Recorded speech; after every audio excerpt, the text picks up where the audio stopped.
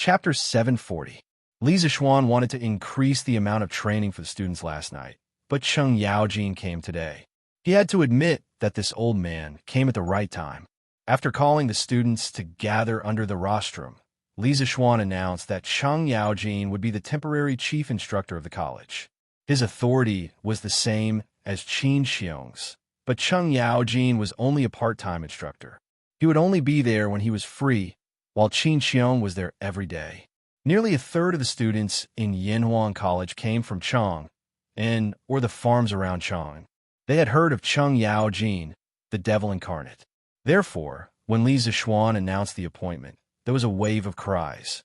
Clearly, many students knew that their days of hardship were coming. When Cheng Yaojin saw this, he revealed a proud smile on his face, which made him look particularly scary. Okay, each class can rest for 15 minutes. All instructors, go to the college's conference room for a meeting. I will assign training tasks to each class. There was no such thing as an inauguration speech for Cheng Yaojin. The old man folded his hands behind his back, smiled, and instructed the students to disperse. Damn it, Cheng Chimo, you king screwed me over last night, and today you called your father over to screw me over. Are you done? On the field, Li Tai stood on top of Cheng Chimo's head and said angrily. Cheng Chimo was now lying on the grass. Qin-Ke, you're wrong. I didn't want my father to come, but he wanted to come himself. What can I do? Speaking of this, Cheng Chimo was still depressed. He knew better than anyone else about his father's temperament. Once old Cheng arrived, little Cheng would be done for. This was because his father had personally said that he would take advantage of the military training period to raise his martial arts realm to the Qi transformation stage. The Qi transformation realm. It was not that Cheng Chimo had never thought about it, but he thought that he would be satisfied if he could reach the Qi transformation realm by the age of 30. Now it seemed that he would be the most miserable one in the academy in the following days. TSK, who are you trying to fool? With your father here, your life will definitely be better, but the rest of us will be miserable.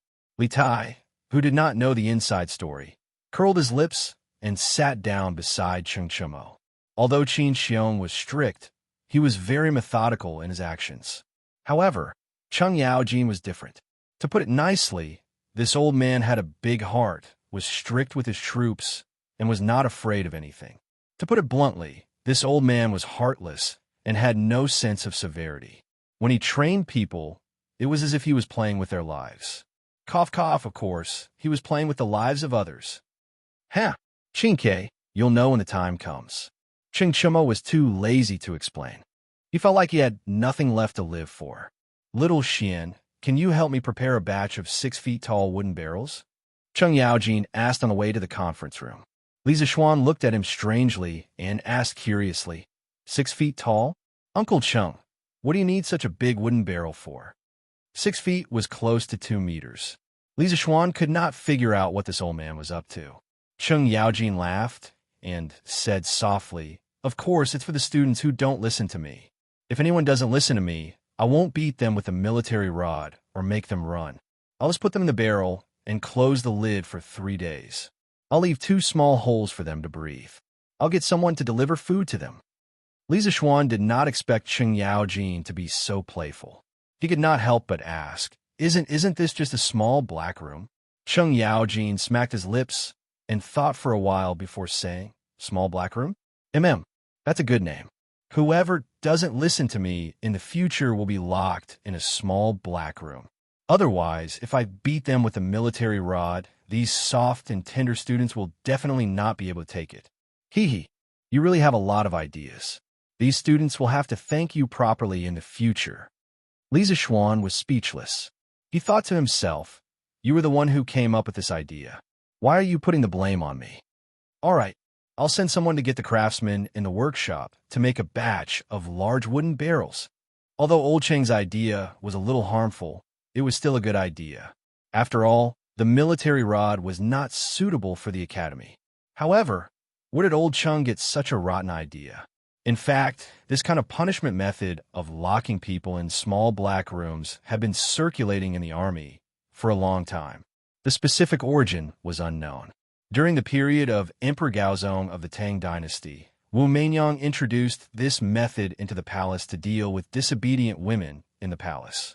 At that time, Li Ji's original empress, Empress Wang, had suffered such a punishment. Oh, by the way, Xiao Xian, I have another idea. Listen to it. Cheng Yaojin seemed to have suddenly thought of something and hurriedly shouted. Li Zixuan's heart skipped a beat. He had another idea? This old demon was eating people. He really began to mourn for these students in his heart. Uncle Cheng, please speak first. Ahem. This is just a preliminary idea of mine. Xiao Xian, you're smart. Help me perfect it. Cheng Yaojin coughed dryly and began to introduce his detailed plan. I want to select the students in the academy who have a foundation in martial arts. In addition to the usual military training with the other students, they also need to undergo additional weapons training. After all, they have a good foundation.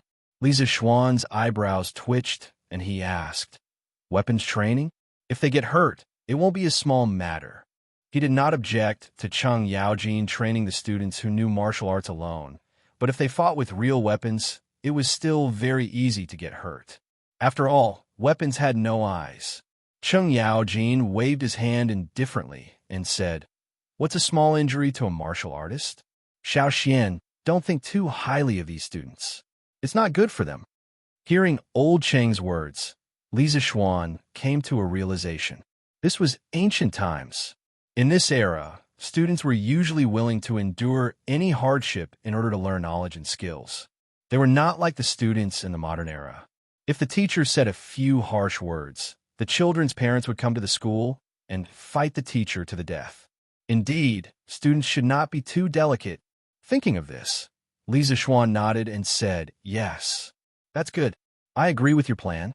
But in terms of weapons, I'll have to rely on Uncle Cheng to think of a way.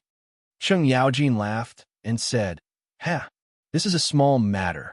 Zhuo Wei happens to have a batch of weapons that can't be cut and are about to be eliminated. I'll send someone to get some later. I'm looking for you because I have another problem. I'd like you to help me perfect it. Please speak. The old demon wanted to eat people. Li Zixuan thought for a while and decided to cooperate. Chapter 741. I'm thinking about how to pick out the students with Kung Fu background. If they know that I'm going to give extra training to the students with Kung Fu background, they will definitely hide their Kung Fu. Cheng Yaojin's logic was quite clear. He had actually thought of this. This old man is really meticulous. About this? Li Zixuan rolled his eyes, and an idea came to his mind. He whispered, Uncle Cheng, I have an idea. Cheng Yaojin's eyes lit up and said, oh, what is it? Hurry up and tell this old man about it. It's like this, Uncle Cheng. In a while, 15 minutes later, all the instructors came out of the meeting room and returned to the field. All the students received a strange order almost at the same time. In order to teach students according to their aptitude, the academy has decided to select students with Kung Fu background and give them special treatment. They will be able to eat meat for every meal. Now, students with Kung Fu background can take the initiative to register and enjoy the special treatment after passing the assessment. When the students of each class heard this order, they all burst into an uproar. What? Those with Kung Fu background can eat meat for every meal? This is not fair. This is not fair. We're going to look for the Amacho. Yes, this is not fair. Why can those with Kung Fu have meat for every meal while we can only eat vegetables? Among the students of the academy, only a small number of them knew Kung Fu. After all, they were scholars, and there were not many people like Li Zixuan who knew both Kung Fu and Kung Fu at the same time. This is an order from Yamacho. Those who are not convinced can go to the Yamacho's office after school. Now listen to me obediently. With Li Zixuan supporting them from behind, the instructors were very confident. They all shouted at the students in their classes. As for Class 1, it was even simpler and more violent. What? Who is not convinced? Come out if you're not convinced. I will reason with you. Cheng Yaojin put his hands behind his back and smiled maliciously. The students in Class 1 shrunk their necks. Only idiots would be willing to stand out and fight with Cheng Yaojin. Ha! Good. Since no one had any objections, then from now on, Those who had a foundation in Kung Fu should take the initiative to step forward and accept the award. I'm just testing you. If you pass, you'll be able to eat meat for every meal every day. Seeing that no one objected, Cheng Yaojin said, "Hey, me. Chief Instructor, do you think I can do it?"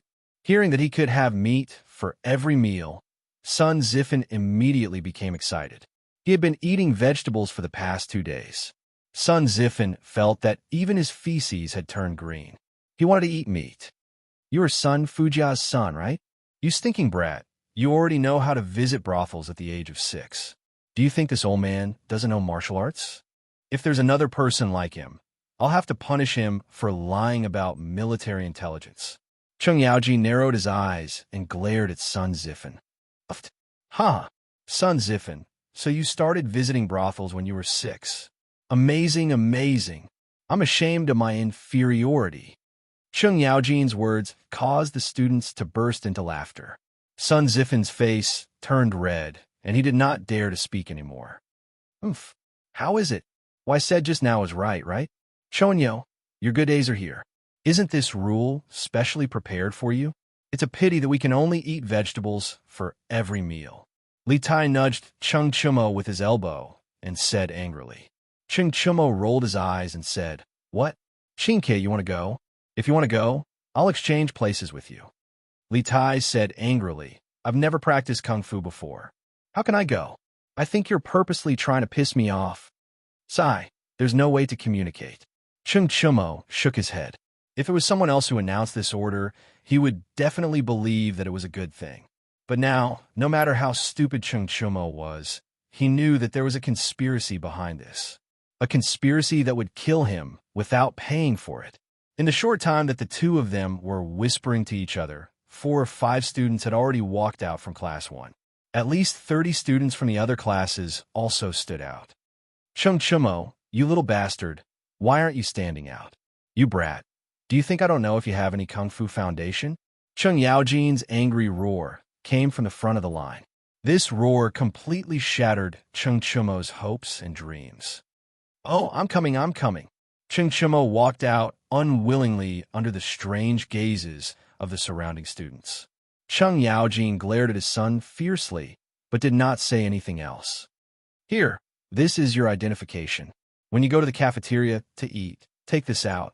You could get meat dishes. You're not allowed to borrow it, or it will be confiscated forever." Cheng Yaojin gave each of them a small token and explained. Li Tai and Sun Zifen, the 2 gluttons behind, were about to drool. "All right, return to the team. Let's begin today's training.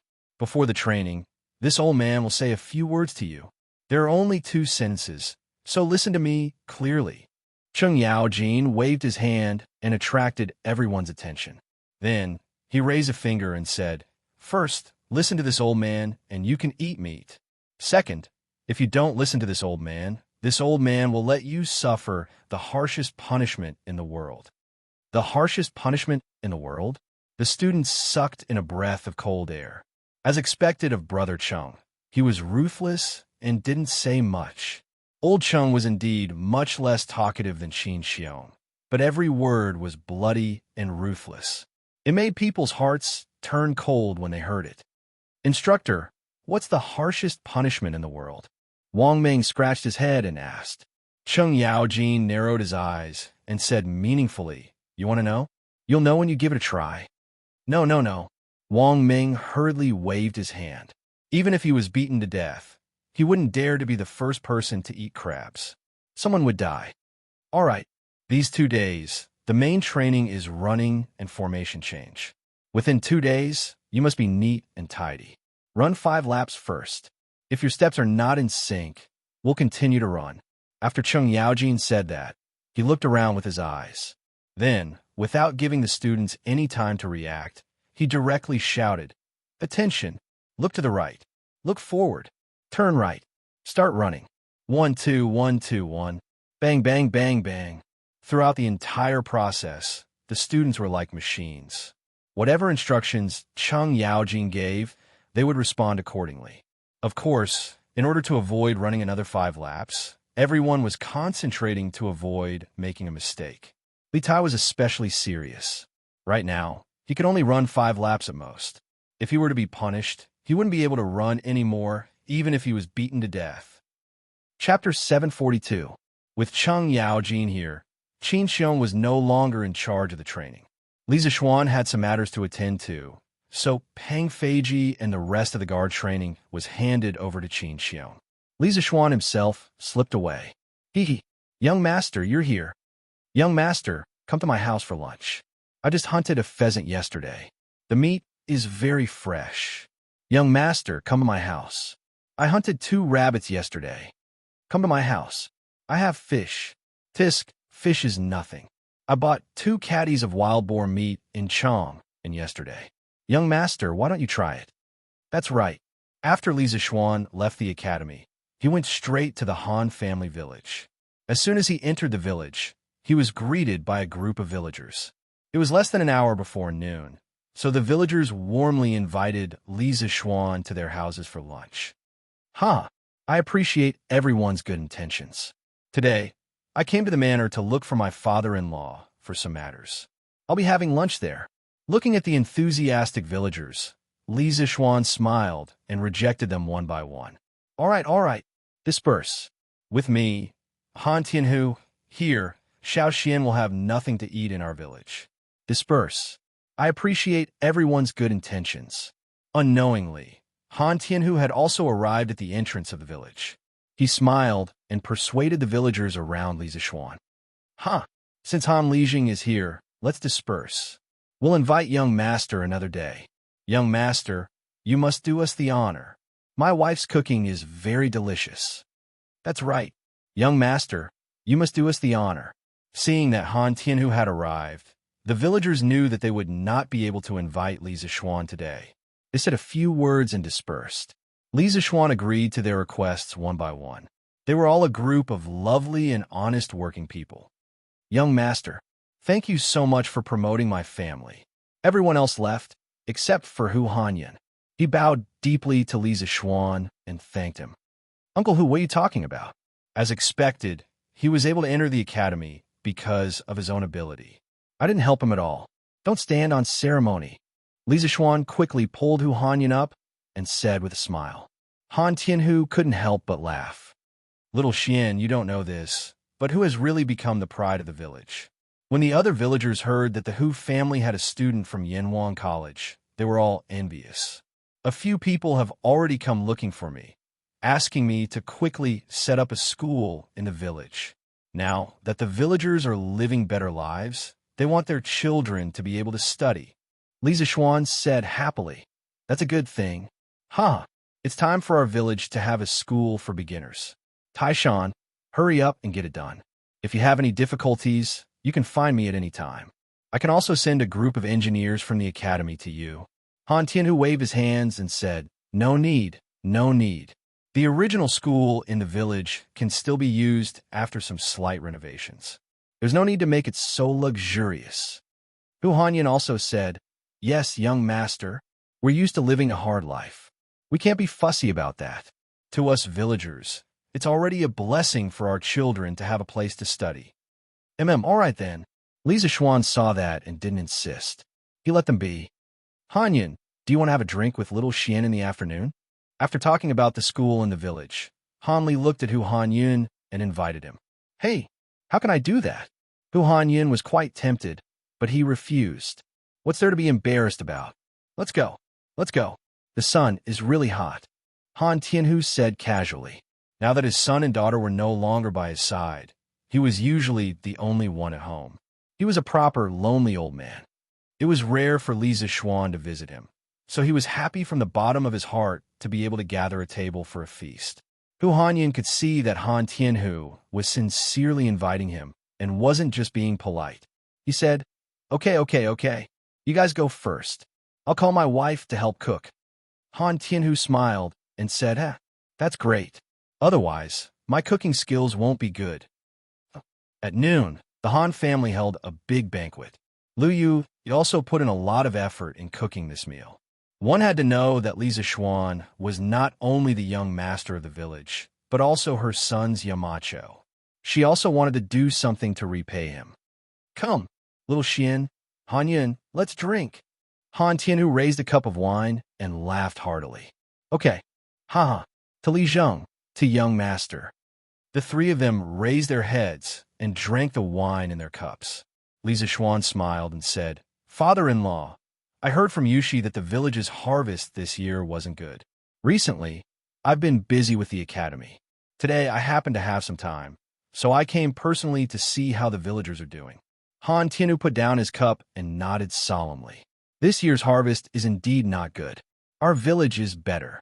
First, little Xian, you've reduced the rent.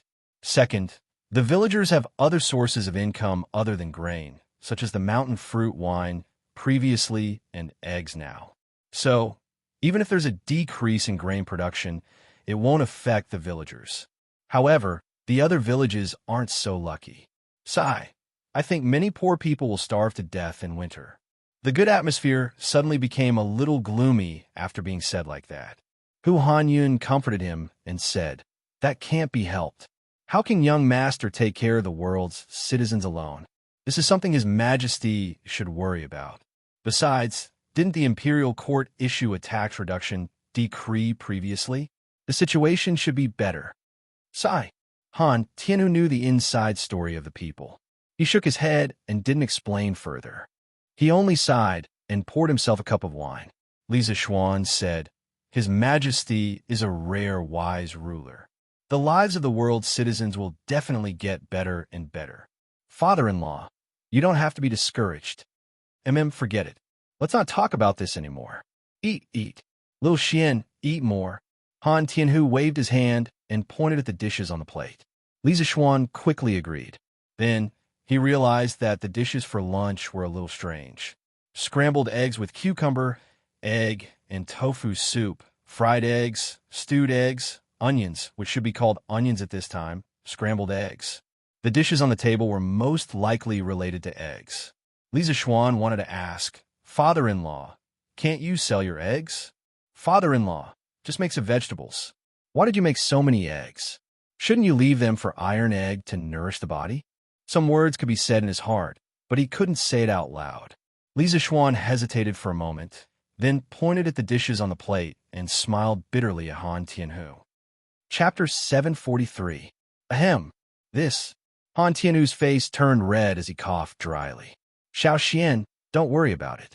Eggs are the most abundant thing in the farmstead. Iron Egg has been eating a lot of eggs recently. Li Zishuan paused for a moment before asking, Father-in-law, the chickens in the village have grown up and started laying eggs, right? Generally speaking, it would only take 3 to 7 months for a hen to mature and lay eggs. Counting the days, the hundreds of thousands of chicks should have started laying eggs by now. That's right. They started laying eggs a month ago. Now, every household can get hundreds of eggs every day. Han Tianhu nodded. Li Zishuan thought for a moment before asking curiously, That's a good thing. The farmers can sell their eggs in Chang and city. That way, they can subsidize their families. Generating income for his own farmstead was something Li Zishuan had always wanted to do. Hu Hanyun interrupted. Young master, you don't know. Previously, eggs were selling quite well. At its most expensive, it could be sold for 6 copper coins each. But now it's not easy to sell them for 2 copper coins each. The farmers are selling them for 1 copper coin each. Even so, there are still many that haven't been sold. Seeing these things spoil, everyone's heart aches. We couldn't bear to eat them before, but now, we can only eat them like vegetables. In this era, eggs were worth money to the farmers. They would sell them the market. But now, with the Han family farmstead situation, they had to eat them even if they didn't want to. Because the eggs were stored for too long, the bacteria would invade the shell and cause it to spoil. Eggs stored at temperatures higher than 25 degrees had a higher chance of spoilage. In the summer, they could be stored at normal temperatures for 7 to 10 days. Below 15 degrees, they could be stored for 30 days. In this era, there were no refrigerators, so the eggs in the farmstead could only be stored for 7 days. Any longer, and they would spoil. The price actually dropped so much.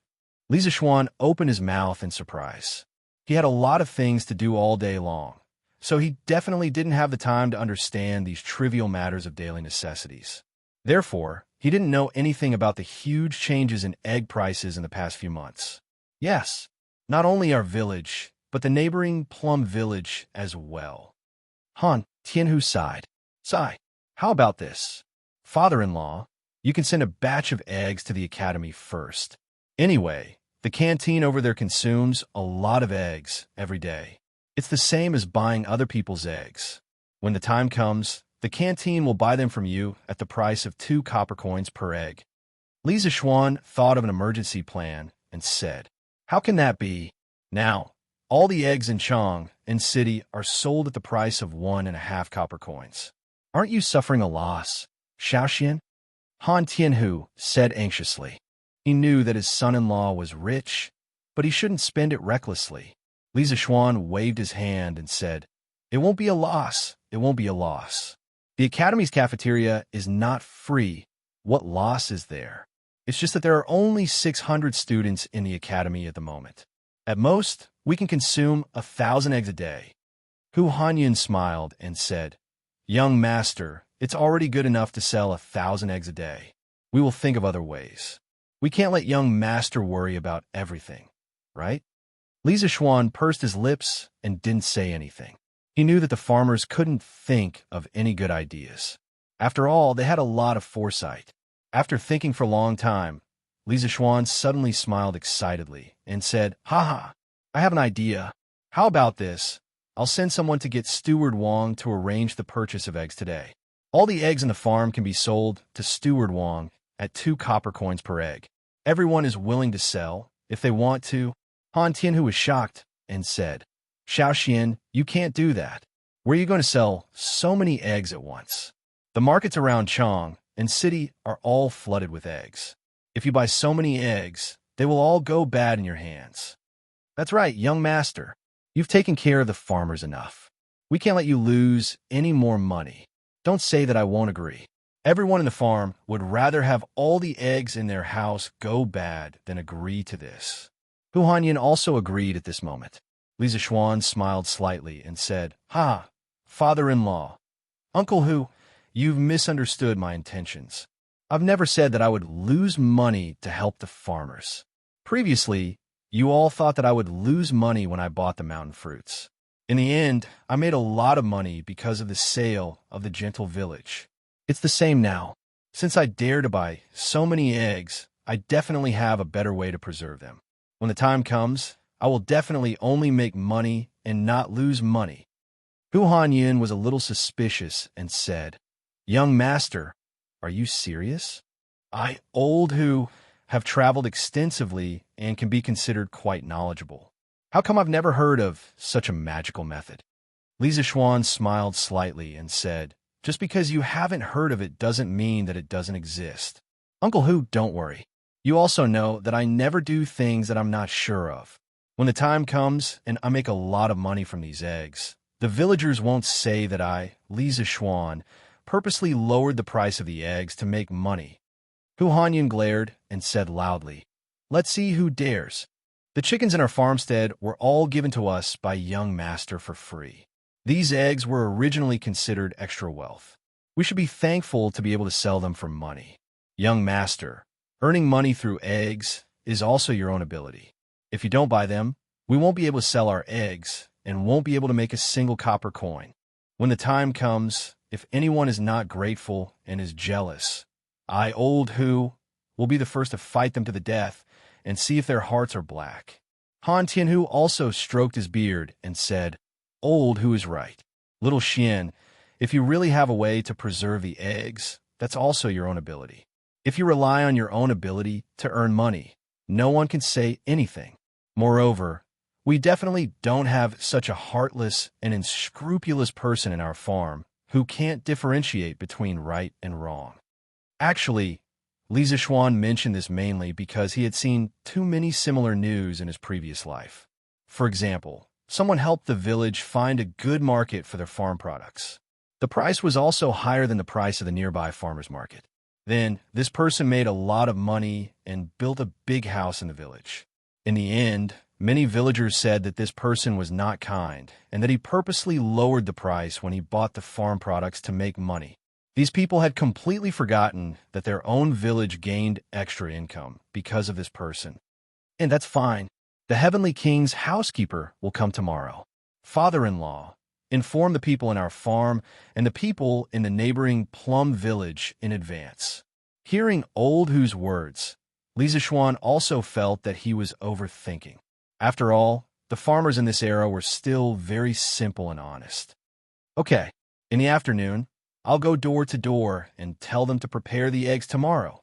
Come, come, come, let's drink and eat. The dishes are getting cold. Chapter 744. After lunch, Li Zixuan chatted with his father-in-law under the shade of a tree in the courtyard for a while before leaving.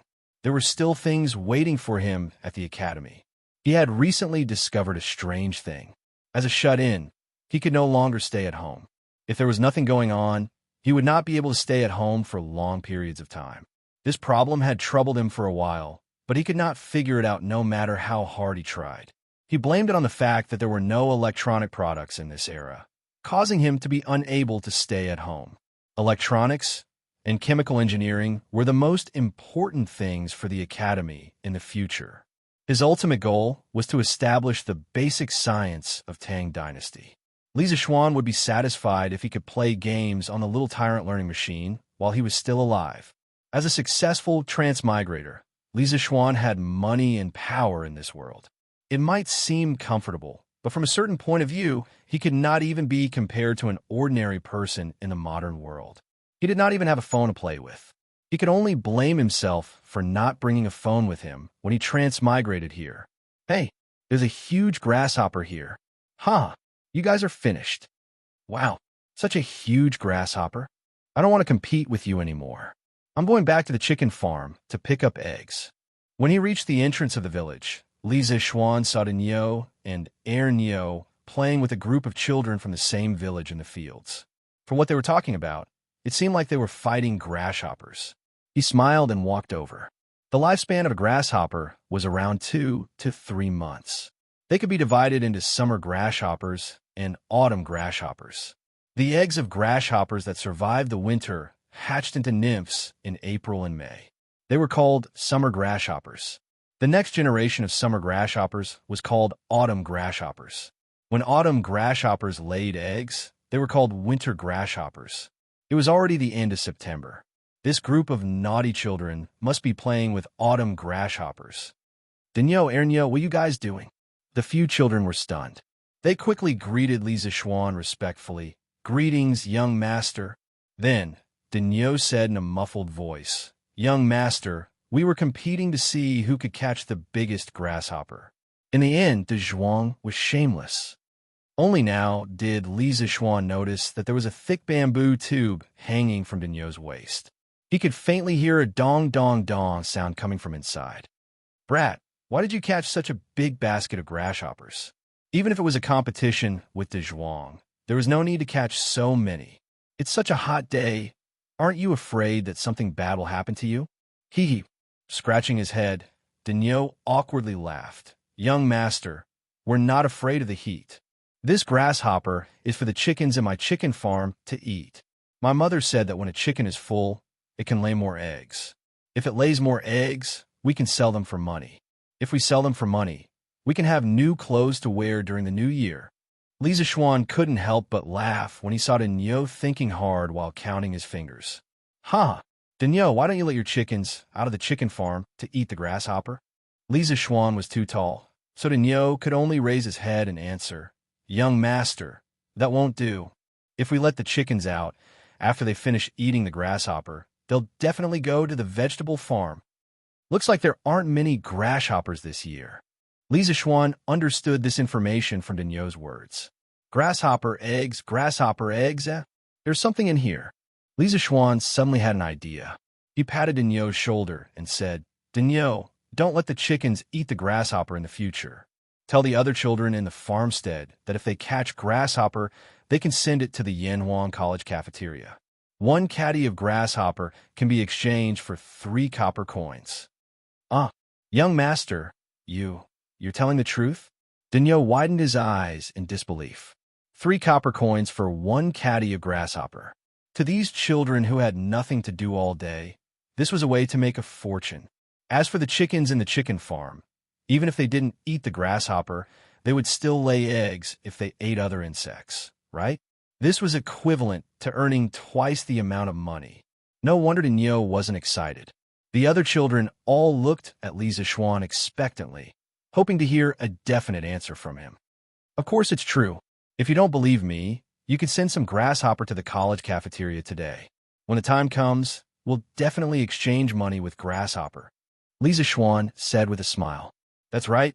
He wanted to introduce grasshopper eating in the college in advance, so that when the grasshopper plague came next year, there would be people who could fight side by side with him. Moreover, the grasshopper was rich in protein, which was also very beneficial to the human body. As for how to make the students willing to eat the grasshopper, he already had a plan in mind. Wow, thank you, young master. The group of children cheered and immediately scattered. It seemed like they went back to call their friends to get tools to catch the grasshopper. Hey, Daniel, come here. Li Zishuan quickly pressed on Daniel's shoulder to prevent him from moving. Young master? Daniel was confused. He didn't know why Li Zishuan called him. Here, I'll give you 5 copper coins. Give me your basket of grasshopper. Li Zishuan took out 5 copper coins from his pouch and handed it to Daniel. He also didn't know why there were copper coins in his pouch. He guessed that Han Yushi put them there before he left in the morning. Ah, it's good to have a considerate wife. Daniel looked at the bamboo basket in his hand and reacted. He quickly waved his hand and said, Young master, take the bamboo basket. I don't want your money. After saying that, he ran away like a wisp of smoke. Hey, this kid. Li Zishuan shook his head, then took the basket of grasshopper and walked towards Yanhuang College. Dahu, come here. In the kitchen of Yanhuang College's cafeteria, Li Zishuan put his hands behind his back and shouted at a fat guy who was instructing people to wash vegetables. This person was the brother of Wang Eru, the head chef of Zuaxian Restaurant. He was also the current head chef of Yanhuang College's cafeteria, Wang Dahu. In terms of talent in cooking, Wang Dahu was not as good as Wang Eru, but they weren't too far apart. Li Zishuan saw that this person was honest and sincere, so he called him over. Yamacho, why are you here? Hearing Li Zishuan's voice, Wang Dahu wiped his sweat and hurried over. Dahu, are you busy now? I have something for you. Li Zishuan nodded and asked softly. I'm not busy. Yamacho, if you have anything, just tell me. There was still more than 2 hours before the students' dinner time, so he wasn't very busy now. Okay, come with me. I'll teach you how to cook a dish. Li Zishuan squeezed the bamboo basket in his sleeve and said to Wang Dahu. After saying that, he took the lead and walked towards a small cubicle on the side. A dish? Did Yamacho invent a new dish? Wang Dahu, who was behind him, thought to himself. Chapter 745. Dahu, go boil these locusts with boiling water. Once they're dead, wash them clean and soak them in the water. Sprinkle some salt and marinate them. Li Zishuan passed the bamboo tube to Wang Dahu and instructed him as he came to the small kitchen. Ah, grasshopper? Yamacho, the new dish you're talking about is, for me, to cook grasshopper? Wang Dahu was about to reach for the bamboo tube when he suddenly realized something.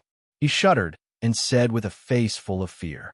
Li Zishuan rolled his eyes and said with annoyance, That's right. This dish is deep-fried grasshopper. What's wrong? You're making a fuss over nothing. Wang Dahu was tongue-tied. He swallowed and mumbled, Yamacho, you can't eat grasshopper. You'll offend the locust god. In ancient times, due to the lack of knowledge about locusts, the probability of a locust plague was even higher. When faced with locusts that filled the sky, people said that they were formed from fish eggs. When they entered the water, they would turn into fish and shrimp. Furthermore, when the locusts covered the sky, due to fear, people called them the locust god. When a locust plague happened, the locusts would cause serious damage. Wherever they went, the trees, crops, and even the grass would be eaten clean. The farmers would not be able to harvest anything. This caused many poor people to lose their homes. They would starve to death on the streets, and their corpses would be exposed in the wilderness. Even so, the people only knew how to worship the locusts. They did not dare to hunt the locusts. They allowed the locusts to eat the crops because they were afraid of the locust god's revenge. When he heard that Li Zishuan wanted to deep-fry locusts, Wang Dehu did not dare to accept Li Zishuan's order, not to mention whether these things could be eaten as a dish or not. Based on the people's reverence for the locust god, Wang Dehu did not dare to accept Li Zishuan's order. Locust god? Li Zishuan did not understand what a locust god was at first, but after some thought, he understood.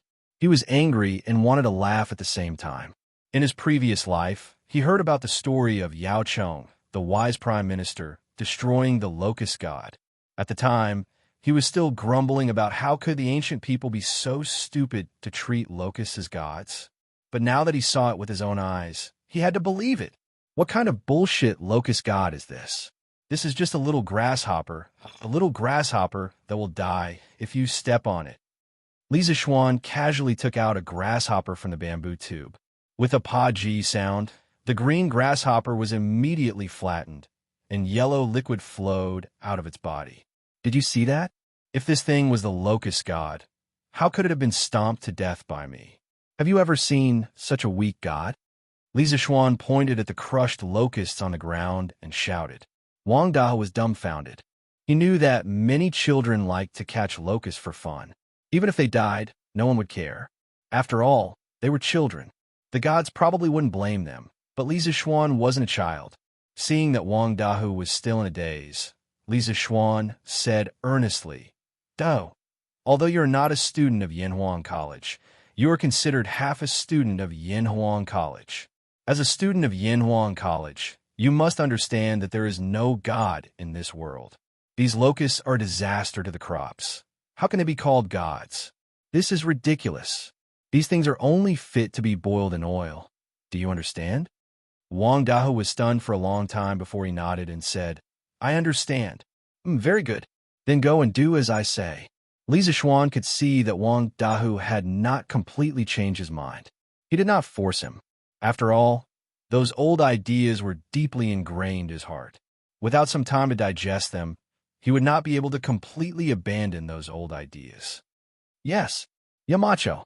On the field, with Cheng Yaojin as the temporary chief instructor, the students of Yanhuang College had a particularly heavy training schedule. The students felt that today was several times more tiring than the first day of military training. Run, run. 1-2-1, 1-2-1, 1-2-3-4, 1-2-3-4. The instructors of Yanhuang College were like shepherds with whips today, and the students were like a flock of sheep. Under the shepherd's whips, they had no choice but to run with all their might, even though they did not know when this kind of running would end. Clang, clang, clang, clang, clang. When people were in pain, time would pass very slowly. However, no matter how slow it passed, the time that should pass would always pass. Just when everyone felt that a year had passed, the sound of the drums and gongs finally rang for the end of Yanhuang College. All the students could not help but heave a sigh of relief. They felt that if they were to train for a while longer, their entire lives would be gone. Beep beep, gather. Cheng Yaojin whistled and roared with his strength in the Grandmaster realm. Speaking of which, this bamboo whistle was almost broken by him this afternoon. It had to be said that old Cheng's lung capacity was really big. After blowing the bamboo whistle for an entire afternoon, the students of Class 1 still felt that their eardrums were buzzing. In a dozen breaths of time, all 16 classes of Yanhuang College had gathered. This speed definitely would not have happened a few days ago. Okay, for most of the students, today's training is over, but as soon as Cheng Yaojin said this, many students realized that something was wrong. What did he mean by most of the students? Didn't all the students training end? Cheng Chumo's heart skipped a beat. It's coming, it's coming. The trap that the old man had set for everyone from the beginning was finally going to be revealed. The batch of students who have a foundation in martial arts that were selected in the morning don't go eat first. Go eat after 2 hours of additional training. From now on, you will be called the special training class. In the morning, Cheng Yaojin had selected a total of 36 students who had a foundation in martial arts for more than 600 students. During lunch, these students did indeed enjoy meat that they had not eaten for a long time. Therefore, in the afternoon, except for Cheng Chumo, they were secretly glad that they had been selected by Cheng Yaojin in the morning. This way, they would be able to eat meat every meal in the future. It was really a blessing. But now, after Cheng Yaojin's words, they finally understood why there was a saying that there was no free lunch in the world. Tricks. It was all a F*** trick. The Academy's tricks are deep. We're going back to Chang'an City. There's actually additional training. Why? In the morning, High Duke Liu did not mention anything about additional training. Some students could not help but talk about it below. Huh. Ugly ox. It seems that I have really wronged you. It turns out that High Duke Liu is not targeting me. Huh. The happiest person was none other than Li Tai.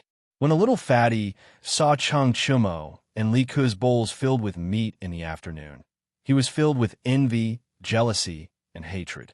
But now, our Prince of Wei expressed that if he wanted to eat vegetables, then so be it. At least it was better than having to train for 2 hours. Chapter 746. Raise your hand. You can't hold the MO sword like that. Use more strength. You're so soft. Can you chop someone to death? Think about it. What you see in front of you isn't a wooden stake, but the wolf cavalry of the north. If you don't chop them to death, they'll kill you. Look at how weak and listless you are right now. You're just like a mother * king softy. You're a disgrace to our Tang Empire on the battlefield. On the sports field of Yanhuan College, most of the students had gone to eat. Only the 36 students of the special training class and Cheng Yaojin, the initiator of the special training, remained. You'll practice chopping for the next 2 days. When you can chop the wooden stake in front of you in one stroke, you can end the first phase of the special training in advance. Chop for 2 hours every day. You'll have to chop at least 500 times. Cheng Yaojin instructed the students while instructing them on how to hold the sword. Cheng Chumo and Yuchi Baolin looked at the thick wooden stake and the chipped and rusty MO sword in their hands. They couldn't help but gulp.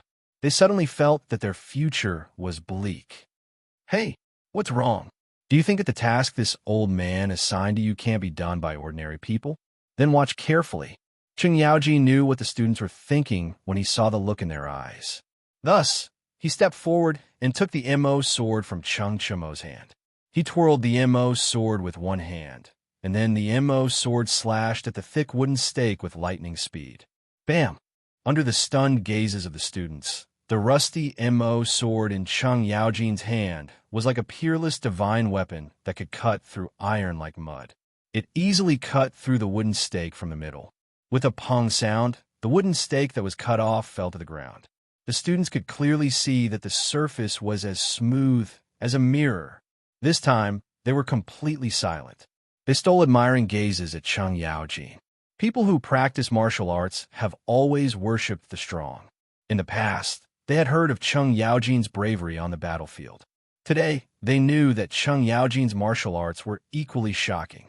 Cheng Chumo chuckled proudly because his father had shown his face in front of his classmates.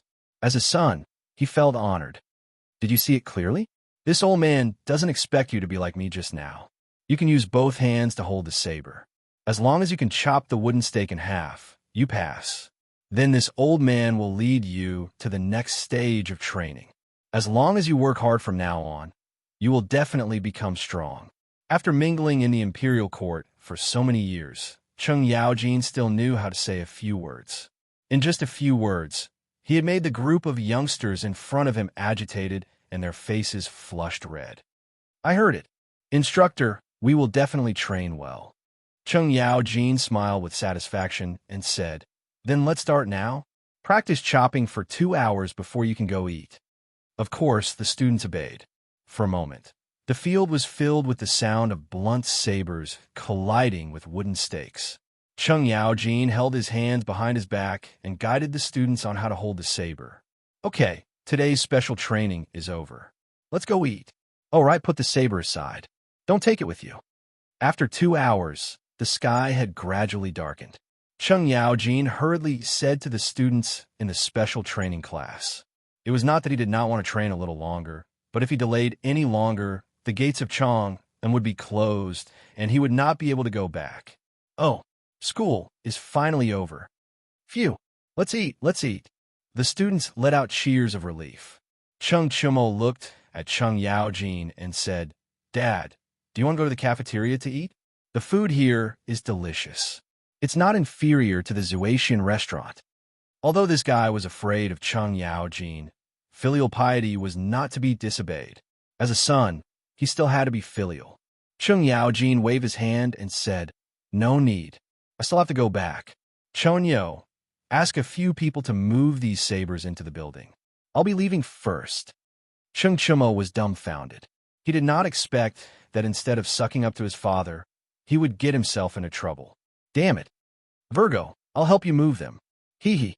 Yuchi Baolin laughed heartily. "Huh, good brother. Let's go. Let's go eat when we're done. Phew. Finally, we can eat. I wonder what's left? Please don't run out of meat."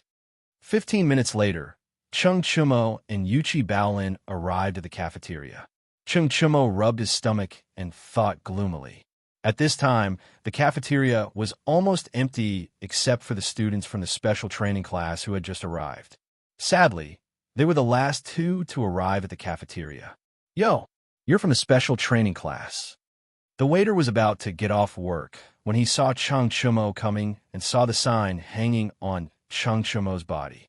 He quickly greeted him with a smile. "Hey, is there any more meat? I want 2 portions of braised pork, 1 portion of lion's head, and 2 portions of rice." Cheng Chumo nodded his head and said to the person who brought the food, there was enough meat and rice. This was Cheng Chumo's only consolation. Student, I don't have any more lion's head. I only have 2 portions of braised pork and dompa meat left." The waiter said apologetically. Cheng Chumo's eyes widened. Sure enough, the thing that worried him the most had happened. In this situation, he could only eat 1 portion of braised pork and 1 portion of dompa meat. He wanted 2 portions of each, but then what would Yuchi Baolin eat? He could not do that. "Then give me 1 portion of braised pork and... what's this dish? Why haven't I seen it before?" Cheng Chumo began to order helplessly. Suddenly, he caught a glimpse of a bowl of something golden near the window. He quickly asked, "This is the new dish that our manager came up with today. It's called Flying Yellow, Locusts, Tingda. This is not for sale yet. It's only a trial today. It will only be sold tomorrow." "Hey, Flying Yellow, Meteor Success. This is a good name. Give me 1 portion, quick." The locusts were wrapped in eggs and flour. They were fried until they were golden yellow and tender. They looked so delicious. The more Cheng Chumo looked at them, the more he wanted to eat them. But what? Do you see? I'm a student of the special training class. According to the rules, I can eat whatever I want in this cafeteria. Do you understand? Oh, right, what is this Flying Yellow, Meteoric Success made of? It looks like it's fried with some kind of meat. Cheng Chumo glanced at the golden delicacy, but could not figure out what it was. He could only ask, This is a secret. Our chef said not to tell anyone." "Tisk, why are you being so secretive?" "I don't want to know. Quick, give me my food." Cheng Chumo pursed his lips and said. Chapter 747. Oh, delicious. So King delicious. In the Yinhuang College cafeteria, Cheng Chumo tried to taste. As soon as the crisp and soft meteoric success entered his mouth was instantly filled with the aroma of eggs and meat, as well as a tinge of numbness.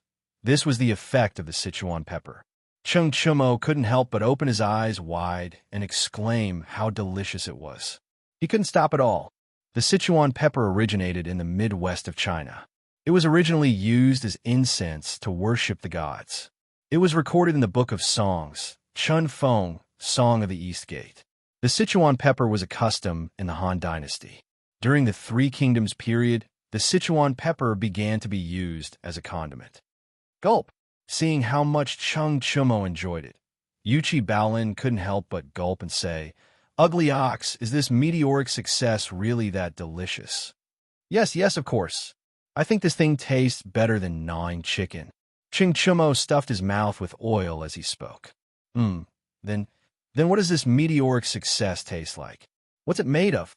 Ugly ox, have you tasted it yet? Yuchi Baolin really wanted to eat it, but he was too embarrassed to ask. He could only ask Cheng Chumo to describe it, so that he could enjoy it. Oh, salty, fried, numbness, and meaty. As for what kind of meat it is, I haven't tasted it yet. In any case, I've never eaten this kind of meat before. Nonsense. Of course, I've never eaten locust before. TSK. I actually got such a good deal when it's so delicious. Looks like this is God's reward for helping me clean up the knives in class today. Huh. At the end, Chung Chumo couldn't help but laugh heartily.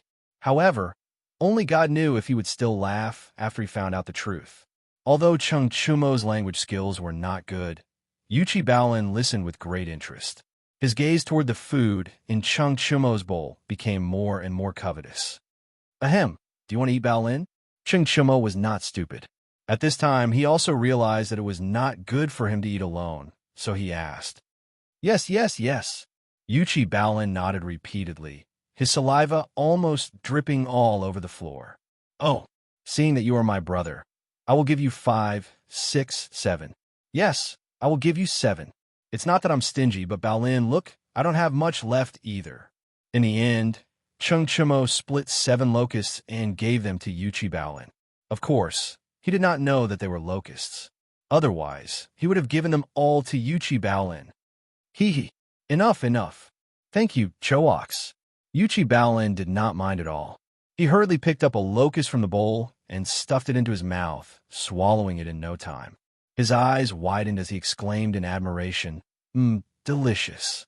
Brother Chonyo didn't lie to me after all. This meteoric rise is really delicious. Huh, how is it? Chung Chumo, treat my brother well, right? Chinke, Changxian, Zifin, Huayu. Let me tell you guys something. After returning to his dorm, Chung Chumo did not even bother to take a shower. Instead, he told everyone in the dorm smugly. Li Tai saw that the corner of Chung Chumo's mouth was still stained with golden food residue. He wrinkled his nose and asked, "What news? You just want to show off to us that you ate meat today, right?" At the mention of this, Li Tai's appetite was aroused. He really wanted to eat meat. For a fatty like him, not being able to eat meat was so cruel. Chung Chumo said excitedly, No. Let me tell you guys, Baolin and I just ate a new dish in the cafeteria. I heard that it was made by the cafeteria chef today. It was so King delicious. It was charred and tender, fragrant and crispy. When you ate it, you felt numb in your mouth. TSK.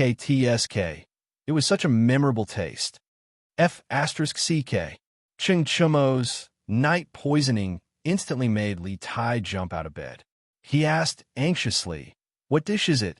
What's it called? I'll go and try it tomorrow." Yuchi Baolin answered with a smile. That dish is called Meteoric Success. It's delicious. Meteoric Success? Li Tai muttered it twice. He felt that this name was too domineering. He secretly decided that he must try this dish tomorrow. However, Chung Chumo's next sentence immediately poured cold water on the little fatty. Chinke, don't even think about it. Meteoric Success is a meat dish. Only people in the special training class can eat it. Huh? CK. This is so King unfair. Li Tai was dumbfounded. Sun Zifin, who was beside him, was also disappointed. Baolin, come here. I have something to discuss with you. After a while, Li Tai rolled his eyes and pulled Yuchi Baolin out of the room. Yo, Lord Ju, you're here. The next morning, Li Zishuan arrived at the entrance of the academy. He saw Chao Wendong waiting for him. There were 3 horse carriages behind him. He had no idea what was in them. Hey, Boss Chao, what are you doing here? Li Zishuan went up to greet him. He suddenly realized that Chao Wendong might have ordered the military training camouflage uniforms in the carriage. The 700 sets of uniforms that Lord Ju asked me to make have all been completed. I'm here to deliver the goods today. Lord Ju, please take a look. If there's anything wrong, feel free to tell me. I'll ask my subordinates to change it. Chao Wendong's smile was so wide that creases appeared on his face. He had received many envious looks from the academy. After all, Yanhuang College was in the limelight. If he could build a relationship with Yanhuang College, it meant that he had unlimited potential in the future. Let's talk inside. What's the point of standing here? Li Zishuan laughed and invited Chao Wendong into the academy. Chao Wendong's subordinates lifted the curtains of the horse carriages. Chao Wendong extended his hand and said, "Please take a look, Lord Zhu." Li Zixuan nodded and walked forward. A pile of green camouflage uniforms entered his eyes. They weren't made of cotton, but were made of silk. These things were more breathable and cooler on the body. He casually took out a piece of clothing, and suddenly a familiar feeling surfaced in his heart. He had also worn this kind of clothing in his previous life. "Lord Zhu, what do you think? Are they okay?" Chao Wendong saw that Li Zixuan was silent for a long time and thought that there were flaws in the clothes. He could not help but ask worriedly. Yes, yes. Not bad, not bad. The craftsmanship and quality are very good." Li Zixuan came back to his senses and praised. He then put down the clothes and said to Mo Zhong, "Get someone to move these clothes to the warehouse of Guanghua Building. Then, let Mr. Yin gather the students to collect them." "Yes, Yamacho." Li Zixuan then said to Chao Wendong, "Mr. Chao, come with me. I have something to tell you." Chao Wendong was delighted and quickly nodded. Okay. After you, Lord Zhu." Chapter 748. Lord Zhu, do you have any instructions for me? In the principal's office in Guanghua Building, Chao Wendong cupped his fists at Li Zixuan as he leaned against the sofa. "I wouldn't dare to give you any instructions, but I have some small matters to discuss with you, Mr. Chao." Li Zixuan took a sip of water, then put down the teacup and smiled. "Oh, Lord Zhu, you're being too serious. What's there to discuss? Feel free to tell me what you need." Chao Wendong stood up, flattered, and cupped his fists. Li Zixuan didn't bother with pleasantries and asked directly, "What do you think of Plum Village in Yinshan, Mr. Chao?" Chao Wendong was stunned. He didn't understand why Li Zixuan would bring this up out of the blue. He thought for a moment and answered, "Plum Village is surrounded by mountains and rivers. The scenery of Cloud Mountain is unique and beautiful. It is a paradise. Yanwang Academy is located on Cloud Mountain. In a few years, this place will definitely be a gathering place for talents. In addition, I heard that the Curious Pavilion has opened a branch in Plum Village. Soon, Plum Village will attract a large number of merchants to gather here. In other words, in a few years, this place will be filled with the world's culture and wealth. It's a land of treasures." Clap, clap, clap. Li Zixuan clapped and laughed. "Ha, Mr. Chao, you have good taste. No wonder you can become the biggest cloth merchant in Beijing. With your foresight, I'm not surprised that you can achieve what you have today." Chao Wendong smiled like a Mithra Buddha and waved his hands. "You flatter me. To tell you the truth, Mr. Chao, what you just said is exactly my plan for the future of Plum Village and Cloud Mountain. I plan to rely on the powerful creative ability of Wonderful Taste Pavilion to turn Plum Village into a supermarket that is even bigger than Shi City. Then, with Yanwang College's strong teaching staff, I'll turn Yinshan into a holy land of learning." Li Zixuan stood up and looked out the window, revealing his ambition. Although Chao Wendong had expected this, he still felt a ripple in his heart. He thought to himself, "Looks like I have to plan my plans for Plum Village in advance. Time waits for no one." Li Zixuan smiled and continued, "Perhaps Mr. Chao has doubts in his heart. What does what I said have to do with you? This matter is very important. The students of Yanwang College mainly study engineering. In the future, there will be tens of thousands of students who will inherit my knowledge. At that time, with the top-notch academic ability of Yanwang College and the strong creative ability of the Strange Taste Pavilion, there will be a huge market here. Boss Chao, you should be well aware of this. However, to build such a huge market, I alone will not be enough. I need many merchants to join in. Hence, I plan to set up a Yanhuang Chamber of Commerce in Plum Village. Only the members of the Chamber of Commerce will be able to sell the goods produced by the Strange Taste Pavilion. At the same time, they will also be able to enjoy the protection of the Chamber of Commerce." When Chao Wendong heard this, he immediately said excitedly, "Lord Zhu, you are finally going to set up a Chamber of Commerce." 3 months ago, when Li Zixuan got married, Chao Wendong spent a lot of effort to prepare a congratulatory gift for Li Zixuan. It was all for the sake of leaving a good impression so that he could meet Li Zixuan. In the end, He did meet Li Zixuan. However, his suggestion to set up a chamber of commerce and raise the status of merchants was rejected by Li Zixuan without hesitation. Who would have thought that there would be such a pleasant surprise? Li Zixuan frowned and said in a low voice, "Mr. Chow, don't misunderstand. The main purpose of setting up a chamber of commerce is to develop Plum Village and provide a source of income for some merchants. As for raising the status of merchants, I will not and do not want to worry about it." Although there were many unfairness in the hierarchy of scholars, farmers, and businessmen, Li Zixuan was also one of the beneficiaries of this hierarchy. He had no responsibility and no obligation to help the merchants in their class struggle. You could say that he was selfish, but in this situation, he could only be selfish. Otherwise, his entire family would be implicated because of his audacity and willfulness. To Li Zixuan, no reputation was more important than his family. Chow Wendong choked for a moment and was immediately disappointed. However, he immediately thought about it. Even if Li Zixuan didn't help them raise their status, with Li Zixuan's Chamber of Commerce, at least they wouldn't be casually bullied by some unruly officials.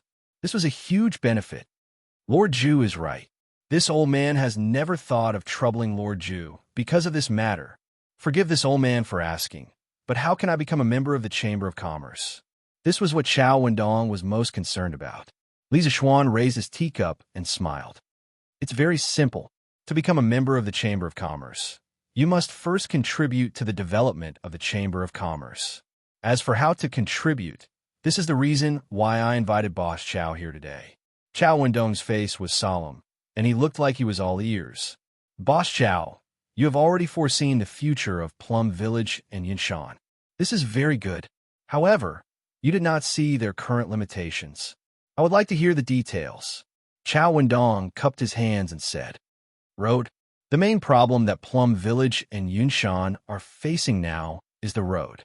When I was traveling the world with my master, I once heard a county official say, if you want to be rich, you must first build the road.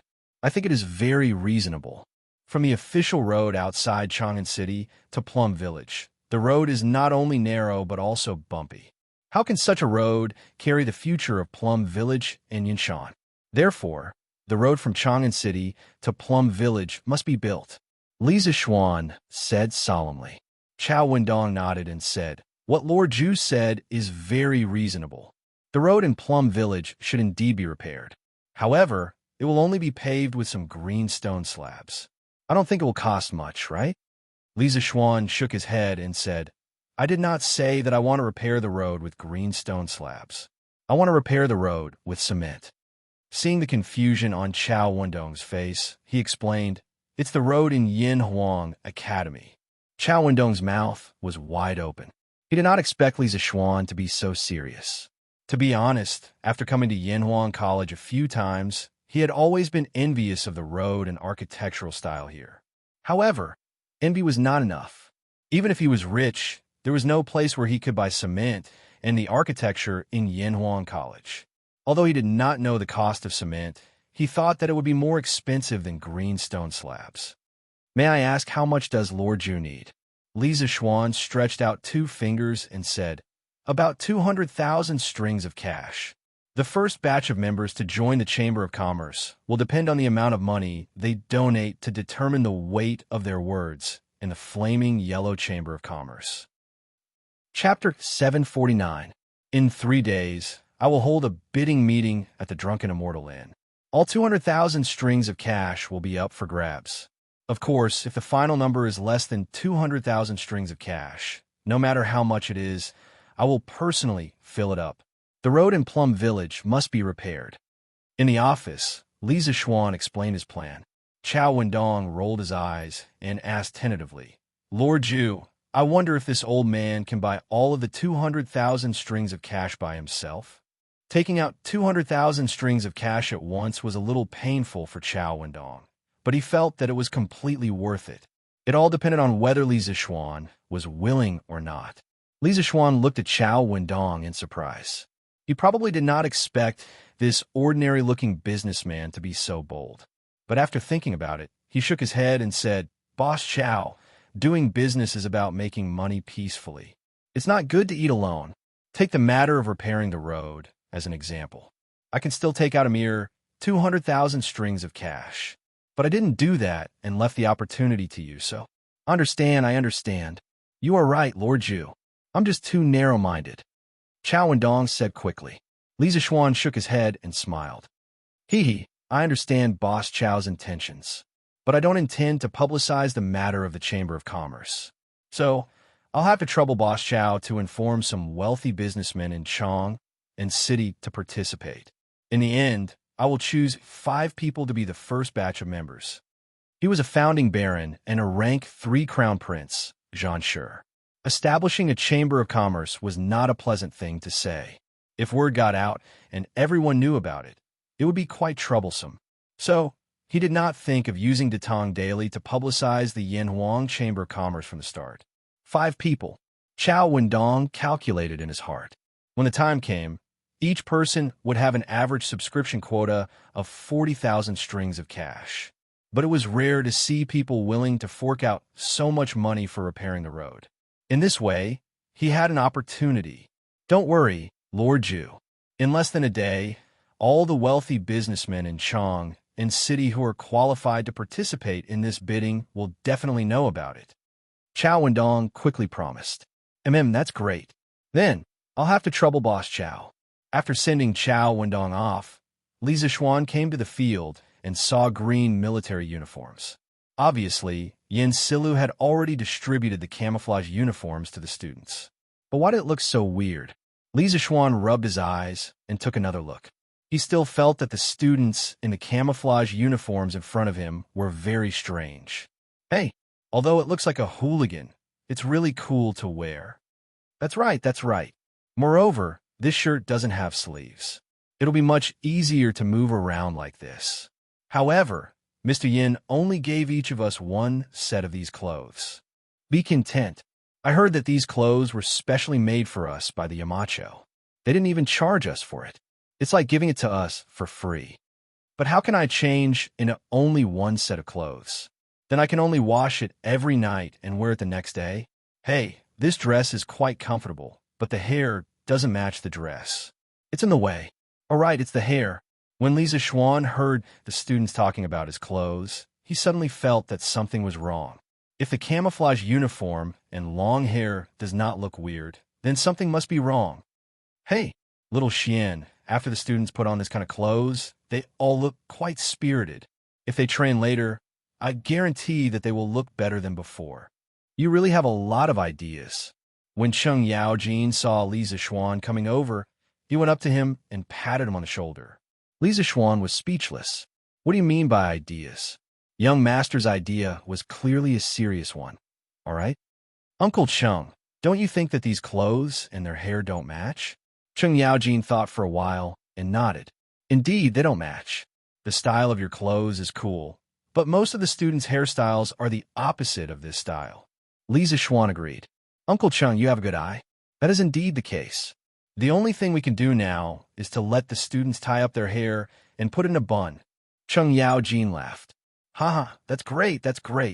After the 2 of them finished their discussion, they arranged for the people below to get the hair tie.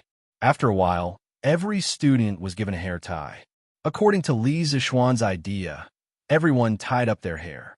Now, regardless of hairstyle or clothes, all the students looked neat and tidy. Although it's still a little weird, it looks much better overall. Li Zixuan thought in his heart. Not bad. Then I'll start the training. Cheng Yaojin squinted his eyes, looked around, and said, Okay. Li Zixuan nodded and then retreated to the rostrum. All instructors, listen up. Today's military training begins. All classes will train separately. As soon as he retreated, Cheng Yaojin's loud voice rang throughout the entire field. Li Zixuan was secretly surprised. Good heavens, he didn't even have to use the loudspeaker this way. Everyone in the first class, stand at attention. Look to the right. Look to the front. Turn to the right. Run. Bang, bang, bang, bang. Under Cheng Yaojin's command, the students of Class 1 took the lead to start a new day of military training. With neat and powerful steps, the cadence of the whistles, coupled with the students' neatly dressed camouflage uniforms, today's team was very different from usual. This bunch of rascals. I haven't seen them for a few days, and they're actually so obedient. Indeed, there's always something to conquer something. Just as the students were running hard, a few uninvited guests arrived at the edge of the field.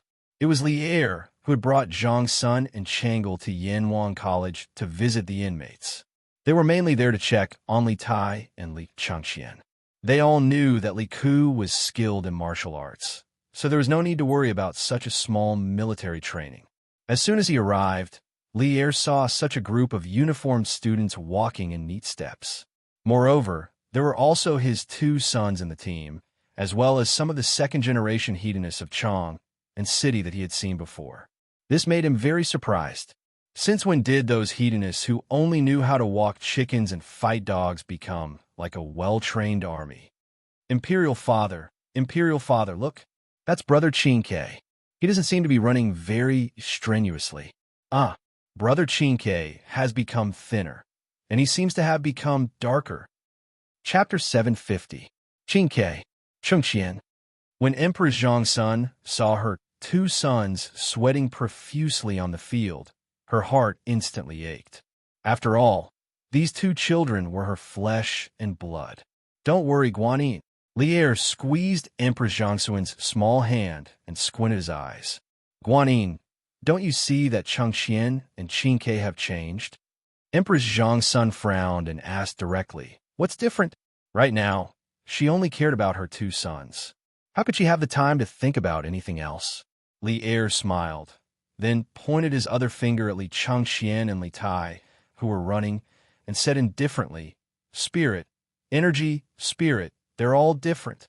The most direct manifestation is, look at Chengqian and Qingke. Aren't their waists straighter? Aren't their legs more explosive? And they can even cooperate with others. Who would have thought? Who would have thought that in just a few days, Chengqian and Qingke have changed so much? Li Zishuan's military training is indeed something. Father, Brother Crown Prince, and Brother Qingke are working so hard. Why does Brother Shaoxian insist on making them run? Chang'e tugged at Li Er's wide sleeve and asked with her small face raised. The naive little girl found it hard to understand this kind of strange behavior of running in circles around the field. Li Er rubbed Chang'e's small head and smiled. This is military training. It trains people's physical strength, endurance, and ability to cooperate with team members. Although it's hard, it's still very necessary to mold young people's personalities. Chang'e nodded as if she understood. The little girl looked at the long green line on the field and smiled. Although Chang'e's heart aches for Brother Crown Prince and Brother Qingke, they're really pretty when they run. They're very imposing. Li Er laughed loudly.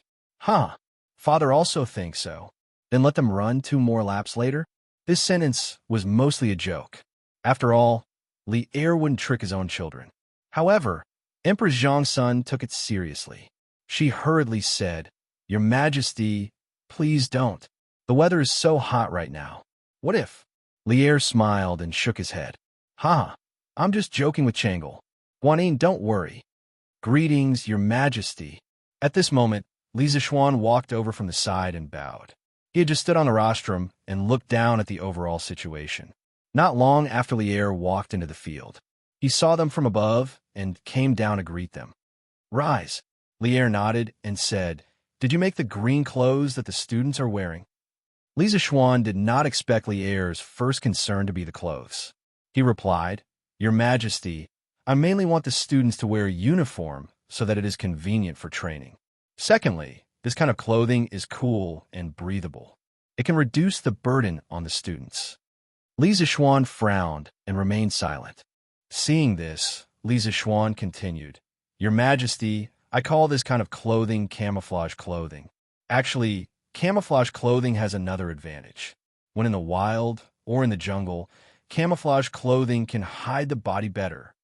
Sure enough, as soon as Li Zishuan finished speaking, Li Er's eyes lit up. It was obvious that he had thought of the military use of the camouflage uniform. Then why did Li Zhanshi let Chengqian and Qingke run one round after another? Suddenly, Empress Zhangsuan's unfriendly voice came from the side. Li Zixuan was stunned. He did not understand why the usually gentle and kind Empress suddenly became so difficult to talk to today. However, he thought about it and understood. He cupped his hands and said, "I understand your love for your son. However, as the saying goes, jade cannot be made into useful without being carved. Qingke and the others will bear the heavy responsibility of developing engineering in the future. If they do not have a good body, how can they carry on until the end? Moreover, as far as I know, people like Qingke who are overly obese will easily have headaches, dizziness, tinnitus, and other symptoms once they reach middle age. It is very difficult to treat. In serious cases, it can be life-threatening. Therefore, I also plan to use this military training to help Qingke lose weight. I'm doing this for his own good."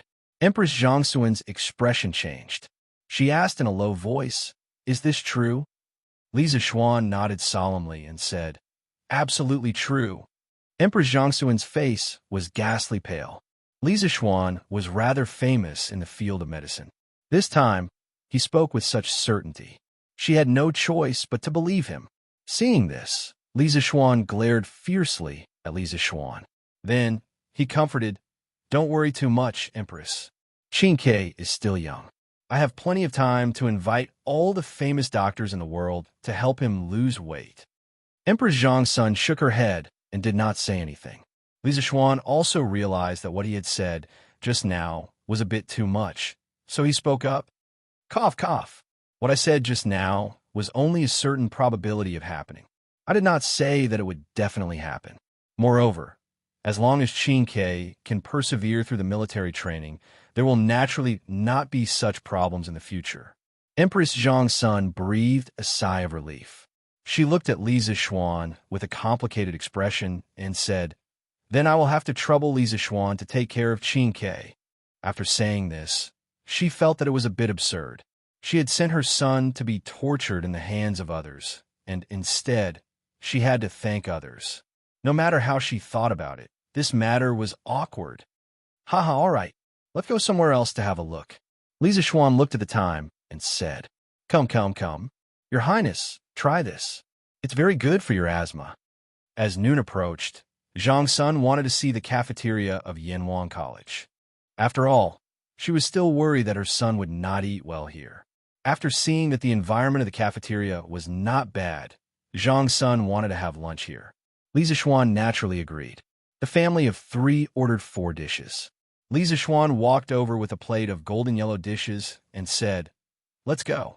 Li Zixuan and Empress Zhangsun were both present. Of course, Li Zixuan would not directly call Li Lizzie as Sister Changle. Brother Xiaoxian, what is this dish?" Li Zixuan had scruples, but Changle did not. The little girl looked at the golden food on the plate and asked doubtfully. Li Zixuan stared blankly. Staring at Li Zixuan, he asked in a deep voice, "You just said that this food can treat asthma. Is this true?" Li Zixuan felt that these words were very familiar. Previously, Zhang Sun had asked him similar questions. Was he here today to treat old Li's illness? Autumn locusts were high in protein and low in fat. In particular, the female locusts had many eggs, which were rich in lecithin. After being digested, the lecithin released choline. Not only could it improve one's memory, it could also stop coughing and relieve asthma, treat whooping cough, and bronchitis.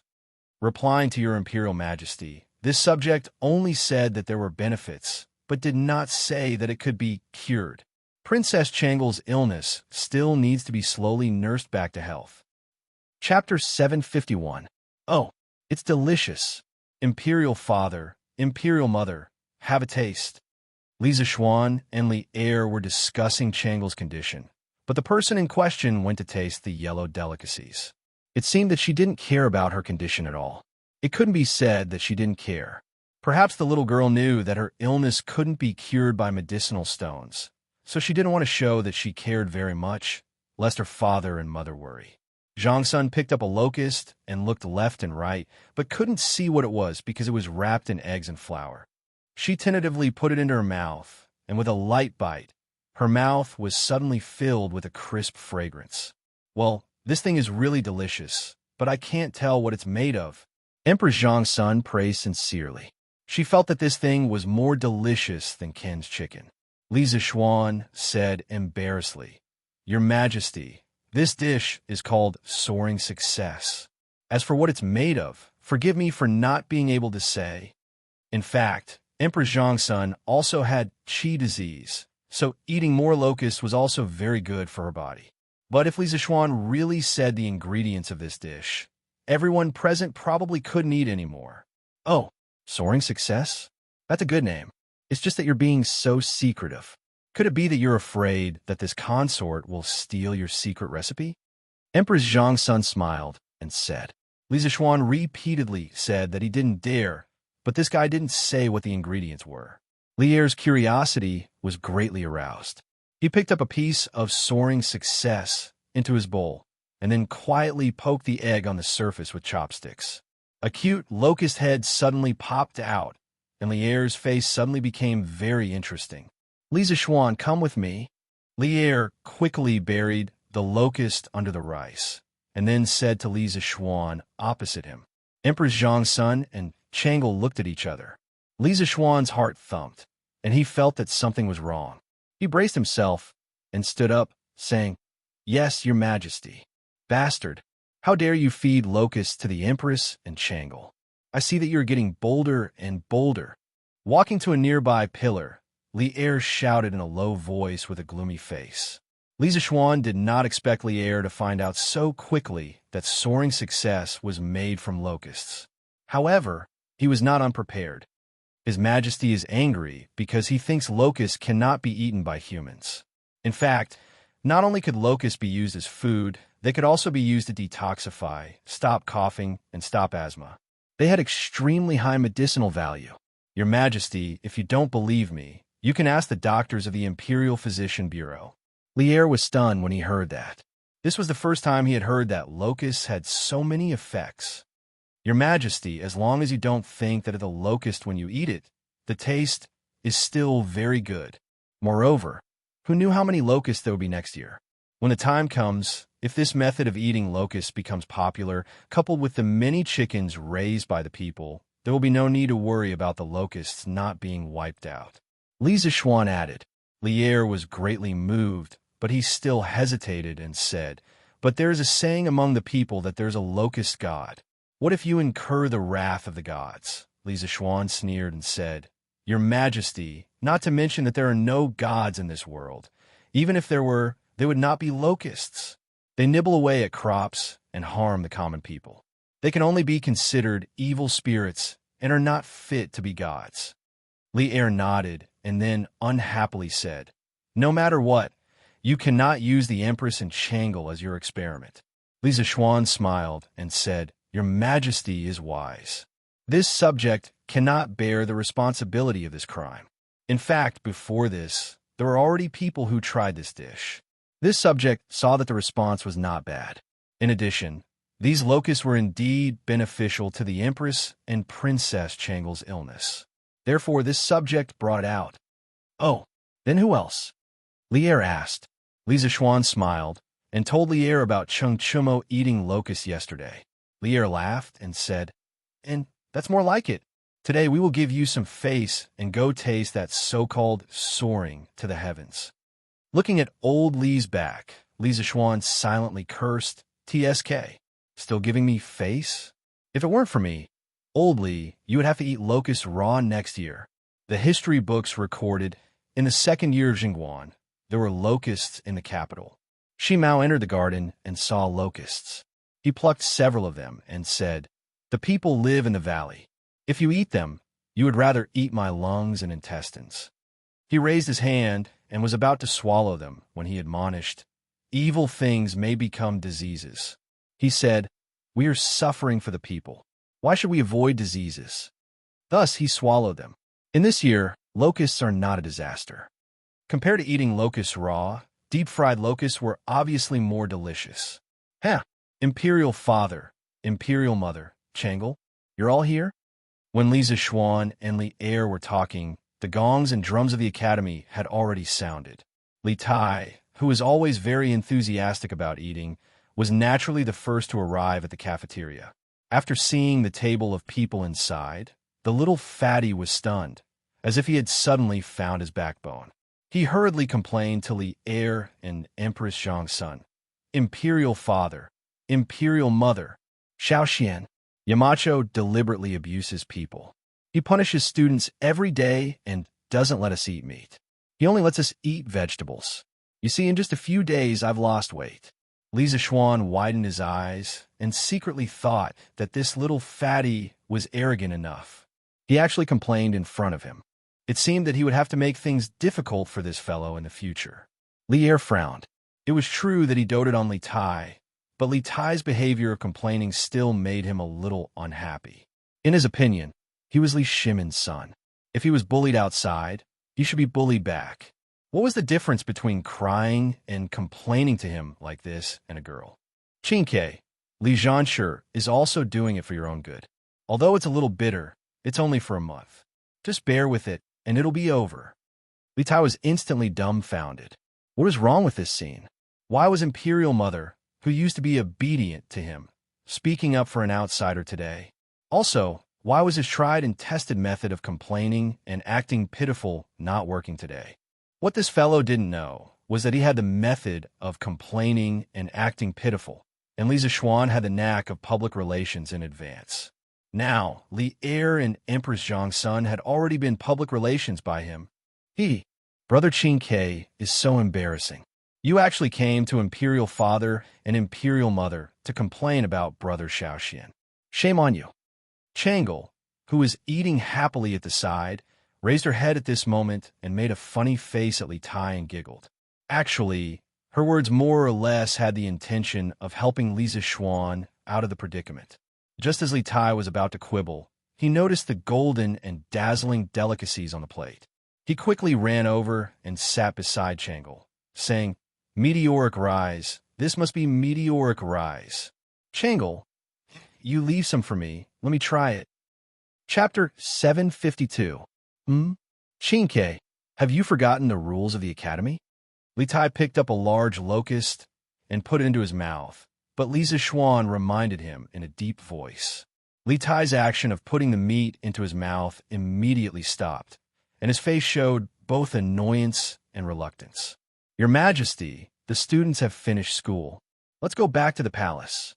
Emperor Zhang's son looked outside through the glass door of the canteen and then said to Li Er, "Well, Changle, let's go back to the palace. Father will bring you here to play another day." Li Er looked at Changle and said in a gentle voice. Emperor Zhang's son smiled at Li Zishuan at this moment and said, "Li Zhanshu, His Majesty, and I can't finish these things, so let Qingke do it for us so as not to waste it. What do you think?" Li Tai immediately laughed, and at the same time, he gave his mother 32 thumbs up in his heart. Li Zishuan was speechless.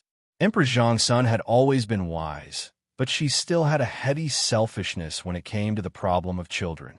But this was just a small matter, and he didn't need to be unhappy with Emperor Zhang's son because of it. Besides, the main ingredient of locust meat was protein, and Li Tai wouldn't gain weight even if he ate some. In this case, I respectfully send your Majesty and your Majesty off. Li Zishuan cupped his hands and bowed. Emperor Zhang's son smiled and walked out of the door with Li Er and Changle. Before Changle left, she quietly turned around and waved goodbye to Li Zishuan. Li Zishuan smiled and waved back. "Hey, fragrant. So fragrant. I haven't eaten meat for a long time. I came at the right time today." After Old Li left, Li Tai greedily sniffed the 5 dishes on the table and then laughed very proudly. Li Zishuan glared at him angrily, but the words he had just said to Emperor Zhang's son were still in his ears, so he couldn't be too harsh. He could only say in a strange tone, "Qingke, you brat, take it easy. Don't overeat, and you won't be able to run in the afternoon." There was only meat in Li Tai's eyes right now. He didn't care about anything else. He just vaguely answered, "Okay." Then he buried his head in the food. "Wow, Qingke, where did you get this meat from? Didn't they say that students in the regular class can't eat meat?" Right at this moment, Li Chengxian walked in from outside and was surprised to see the 5 plates of meat on the table. "Damn, don't put pork, braised pork, Lion's head, these are all my favorite dishes. Qingke, save some for me. Sun Zifen followed closely behind Li Changxian. However, this amusing idiot didn't pursue the source of the food. Instead, he went straight to the table and started snatching food. Li Tai panicked. Ba ba ba ba ba. This damn fatty was really ruthless. He directly spat on the 5 dishes on the table. Hey, it's all mine. Let's see who dares to snatch it from me, haha. Li Tai protected the food plates and laughed proudly at Sun Zifen, who rushed up to snatch food. Sun Zifen's face suddenly looked like he had been F***ed by a dog. He pointed at Li Tai with a trembling hand and said angrily, Damn, Qingke, you're really F***ing wasting natural resources recklessly. You can't finish all these dishes alone. What's wrong with sharing some with me? Li Tai rolled his eyes and started to say cheekily, I'm not giving it to you. I'm just asking you, are you angry? Are you angry? Hee hee. Are you angry? Sun Zifen was really furious at this moment. It was bad enough that he couldn't eat meat, but he was also ridiculed by others. How could he tolerate this kind of anger? Ba ba ba ba. This amusing idiot took advantage of Li Tai's unpreparedness and actually spat 5 mouthfuls of saliva on the food plates. Hee, if you don't let us eat, then don't eat. Now, I'm asking you, are you angry? Sun Zifen also started to act cheekily and said proudly, Sun Zifen, I'm going to fight it out with you. The food that was about to be in his mouth suddenly disappeared without a trace. This kind of feeling was worse than killing Li Tai. The little fatty slammed the table and stood up, wanting to fight Sun Zifen to the death. When Li Zishuan saw that these 2 idiots actually started to spit at each other over a few dishes, he couldn't help but roll his eyes speechlessly. He went forward and reprimanded them. Spitting filth at each other in public. What kind of etiquette is this? This is simply ruining Yanwang College's image. Get the hell out of here and get your food. Oh, seeing that Li Zishuan seemed to be really angry, Li Tai and Sun Zifen decisively admitted defeat, and the 2 amusing idiots went to get their food with their tails between their legs. However, when Li Tai left, he still looked back at the dishes on the table reluctantly. Noticing Li Tai's small movements as the older brother, Li Changxian couldn't help but cover his face, feeling a little flustered. Seeing that the farce was over, Li Zishuan turned around and left in a huff. Li Zishuan went to the kitchen from the back door of the cafeteria and taught Wang Dahu a new method of cooking locusts. After drying the locusts, grinding them into powder, then mixing them with flour and eggs, placing them in a pan of oil and frying them into cubes or meatballs. This way, no one would be able to recognize that this dish was made from locusts like Wang Dahu did. He remembered that in modern times, there were many factories that ground locusts into powder to make protein powder. This way, they could avoid the psychological barrier that many people had when eating locusts. Speaking of which, the cafeteria had received more than 100 caddies of locusts from the children of the 2 villages today. And, according to the trend, they would receive more locusts in the next few days. Therefore, the academy would be eating locusts for a long period of time. If the students of the special training class couldn't finish it, they would leave it for the teachers of the academy. If they couldn't finish it, they would hand it over to shopkeeper Liu and sell it at the Drunken Immortal restaurant. After leaving the cafeteria, Li Zishuan went straight home and saw that the courtyard was already filled with baskets of eggs. The courtyard, which wasn't particularly big to begin with, suddenly became crowded. Husband, we received more than 3,000 eggs in the morning. The farmers of the other villages heard the news and wanted to sell their eggs to us, but I saw that the Han village and Plum village had already sent over a lot of eggs, so I didn't take theirs. Han Yushi came up and said softly. She didn't look worried at all after receiving so many eggs. Obviously, she was very confident in her husband's methods. Li Zishuan nodded and said in agreement, We should pay close attention to the farmers in our village. By the way, wife, have you prepared the ingredients that I asked you to prepare for me yesterday? Han Yushi smiled and said, Husband, they're all here. Do you want to start now? Li Zishuan thought for a while and said, Let's start now. The weather has been too hot recently, and the eggs aren't easy to preserve. It's better to do it early rather than late. Otherwise, many of the eggs will spoil. Didn't I ask housekeeper Wang to bring a group of servants over yesterday? Why don't I see them? Han Yushi hesitated for a moment. Just as she was about to speak, she saw Madame Li walk out of the house and say, "Xian'er, I didn't let them come. The century eggs you're going to make are our family's secret recipe. The fewer people who know about it, the better." Chapter 753. Yinshan, Courtyard Number 1. When Li Zishuan heard his mother's words, he couldn't help but be speechless. He really didn't expect his mother to have the awareness of protecting intellectual property. Her thinking was simply too advanced. "Mother, if we don't ask the servants to come and help us, how can we finish these thousands of eggs?" Li Zishuan looked at Madame Li and smiled bitterly. "Why is it impossible?" Madame Li looked at her son reproachfully and said, "There's me, your father, Yu Shi, Xiao He, and Xiao Shi here. There's a total of 5 of us. Xian'er, teach us the method of making century eggs later, and you can go do your own things. The 5 of us will use half a day to finish all these eggs in the courtyard." Father Li looked up at the sky and was speechless.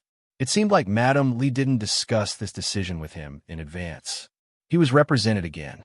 Li Zishuan was sweating profusely. "Mother, compared to the drunken immortal and fairy mirror, these century eggs are just a small amount of money. Why should we trouble you and my father? Moreover, the farmers will send thousands of eggs in the future. How can you handle it?" Madame Li frowned. "I know that the money earned from these century eggs can't be compared to the drunken immortal and fairy mirror, but it's easier to imitate. If we don't pay attention, the recipe will be easily leaked. By then, there will be century eggs everywhere in the East and West markets. Won't we suffer a huge loss if we receive so many eggs? Xian'er, this is the secret recipe that you got from your master. You can't let others take advantage of it." Li Zishuan was a little helpless when he met such a protective mother. He sighed and said, "Mother, the servants in our residence are all loyal. They won't spread the secret recipe. Moreover, the method of making century eggs is very simple. Even if we don't spread the secret recipe, others can imitate it in less than half a year. You don't have to do everything yourself." "Madam, Xian'er is right. The servants in our residence can withstand the test. You don't have to worry. Look, if you're exhausted, Xian'er will be worried, right?" Seeing this, Li Jingma hurriedly said. He had been living a carefree life in Cloud Mountain recently. He didn't expect to be used as a coolie by his wife today, so he was naturally unhappy. At this moment, the situation took a turn, and Li Jingma didn't hesitate to assist. Madame Li glared at her husband and said after a while, "Since Xian says so, then we'll do as you say. Teach us the steps first, and tomorrow we will call the servants over to help." Li Zishuan smiled and replied, "All right, mother, come with me." In fact, the method of cooking the century egg was very simple. First, the surface of the egg was covered with lime that had been stirred with water. It had to be uniform. Then, the outside was covered with a layer of grass ash or wheat husk. It was ready to be left for about a month. When the time comes, the raw eggs will turn into crystal clear cooked eggs. Together with tofu and vinegar, it will be a different kind of delicacy. Han Yushi asked curiously, "Husband, how did this raw egg suddenly become a ripe egg?" Li Zishuan explained with a smile, "Dear, this is because quicklime is mixed with water.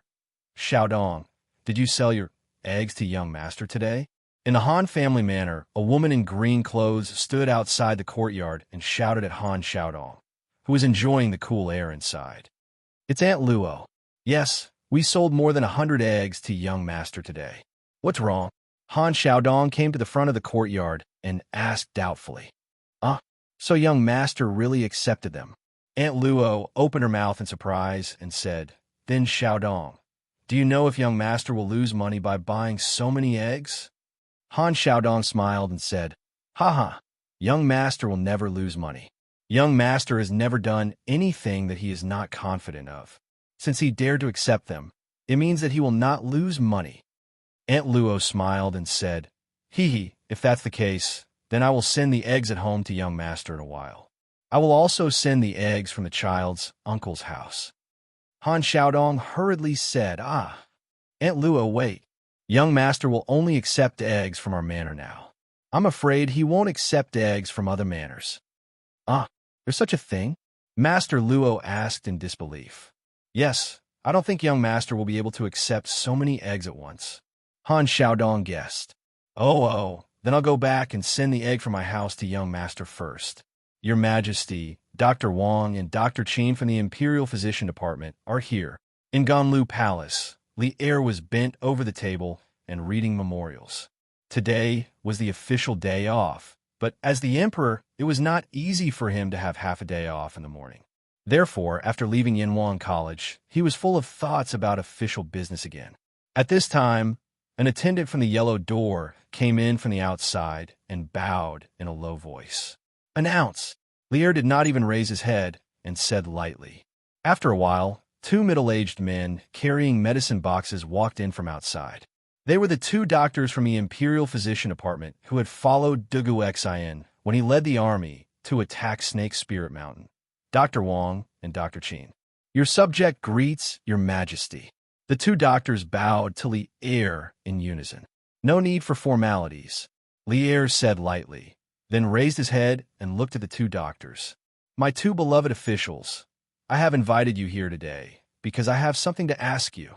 Dr. Wang and Dr. Qin's eyelids twitched uncontrollably. The two of them quickly stepped forward and cupped their hands. We dare not ask, your majesty.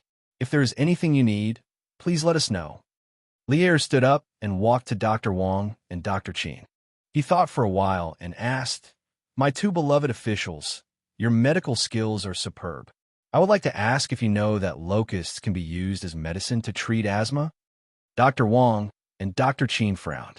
After a while, Dr. Qin cupped his hands and said, Your Majesty, forgive me for my shallow knowledge, but I have never heard of locusts being used to treat asthma. Dr. Wang also bowed. I have also never heard of locusts being used to treat illnesses. Perhaps it exists in ancient books, and I have never seen it. Dr. Wang saw that Li Er's expression was not very good, so he added on. Li Er stood on the spot, his expression uncertain. One could not tell whether he was happy, angry, sad, or happy just by looking at his face. All right, I understand. My two beloved officials, you may go about your business. After a long while, Li Er waved his hand and said, Your subject will take his leave. Dr. Wang and Dr. Qin bowed and left the palace. Chapter 754. Phew, Chonyo, your father's finally leaving. I only just realized how good Duke he is. As night fell, most of the students returned to their dormitory after eating dinner and bathing. Li Tai was wearing a white silk undergarment and lying on the bed. He sighed contentedly with Cheng Chumo, who was diagonally opposite him. Although Li Tai's words more or less had the intention of making up stories about his father, Cheng Chumo didn't feel offended at all. Instead, he nodded in agreement. I also don't want my father to be the chief instructor of the academy. Not only are you tired, but our special training class is even more tired. Our hands are sore from practicing the Modeo for the past 2 days. Uncle Qin's training is still easier for us. Sigh, I hope your father won't come in the future. Your hands are sore from practicing the Modeo, but our legs are about to break from running these past 2 days. Li Tai rubbed his knees. The little fatty clearly still had a lingering fear from what he had experienced in the past 2 days. He felt that the distance he had run in the past 2 days was almost equal to the distance he had run in the past 10 years. Hee, Qin-ke, you don't have to run. You're a prince, and Duke Lu won't eat you. Sun Zifen chuckled eccentrically. Li Tai said in annoyance, F***ck. Sun Zifen, you make it sound so easy. Why don't you go and try it? Duke Lu made that little black room. Once you go in, you can't come out for 3 days. You have to eat, drink, go to the toilet, and sleep in there. I can't stand it. There's an unlucky guy in class 10. What's his name again? Yes, he's called Chunyi. I remember that his father is the assistant minister of the Ministry of Works. This unlucky guy was found slacking off by Duke Lu when he was patrolling this morning, so he was directly thrown into the little black room. I went to take a look during dinner and found that this guy was almost dead. He was crying for his father and mother inside. Furthermore, I can smell the stench from far away. To be honest, The small dark room was indeed very relaxing. He didn't have to train under the hot sun every day, and there was even someone to deliver meals to him. However, for someone like Li Tai, who was a serious germaphobe, he couldn't stand it no matter what. This was also one of the reasons why, even though Chang Yaojin gave him an unusually large amount of training, Li Tai still gritted his teeth and persevered. Now that the 2 days of high-intensity training were over, Li Tai felt that it was a little unbelievable when he thought about it. He didn't expect that he could complete so much training. If a person didn't have the pressure of external factors, they would never know where their limits were. Wow, is that little dark room so exaggerated? Sun Zifen sighed in shock. Li Tai rolled his eyes and said, "Why don't you give it a try?" That won't do either, because with your size, that bucket probably won't be able to fit you." After staying with Ching Chumo and Sun Zifen for so long, Li Tai had also learned a new skill, taunting. Sun Zifen was so angry that he stomped his feet. "Damn, you're making it sound like you can fit inside. Ching Ke, don't you know your own size?" Seeing that the two fatties were actually arguing with each other, Ching Chumo grinned and laughed loudly. "Huh, if it were up to me, the two of you should stop arguing. You definitely won't be able to fit inside. I'll ask my dad to specially make a large wooden bucket for you later." "Damn, Ching Chumo, you're courting death." In an instant, the two little fatties formed a united front, turned their spearhead, and rushed forward to suppress Ching Chumo. Goo goo goo goo. At 4 o'clock in the morning, Yinhuang College's dormitory 001 not only echoed with snoring, but also with the sound of his stomach growling. It was Li Tai. At this time, the little fatty was actually still awake. Instead, he kept tossing and turning in bed, unable to fall asleep no matter how hard he tried. It was not for anything else, but because he was hungry. Was there no hunger in this era? If you were hungry in the middle of the night, you could only hold your stomach and roll around in bed. In fact, to be precise, the little fatty was not hungry, but gluttonous. During the day in the cafeteria, because of Li Er and Zhang Sun, he was able to eat 2 mouthfuls of meat with great difficulty. At that time, he felt that he was going to die of happiness, but good things did not last long. In the end, Sun Zifen's arrival made his delicious lunch go up in smoke. In the first half of the night, he had a dream. He dreamed that he was back in the prince's mansion, and the table was filled with all kinds of delicious food, fish, and meat. Just as he was about to bite into the twice-cooked pork with his chopsticks, he suddenly felt a sharp pain in his arm. When he came back to his senses, he realized that he was dreaming, and the twice-cooked pork in his dream was his arm. After that, the little fatty could no longer fall asleep. Thinking back to the 2 mouthfuls of delicious food he had eaten at noon, and the table of fish and meat in his dream, Li Tai's mouth was full of sour water. There had never been such a moment that made him want to eat meat so badly. Now, as long as someone could give him a plate of meat to eat, Li Tai was even willing to exchange thousands of coins, or even tens of thousands of coins of wealth. In the end, Li Tai could not stand it anymore. He could only get out of bed and planned to go outside the dormitory to get some fresh air. At this time, the instructors were all asleep, so no one would check on the dormitory. Therefore, Li Tai was not worried at all. Yinhuang College's dormitory was actually a building complex. The rooms were neatly arranged in a very large courtyard. Since there was a courtyard, there was naturally a courtyard gate. Li Tai stood in front of the iron fence gate of the courtyard, enjoying the cool summer night breeze. Looking at the neat rows of trees outside the courtyard and their reflections under the moonlight, his agitated heart calmed down a little. Sha sha. At this moment, Li Tai suddenly heard the sound of footsteps coming from behind him. Little Fatty was startled and turned around to look. He saw that there was indeed a white-clothed figure with long hair behind him. The figure was about the same size as him. Li Tai thought that he had seen a ghost, so he was shocked at first. When he saw the face of the person in front of him, he was so angry that he immediately scolded. "Fuck! Sun Zifen, you didn't sleep well in the middle of the night, and specifically came out to scare people. Are you crazy?" That's right, the person who came was Sun Zifen. Sun Zifen crossed his arms and said with a smile, "Hey, Shinke, didn't you also not sleep in the middle of the night? You still have the nerve to talk about me?" Li Tai reacted and quickly explained, I felt that the room was too hot, so I came out to get some fresh air. What does it have to do with you? Sun Zifen raised his head and thought for a while, then said, Then I saw you come out alone, Chinke. I was worried about your safety, so I came out to take a look. What's wrong? Fuck, you're bullshitting. You're worried about me? Apui. No, this king needs you to worry about me. Li Tai glared and scolded angrily. Umph. Believe it or not. Sun Zifen sat on the stone bench next to the courtyard gate and snorted indifferently. Chapter 755. Forget it.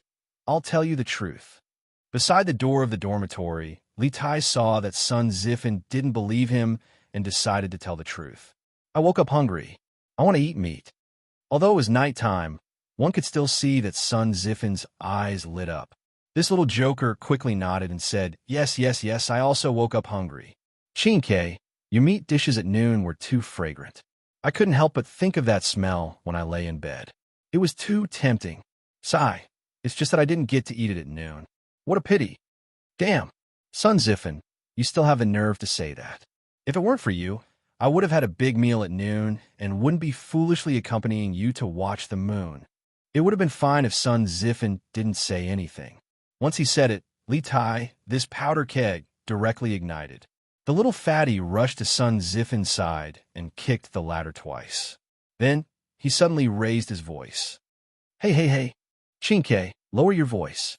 If you alarm the instructors, we'll all have to go to the small dark room. Sun Zifen jumped up from the sudden attack. However, he didn't immediately retaliate. Instead, he put a finger to his mouth and whispered to Li Tai. The little fatty immediately cowered. He glanced at the instructor's dormitory not far away. Seeing that there were no lights on there, Li Tai couldn't help but breathe a sigh of relief. Oomph. No matter what, it's because you spoiled my dishes at noon that I didn't get to eat a big meal. Let's settle this grudge. Sun Zifen, just you wait. See how I'll deal with you in the future when I have the chance. Li Tai said hatefully, but his voice was much softer than before. It had to be said that his words, you spoiled my dishes, were used in the right place. Damn, you can't blame me for this. If you didn't spit into the dishes first, I wouldn't have spat too. Besides, if you're willing to share 2 pieces of meat with me, I won't spoil your dishes, right? It was not a good thing to be remembered by Li Tai. Moreover, he had gone overboard in the afternoon. Therefore, Sun Zifen thought for a while and added, Chinke, there's no point in talking about this. Both of us want to eat meat so much that we can't sleep. How about this? I'll take you out to eat meat tonight, and we'll forget about what happened at noon. Li Tai pursed his lips and said in disbelief, Where can we go to eat meat this late at night? Who are you trying to fool? Sun Zifen said confidently, Hey, Chinke, if you don't believe me, tell me if you agree or not. Seeing this, Li Tai nodded without hesitation and said, Okay. As long as you don't bring me to eat meat tonight, I'll write off everything that happened before. To him, as long as he could eat meat, he would be willing to give any amount of money, let alone such an insignificant promise. Hee. Then, Chinke, wait for a while. I'll go back to the dormitory to get something. Sun Zifen licked his lips and laughed proudly before sneaking back to the dormitory. Li Tai didn't have time to ask, so he could only sit on the stone bench beside the courtyard door and wait for Sun Zifen to return. After about half a cup of tea's time, Sun Zifen finally returned. However, there were 4 people behind him, Cheng Chumo, Qin Huayu, Yuchi Jingde, and Li Chengqian. Hey, you 2 want to go out to get something good to eat, and you didn't call me? Luckily, I'm alert. Otherwise, wouldn't I have suffered a huge loss? Cheng Chumo pointed at Sun Zifen and Li Tai as he laughed wantonly. Although this fellow's martial arts skills were at a half-baked level, his martial arts realm was still the highest among the 6 people in Dormitory 001. Previously, when Li Tai left the dormitory, Cheng Chumo had already sensed it, but he was too lazy to move in bed, so he didn't care. When Sun Zifen returned, he jumped down to catch him and interrogate him about what he was up to. With this commotion, the few people in the dormitory woke up. When they heard that Sun Zifen was preparing to bring Li Tai out to get some meat, they all couldn't help but swallow their saliva and request to go together. Although Li Chengqian was the country's heir and couldn't do such a shameful thing, He was worried that Li Tai's group would be caught if they went out, so he came along. Tisk, Chonyo, you and Balan have been eating meat for the past 2 days. Why are you joining the fun now? With the help of the 2 experts, Chung Chumo and Yuchi Baolin, it would be easier for them to go out to get food. However, Li Tai's mouth was full of jealousy. TSK, we can't have enough meat. All right, let's not talk nonsense here. Let's get out of the dormitory first. Otherwise, we'll be discovered by the instructors later. Chung Chumo glanced to the side and suggested. The few of them felt that it made sense and agreed. Come, Baolin, lend me some strength. If they wanted to climb over the door, of course, they would need someone to support them from below. However, when it was Li Tai's turn, Chung Chumo felt a little diffident and said to Yuchi Baolin, who had just sent Qin Huayu to heaven, Hey, coming. Yuchi Baolin responded and hurried over. With the combined strength of the two, they finally sent Li Tai to the top of the door. Now all that was left was for the little fatty to hold onto the metal fence and slide down. Not long after, the 6 people from Dormitory 001 all climbed out of the dormitory door. And then? Sun Zifen, didn't you say you could bring me to eat meat? Where are we going next? Li Tai clapped his hands and looked at Sun Zifen. Climbing over the door of the academy dormitory was the first time Li Tai had done something so unorthodox. It was like a modern university student skipping class for the first time. While he was nervous, he also felt a little excited. Hey, follow me. I'll bring you guys to eat chicken. I know a place with a lot of chickens. Sun Zifen rubbed his hands and chuckled. It was also his first time doing something so exciting. His heart was still thumping. When everyone saw Sun Zifen's confident look, they followed him and walked forward. Of course, they couldn't walk through the door of the academy. There were still guards there even at night. The few of them climbed over the wall at a corner in the west. Then, using the moonlight, they followed Sun Zifen all the way to a forest halfway up the mountain to the west of the academy. Hee, it's right here. Sun Zifen pointed at the reed wall, not far ahead, and said with a smile, This is the chicken farm that Plum Village built at the foot of the Cloud Mountain. Let's go catch 2 and find a place to roast them. Wouldn't that be perfect? Li Chengqian was shocked. He hurriedly dissuaded them. Zifen, you can't. The chickens in Plum Village were personally handed over to the farmers by the Yamacho. If we catch 2 and are discovered, we'll definitely end up in trouble. There are tens of thousands of chickens in here. No one will find out if we lose 1 or 2. Sun Zifen patted his chest and said, Yes. We'll only catch 2. No, 3. The farmers will definitely not find out. Li Tai swallowed a few mouthfuls of saliva and said with his eyes staring straight ahead. Chapter 756. In the end, under Li Tai's insistence, this group of chicken thieves caught 6 chickens from the chicken farm at the side. The main reason was that Li Tai felt that the chickens inside were too small and not enough to eat. So he caught 3 more. Yes, 6 people, 1 chicken each, just right. The flock of chickens that had been chasing and playing in the forest for an entire day would never have thought that an evil person would break into the chicken farm and steal them on what was supposed to be a quiet and peaceful night. Qin Ke, Zifen, it's not easy for the farmers to raise these chickens. It's not good for us to steal them like this, right? The dignified crown prince of the country was actually holding a chicken fearfully at this moment. However, when it came to this, Li Chengqian was a little hesitant. He turned back to look at the chicken farm and said with some pity, Hey, we've already prepared for this. Your Highness, don't worry. Sun Zifen chuckled, then took out 2 strings of copper coins and threw them into the chicken farm. He then said with a smile, There's no problem now, right? 6 chickens, 2 strings of copper coins. I'm sure the farmers won't suffer a loss. Everyone looked at Sun Zifen curiously. They probably didn't expect this joker to have a time when he considered things so thoroughly. Hey, good, you're good. In this way, even if the farmers find out that 6 chickens are missing, I'm sure they won't make a fuss. Let's find a place to roast these chickens and eat. Li Tai praised Sun Zifen with satisfaction and then said, Hey, come with me. I know a place suitable for roasting chickens. Sun Zifan took the initiative to volunteer. The few of them had no objections. They followed Sun Zifen to the top of the Cloud Mountain, to an open space in the east of the academy. There was a clear spring beside them, reflecting the moonlight.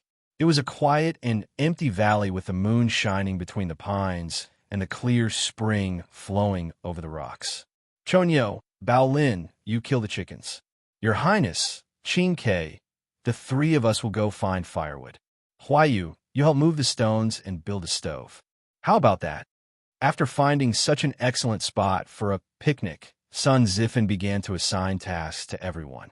I'm fine with it. I'm fine with it too. Chung Chumo, Yuchi Baolin, and the others agreed and began their respective tasks. It had to be said that Sun Zifen's division of labor was rather reasonable. Chung Chumo and Yuchi Baolin, the two daring fools, were not careless in the slightest when it came to slaughtering the chickens. In no time at all, the 6 chickens that had been born for less than half a year ended their short lives. If Li Chengxian and Li Tai were to do this job, they probably wouldn't be able to achieve this result even after fiddling for half a day. 15 minutes later, a bonfire lit up in the empty space beside the spring. Sun Zifen, Li Tai, Li Chengxian, Yuchi Baolin, Qin Huayu, and Chung Chumo sat around the bonfire. Each of them held a bamboo stick, and at the tip of the bamboo stick was a slaughtered and cleaned chicken. They extended the stick into the fire and continuously spun it. Yes, there's already the fragrance of meat. Li Tai took 2 deep breaths and smelled the charred aroma of the chicken being roasted. The little fatty couldn't help but lick his lips, and his appetite was greatly aroused. It's still lacking a bit. Qinke, you just need to spin it a few more times, and you'll be able to sprinkle salt. Sun Zifen glanced at the meat that Li Tai was roasting and said, Sprinkle salt? Oh right, we didn't bring any salt. How the hell are we going to sprinkle salt? Chung Chumo slapped his thigh and shouted regretfully.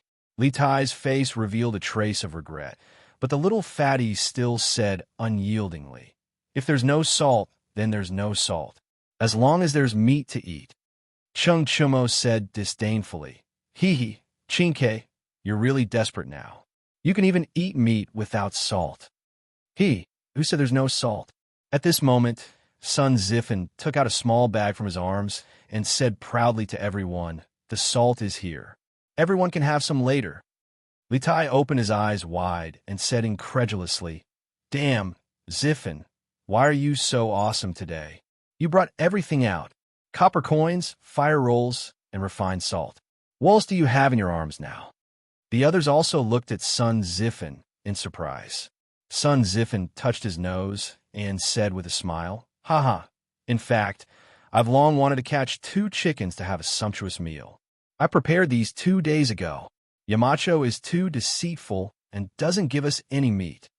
You little bastards, instead of sleeping in the middle of the night, you actually came here to make a barbecue. How dare you? At this moment, a cold voice came from the horizon, which gave them a fright. They followed the voice and saw a man in white coming from Dongfang Takshu. His white clothes were whiter than snow, and his sleeves were fluttering, like an immortal banished from moon. Damn it, it's over, it's Yamacho.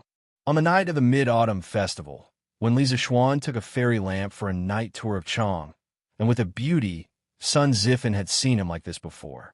So, he was the first one among the group to recognize Li Zishuan. Hearing what he said, the rest of the group suddenly panicked. They put out the fire and hid the chickens in a hurry. Okay, don't put it out and don't hide it. I saw it all. In the blink of an eye, Li Zishuan had landed near them. Seeing them in a hurry, Li Zishuan couldn't help but say, Yamacho, this is all a misunderstanding. We were all sleepwalking just now. Chonyo, Qinke, why are we all here? Were we all sleeping in the dormitory just now? Oh, we must be sleepwalking. Yes, we must be sleepwalking.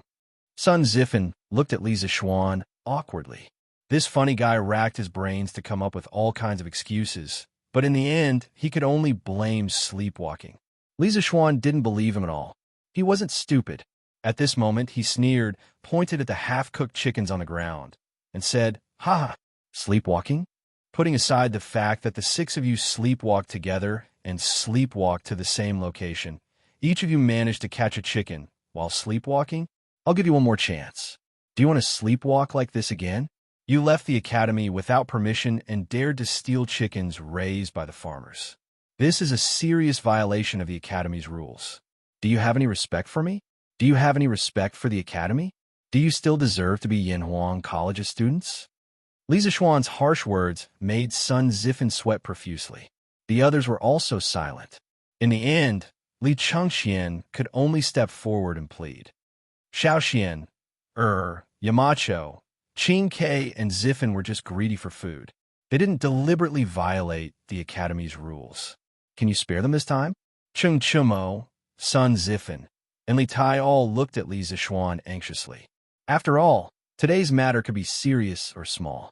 If it was serious, Li Zixuan could expel them because of this. Chapter 757. Xiaoxian, Yamacho, this is indeed our fault. Don't lower yourself to our level. It's best if you just let us go. Seeing Li Zixuan's serious expression, Cheng Chumo could only shamelessly laugh. Li Zixuan had inadvertently caught a glimpse of a fire when he woke up at night. At that time, he thought that there was a fire here. He didn't even bother to change his clothes and hurriedly used his qin gong to fly over. But when he arrived, the bonfire, chicken feathers, and chicken meat on the ground all told him what had happened on the mountain tonight. Someone had the guts to steal chickens from a farmer while it was dark. The farmers worked hard to raise chickens to reduce their taxes. In the end, you guys ate their chickens because of a momentary lust. Tell me, aren't you guys wicked? Where's your conscience? Li Chengxian cupped his hands and said, Xiaoxian, when we caught the chickens, we already left a few strings of money for the farmer. I think it should be enough to make up for the farmer's losses. Li Zixuan's expression became slightly better. Seeing this, Li Chengxian continued, Moreover, these chickens are already dead. They definitely can't be returned. Xiaoxian, don't be too angry. You guys really want to eat meat that much? Li Zixuan asked. Yes. Other than Li Chengxian and Qin Huayu, everyone else nodded. Yes, seeing that you guys left money for the farmer, I won't pursue your responsibility for now. Li Zixuan looked at the chicken feathers all over the ground and knew that Li Chengxian was telling the truth. Chickens couldn't be brought back to life. Now that what was done, there was no point in saying anything more. Of course, he could only choose to forgive them. You two move aside. Li Zixuan kicked Sun Zifen and Cheng Chumo's legs twice. Hearing that Li Zixuan was letting them go, Cheng Chumo and Sun Zifen couldn't help but breathe a sigh of relief. But then they were inexplicably kicked again. The two of them were immediately depressed and looked at Li Zixuan in confusion. You two, go and catch me another chicken. Wash it clean while you're at it. Don't forget to leave money for the farmer to buy the chicken. Li Zixuan looked at the two and said lightly, catch another chicken. This time, not only Cheng Chumo and Sun Zifan were dumbfounded, but the rest of the people were also in a state of confusion. Li Zixuan's words were not light. What? Hurry up. If you don't go, I'll lock you all in the little black room tomorrow. Li Zixuan glared and said. Cheng Chumo and Sun Zifen immediately shivered and hurriedly ran away. Li Zixuan thought for a moment and said, There's meat, but no wine. It's always a bit lacking. You guys continue to roast it here. I'll go back and get a jug of wine. Tonight, I'll accompany you guys and have a good chat. Li Tai's eyes lit up. He couldn't help but give Li Zixuan 32 likes. This move was really too damn considerate. The distance between here and the first courtyard was only 700 to 800 meters. Li Zixuan directly used Qin Gong to rush over. In a flash, he had already disappeared from everyone's sight. Luckily, Yamacho still remembers our old friendship. Otherwise, we're all finished. Li Tai forgot the direction Li Zixuan disappeared in and said with lingering fear, Qin Ke, we really were too rash tonight. We can't do this again in the future. Otherwise, little Xian will definitely not let us go again. Li Chengxian sincerely said to Li Tai. The reason why Li Zixuan easily let go of tonight's matter was not only because Sun Zifen stole the chicken, but also because Li Zixuan was giving face to Li Chengxian. After all, among the 6 people, Li Chengxian wasn't a student of Yanhuang College. He was a country's heir who was experiencing life at Yanhuang College in the name of supervisor. If Li Zixuan didn't give face to him, it would make Li Chengqian's face very ugly. I know. I definitely won't. Besides, tomorrow is the holiday. After returning to the prince's residence, I can eat as much meat as I want. I definitely won't steal chicken with Sun Zifen again. Li Tai sat back in his seat and continued to roast the chicken while responding to Li Chengqian's words. During the time when the two people were talking, Li Zixuan actually came back so quickly. The speed of his qigong could be seen at a glance. Where are Sun Zifen and Cheng Chimo? Haven't they come back yet? Li Zixuan said as he swept his gaze over the surroundings while carrying a bag. Li Tai was speechless and said, "They probably haven't reached the chicken farm yet. How could they come back so quickly? Mountain leader, your qigong is really convenient for you to travel. TSK. If I had this ability, I would directly fly back." As he spoke, Li Tai almost spilled the beans. Fortunately, he stopped in time. Directly flew back to your prince's residence to eat meat, right? Li Zixuan helped the little fatty to say the words that he didn't say. Then he said unhappily, "With your personality that can even throw away your life for food, it's already difficult to lose weight. You still want to practice qigong? Even if you have my qigong, it's a fool's dream for you to fly back to the prince's residence. It would be strange if the guards of Chang'an City didn't shoot you into a sieve." After insulting the little fatty, Li Zixuan picked up a half-roasted chicken. It was unknown whether it was Cheng Chimo's or Sun Zifen's, and continued to roast it. "Since these two people haven't come back yet, then I'll roast it first. It's been a long time since I roasted a chicken myself." In his previous life, Li Zixuan was a child from the countryside, so his survival skills were naturally not bad. In this life, he had followed spiritual master Ling Su in the mountains to learn from him and traveled around. He had a lot of experience surviving in the wild. Therefore, compared to Li Tai and the others, his roasting skills were naturally outstanding. After a while, the chicken in his hand emitted a rich aroma. Li Zixuan opened the package and began to sprinkle salt, pepper powder, cumin, and other spices on the chicken. Then he roasted the chicken in the fire. Suddenly, the aroma became even stronger. Goo goo. Li Tai greedily breathed in the aroma, and his stomach couldn't help but growl. He looked at the golden and fragrant chicken in Li Zixuan's hand, and then looked at the slightly black chicken in his hand. He thought gloomily in his heart, "We're both roasting chickens. Why is the difference so big? What the heck? Who roasted this chicken? Why is it so fragrant? It smells better than the roasted chicken in the restaurant." At this time, Cheng Chumo and Sun Zifen also came back with a chicken. They smelled a mouth-watering aroma from afar. Cheng Chumo cried out strangely, This is my chicken. Waha! Yamacho, you're so good to me. You actually roasted the chicken for me. Thank you so much." When Sun Zifen saw the chicken in Li Zixuan's hand, his eyes suddenly lit up, and he quickly said with a bashful face, "Get lost. Your chicken is still in Cheng Chumo's hands. Go and kill it yourself." Li Zixuan slapped the silly guy's head and said angrily, he had worked so hard to roast it for so long. How could he just give it up? This guy was really thinking too much. Chapter 758. Bright moon, clear spring, roast chicken, fine wine, and teachers and students. Tonight, the wasteland was supposed to be as ordinary as usual, but because of the arrival of Li Zixuan, Cheng Chumo, and Sun Zifen, the place became very lively. "Little Xian, come, let me give you a toast.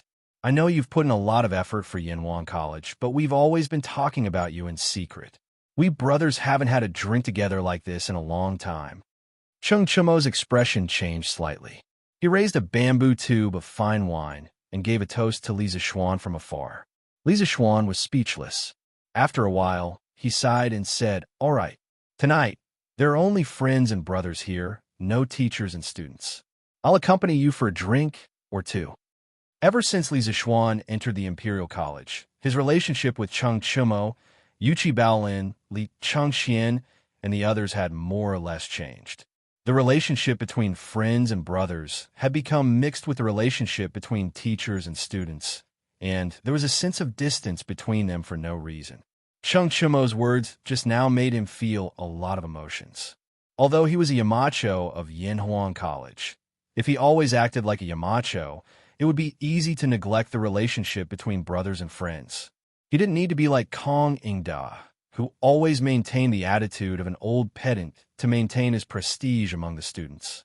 He was him. He was only 15 years old. Only others could imitate him. He didn't need to imitate anyone. Good.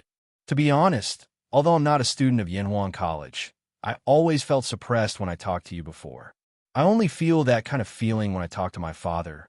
It's rare to be able to drink and chat with you as a friend today. It's really delightful. Li Chengxian was one of the earliest people Li Zixuan knew. Feeling the subtle change in the atmosphere, Li Chengxian said with a joyful expression, "Hee, Gao Ming, you're wrong. We're not just friends and brothers today. We'll be friends for life." It was just that sometimes, due to their different standpoints, they had no choice but to do business as usual. Come, let's drink. Li Zixuan opened the wine jug and poured a cup of wine into his bamboo tube. The others did the same. After all, the drunken immortal's degree of intoxication was too high. If this group of people drank too much, there was an 80% chance that they wouldn't be able to get up tomorrow morning. At that time, they would definitely be punished. Hee, little Xian, since we are good brothers, why don't we exchange chickens? Look, my cock is bigger than yours. Do you want to trade? Everyone couldn't help but cry out in joy as the cool wine entered their stomachs. Li Tai, the clever kid, had his eyes on the tantalizing roast chicken in front of Li Zixuan. He couldn't help but lick his lips and chuckle. How can good wine not be matched with good meat? Li Zixuan was infuriated when he heard this. The little fatty's words were too king ambiguous. What did he mean by my chicken is bigger than yours? He was obviously trying to stir up trouble. Scram, I'm not trading. My cock is 10 times bigger than yours. If you want to eat good food, you can do it yourself. Do it yourself, and you'll have plenty to eat and wear. Li Zixuan looked at little fatty and said angrily. Li Tai didn't understand why Li Zixuan was angry, but he also knew that it was impossible to trade chickens. He could only ask for the next best thing. Little Xian, can you share some of the seasonings you brought with you? As the saying goes, there is no harm without comparison. At first, Li Tai thought that his roast chicken was pretty good.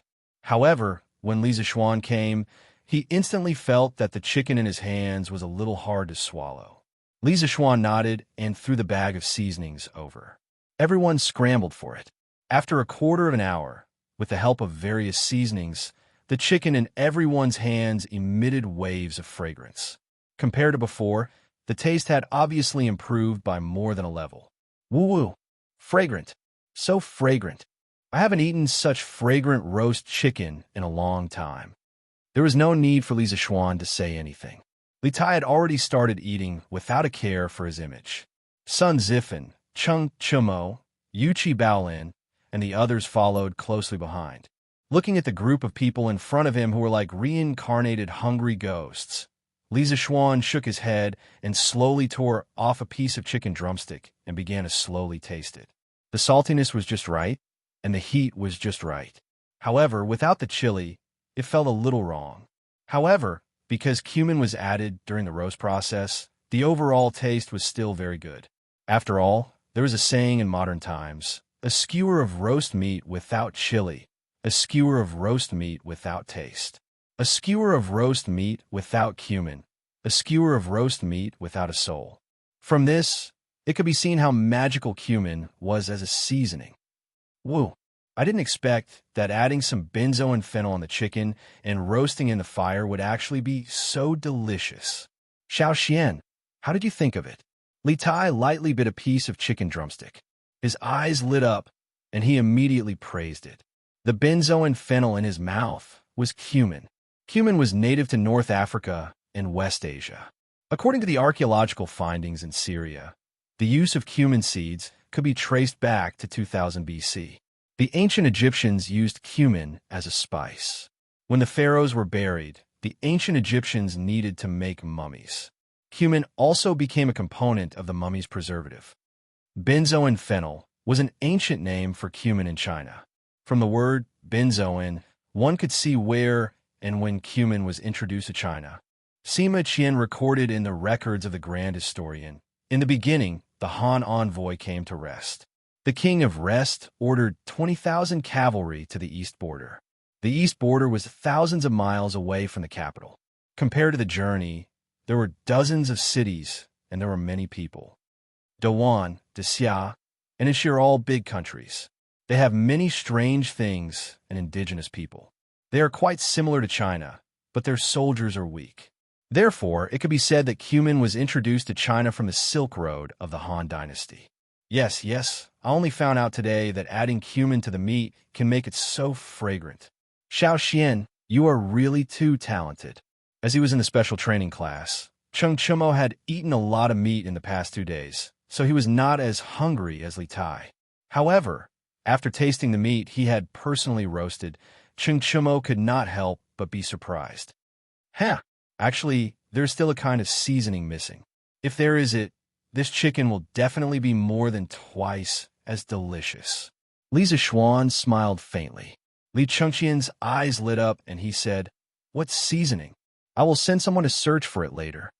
Li Zishuan shook his head and said, "Our Tang Empire does not have this kind of thing. If you want to get it, you can only go to the far west to find it. There are tens of thousands of miles of sea in between. I hope I can still eat it in my lifetime." The few of them knew that Li Zishuan had a fortuitous encounter when he was young, so they did not ask him how he knew about the seasoning. Cheng Chumo rubbed his chin and smiled. What are you afraid of? Our Tang Empire's fleet can now go to the small countries in Nanyang. In the future, we will definitely be able to go to the far west. Xiao Xian, you will definitely be able to eat that kind of seasoning again. Chapter 759. By the way, speaking of the fleet heading south, they should be back soon, right? Qin Huayu suddenly asked beside the bonfire. I heard from my father that the fleet should be back in half a month. Li Chengqian replied. Li Zishuan frowned as he thought of the dream that Meng Wenhao had described. He was a little worried, so he sighed and said, I hope so. This fleet has a lot to do with it. Sigh, what a pity. It's a pity that I didn't go south with the army this time. It's better to use the tens of thousands of troops to show off in Nanyang than to stay in the academy. On the side, Cheng Chumo said regretfully with a face full of unwillingness. Li Zishuan sneered, Come on, ugly ox, you're a landlubber. You won't be able to stand staying on the ship for 2 days. You still want to show off in other countries? I'm afraid you won't be able to. Cheng Chumo tore a piece of chicken with his mouth and drank 2 mouthfuls of wine. He then said unhappily, That's not necessarily true. I'm an expert who's about to break through to the Qi transformation realm. Why would I be afraid of a small ship? Maybe I can even make some military achievements this time. Sun Zifen laughed strangely. Chumo, wake up. Stop dreaming. Go away. The adults are talking. You little brat, go away. Cheng Chumo angrily scolded, and then suddenly looked at Li Zishuan seriously and said, Little Xian, you also know that I am not the type to study. In the previous entrance exam, I spent a lot of effort to get in, but I can't always stay in the academy. In terms of grades, I can't compare with Qin Ke and Wen Hao. So, when the imperial court sends troops to the Turks, I plan to go to the north to make a name for myself. Otherwise, my life will be boring. This guy was usually carefree. Who would have thought that he would be so clear-headed? Maybe he was drunk today, so he said these things that were buried in his heart. Yes, Yanhuang College didn't intend to nurture bookworms in the first place. The academy only nurtured people who were useful to the Tang Empire. No matter what, as long as they had a positive effect, it was fine. Cho Ox, if you want to go to the front line to protect your country and build your career, the teachers in the academy and your classmates will support you. You will always be a student of Yanhuang College. Li Zishuan knew Cheng Chumo's character better than anyone else. Cheng Chumo's plan was within Li Zishuan's expectations. Li Zishuan thought about it and nodded in agreement. Thank you. I've long seen through it. Shaoxian, the Yanhuang College you've made is very different from the Imperial College and the Hongwen School. It's my honor to be classmates with Qin Ke and Bao Lin for a few years. Cheng Chumo laughed and poured himself another jar of wine. There's not much wine left in the jar, so I'll drink as much as I can. It'd be a waste not to drink. Yes, yes. Brother Cho-Ox, I'll go with you when the time comes. I can protect you. Yuchi Baolin hurriedly said with a simple and honest smile. Cheng Chumo's face darkened. Yuchi Baolin had reached Qi Transformation Realm half a year ago. There was nothing wrong with him saying that he could protect him. However, Cheng Chumo had received 10,000 points of critical damage. Huh, all right. Chumo, you can go to the front line without worry. My classmates and I will help you research and build more advanced and powerful weapons. We can guarantee that you'll win every battle without worrying about your life. You'll also be able to build countless military achievements. Li Tai's goals were clearly different from Cheng Chumo's. Of course, the main reason was that his physique and physical fitness limited him from going to the front line. That's right. Chumo will support you from behind.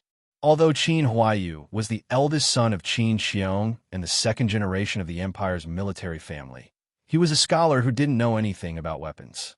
Therefore, he was the same type of person as Li Tai. Ha! All right. I believe in you, and I believe in Xiaoshuan's skills. Cheng Chumo raised a bamboo jar of wine and offered a toast from afar. He was toasting with his hands, but he wasn't urging them to drink. Then he laughed loudly. Li Chengxian shook his head. Cheng Chumo and the others could have their own dreams and could do whatever they wanted. However, as the empire's heir apparent, he could only obediently follow the emperor and hide under his father's incomparably tall figure to learn about politics and how to govern the country.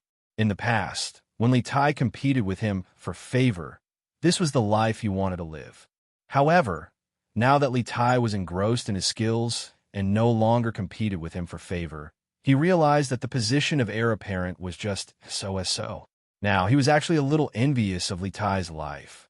All right, then, since you all have things to do, what should I do? Seeing that everyone was chatting enthusiastically, Sun Zifen was a little depressed. Compared to the others, this little joker was a typical example of someone who was neither proficient in academics nor martial arts. At present, he didn't seem to have anything that he could show off. Hee. Sun Zifen, it's not that I, old Chung, want to criticize you, but you really embarrassed your father. You only scored 5 points more than me in the entrance exam. Cheng Chumo immediately mocked him. F***CK. Isn't 5 points more a lot? You have to know that just because of these 5 points, I'm dozens of places ahead of you. Sun Zifen immediately said stubbornly. Huh, fine. Only you can do it.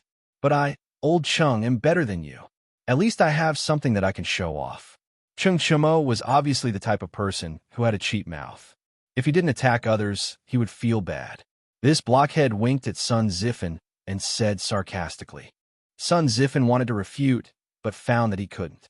He suddenly felt a little uncomfortable, and even the roast chicken in his hand became tasteless. Li Zishuan saw this and smiled meaningfully. It's still too early for you to say all this. After all, the academy hasn't started classes yet.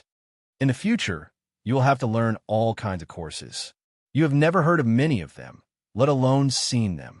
So, by then, you will really understand what you are good at. No matter what kind of knowledge you are good at, the academy will do its best to give you the space to show off your strengths. Everyone lowered their heads with a thoughtful look on their faces. My talents are born to be useful. Everyone who comes to this world has their own meaning and value. Everyone's potential is unlimited. When the day comes when you have done everything you can do, you will be surprised by yourself. Yanwang College is a small world that I have created for you. I hope that you can find your own ideals and values in this small world. Before that, don't blindly deny yourself, understand? Li Zishuan said earnestly to everyone. Understood. Thank you, Yamacho. After a long time, Sun Zifen solemnly saluted Li Zishuan and said, Haha, all right, hurry up and finish your food and drink, then go back. Otherwise, don't blame me if you can't get up tomorrow and get punished. Li Zishuan stood up and said with a smile. Then, he floated away, leaving the 6 thoughtful young men behind. Chapter 760. Drip, drip, drip. At 5 o'clock in the morning, when everyone was still asleep, sporadic raindrops began to fall from the sky and hit the roof, making a slight drip, drip, drip sound. At first, the raindrops were very sparse, and the sound of the rain was also very soft. However, as time passed, the raindrops began to become heavier and denser. A torrential rain poured down, and a loud pitter-patter of raindrops woke many people from their dreams. It's raining. It's really raining? Does that mean we don't have to undergo military training today? Haha, that's great. At this time, it was less than a quarter of an hour before the Academy's daily morning exercise time. After so many days of military training, many students had already formed a biological clock, and they would automatically wake up at this time every day. At this moment, they looked out of the window in the direction of the sound and found that it was pouring outside. One by one, they couldn't help but cheer loudly. This sentence of, "We don't have to undergo military training today," could be said to be a stone that stirred up 1,000 ripples. More and more people joined in the celebration, and soon, the student dormitory began to become restless. Huh, why is it so noisy outside? Did the instructor blow the assembly call? In dormitory 001, Sun Ziffin drank the least last night. It wasn't that he didn't like to drink, but that he wasn't as cunning as Chung Chumo and the others. When he wanted to drink, there was no wine left. Therefore, he was the first to wake up in the dormitory this morning. The silly little guy rubbed his sleepy eyes and muttered in a low voice. After a moment, he was a little more awake, and he could clearly hear the cheers outside. F***CK. It's raining? We don't have to undergo military training? Ha ha ha ha. That's great. We finally don't have to undergo military training today. Sun Ziffin opened the dormitory door and saw that it was pouring outside. This fellow immediately started to make a fuss. Oh, Sun Ziffin, what the F***CK are you yelling about so early in the morning? Chung Chumo, who drank a little too much last night, turned over in bed and muttered in extreme dissatisfaction. Yamacho, in front of the gate of Yanhuang College, Imo Zhong saw Li Zixuan coming out of the rain with an oil paper umbrella. He hurriedly ran out of the security guard post and bowed. It's already past 5, right? Why don't I see the students coming out for their morning run? Li Zixuan said with a frown as he glanced at the western field. Imo Zhong was stunned. Huh, Yamacho, it's raining so heavy today, everyone's. Everyone's is what? Li Zixuan's expression was somewhat displeased. Do you all think that there's no need for military training because it's raining? Who said that? Does the Academy's SSS the enemy? HHM. Imo Zhong was speechless. Li Zixuan asked, "Where is Dookie?" General Qin still hasn't come today. It's probably because of the rain.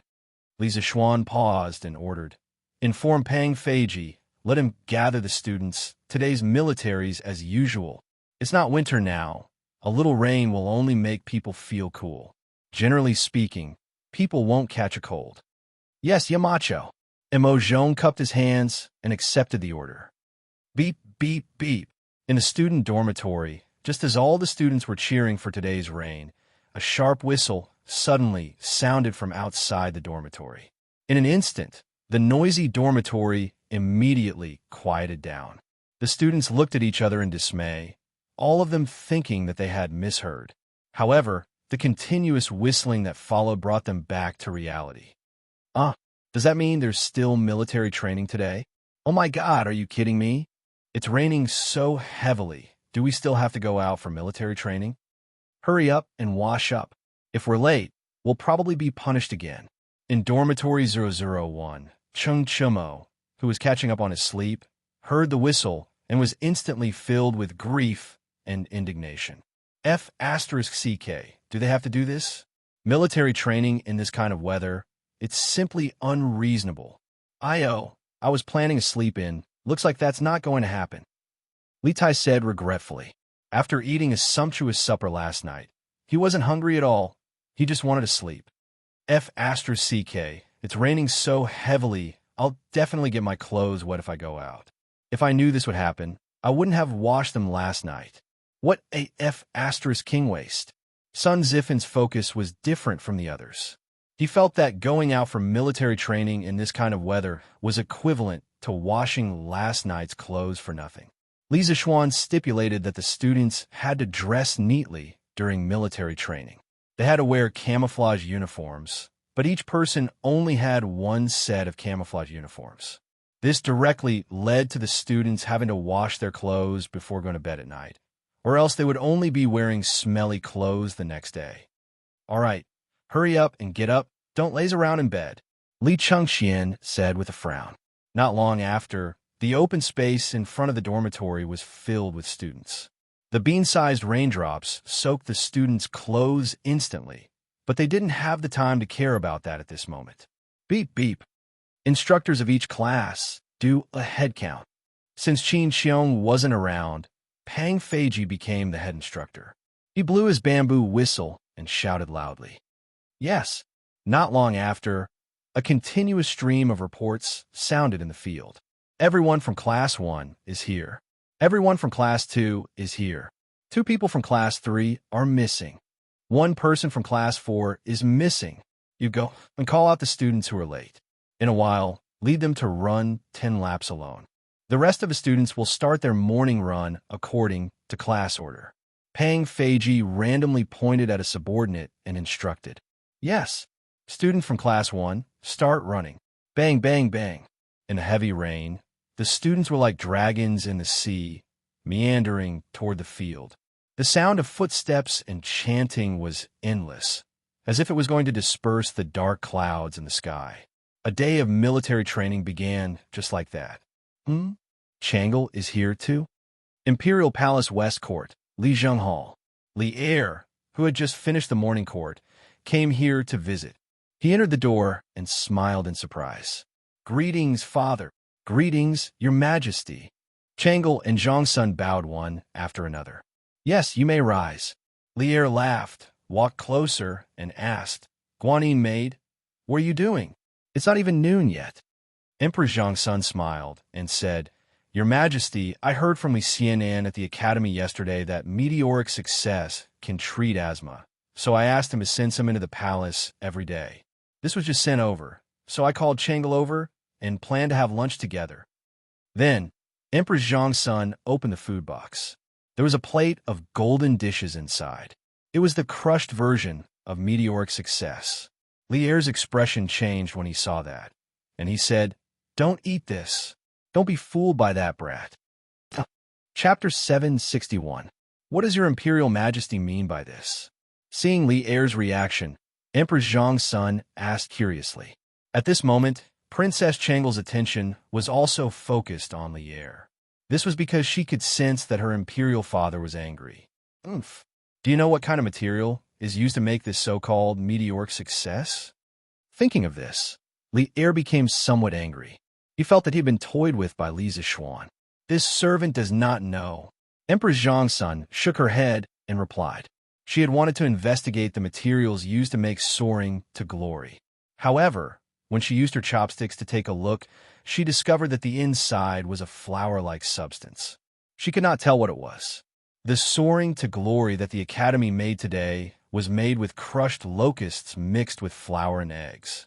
It was not strange that Zhang Sun could not tell the ingredients. Locusts.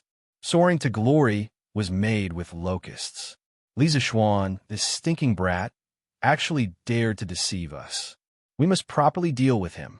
Li Er sat at the head of the table and angrily slapped it. Ugh! Hearing that they had been eating locusts, Zhang Sun and Changle's faces turned deathly pale. Their stomachs churned, and they nearly vomited. Imperial Father, please do not blame Brother Xiaoxian. Brother Xiaoxian definitely would not harm Changle. There must be something hidden here. Changle recovered her wits and promptly pleaded with Li Er. That's right, Your Imperial Majesty. Xiaoxian has always been a loyal and righteous child. He does not seem to be someone who does not know the gravity of the situation. Perhaps these locusts really are effective against asthma? Empress Zhongsun glanced at her eldest daughter and then spoke in support. Li Er coldly snorted and said, Humph. There is no need for you to speak for that brat. Yesterday, we already asked the 2 doctors of the Imperial Physician Bureau. They have never heard of locusts being able to treat asthma. From this, it can be seen that Li Zixuan's words are nothing but nonsense. As we see it, this stinking brat is definitely itching for a beating. Seeing that Li Er only spoke fiercely but did not have any intention of punishing him, how could Empress Zhang's son, who had been with Li Er for over 10 years, not understand what he was thinking? She could not help but inwardly breathe a sigh of relief. Perhaps this child remembered wrongly. It can be assumed that he does not have any ill intentions. Your Imperial Majesty, please do not blame him. I will settle the score with him in the afternoon. Take these things away and don't eat them in the future. Li Er pointed at the meteoric success in the food box and said with a straight face, "Yes." Empress Zhang's son responded. Changle, who was next to her, rolled her black eyes as if she was thinking of something.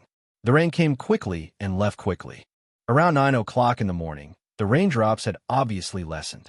By noon, 11 o'clock in the morning, the sky had cleared up, the dark clouds had dispersed, and the sun was about to come out. "Leader, a lady sent a note to you, saying that it's for you." When it was almost noon, Emo Zhong came to the principal's office and bowed to Li Zishuan. "Oh, did you ask about that woman's identity?" Li Zishuan raised his eyebrows and asked curiously. That woman said, "Yamacho, once you read the note, you will know who wrote the letter. Give it to me." Li Zishuan ordered. Emo Zhong stepped forward and handed over the note, then tactfully retreated. Li Zishuan opened it and looked at it. His expression changed slightly, and he said with some exasperation, F***CK. This is really good intentions doing a bad thing.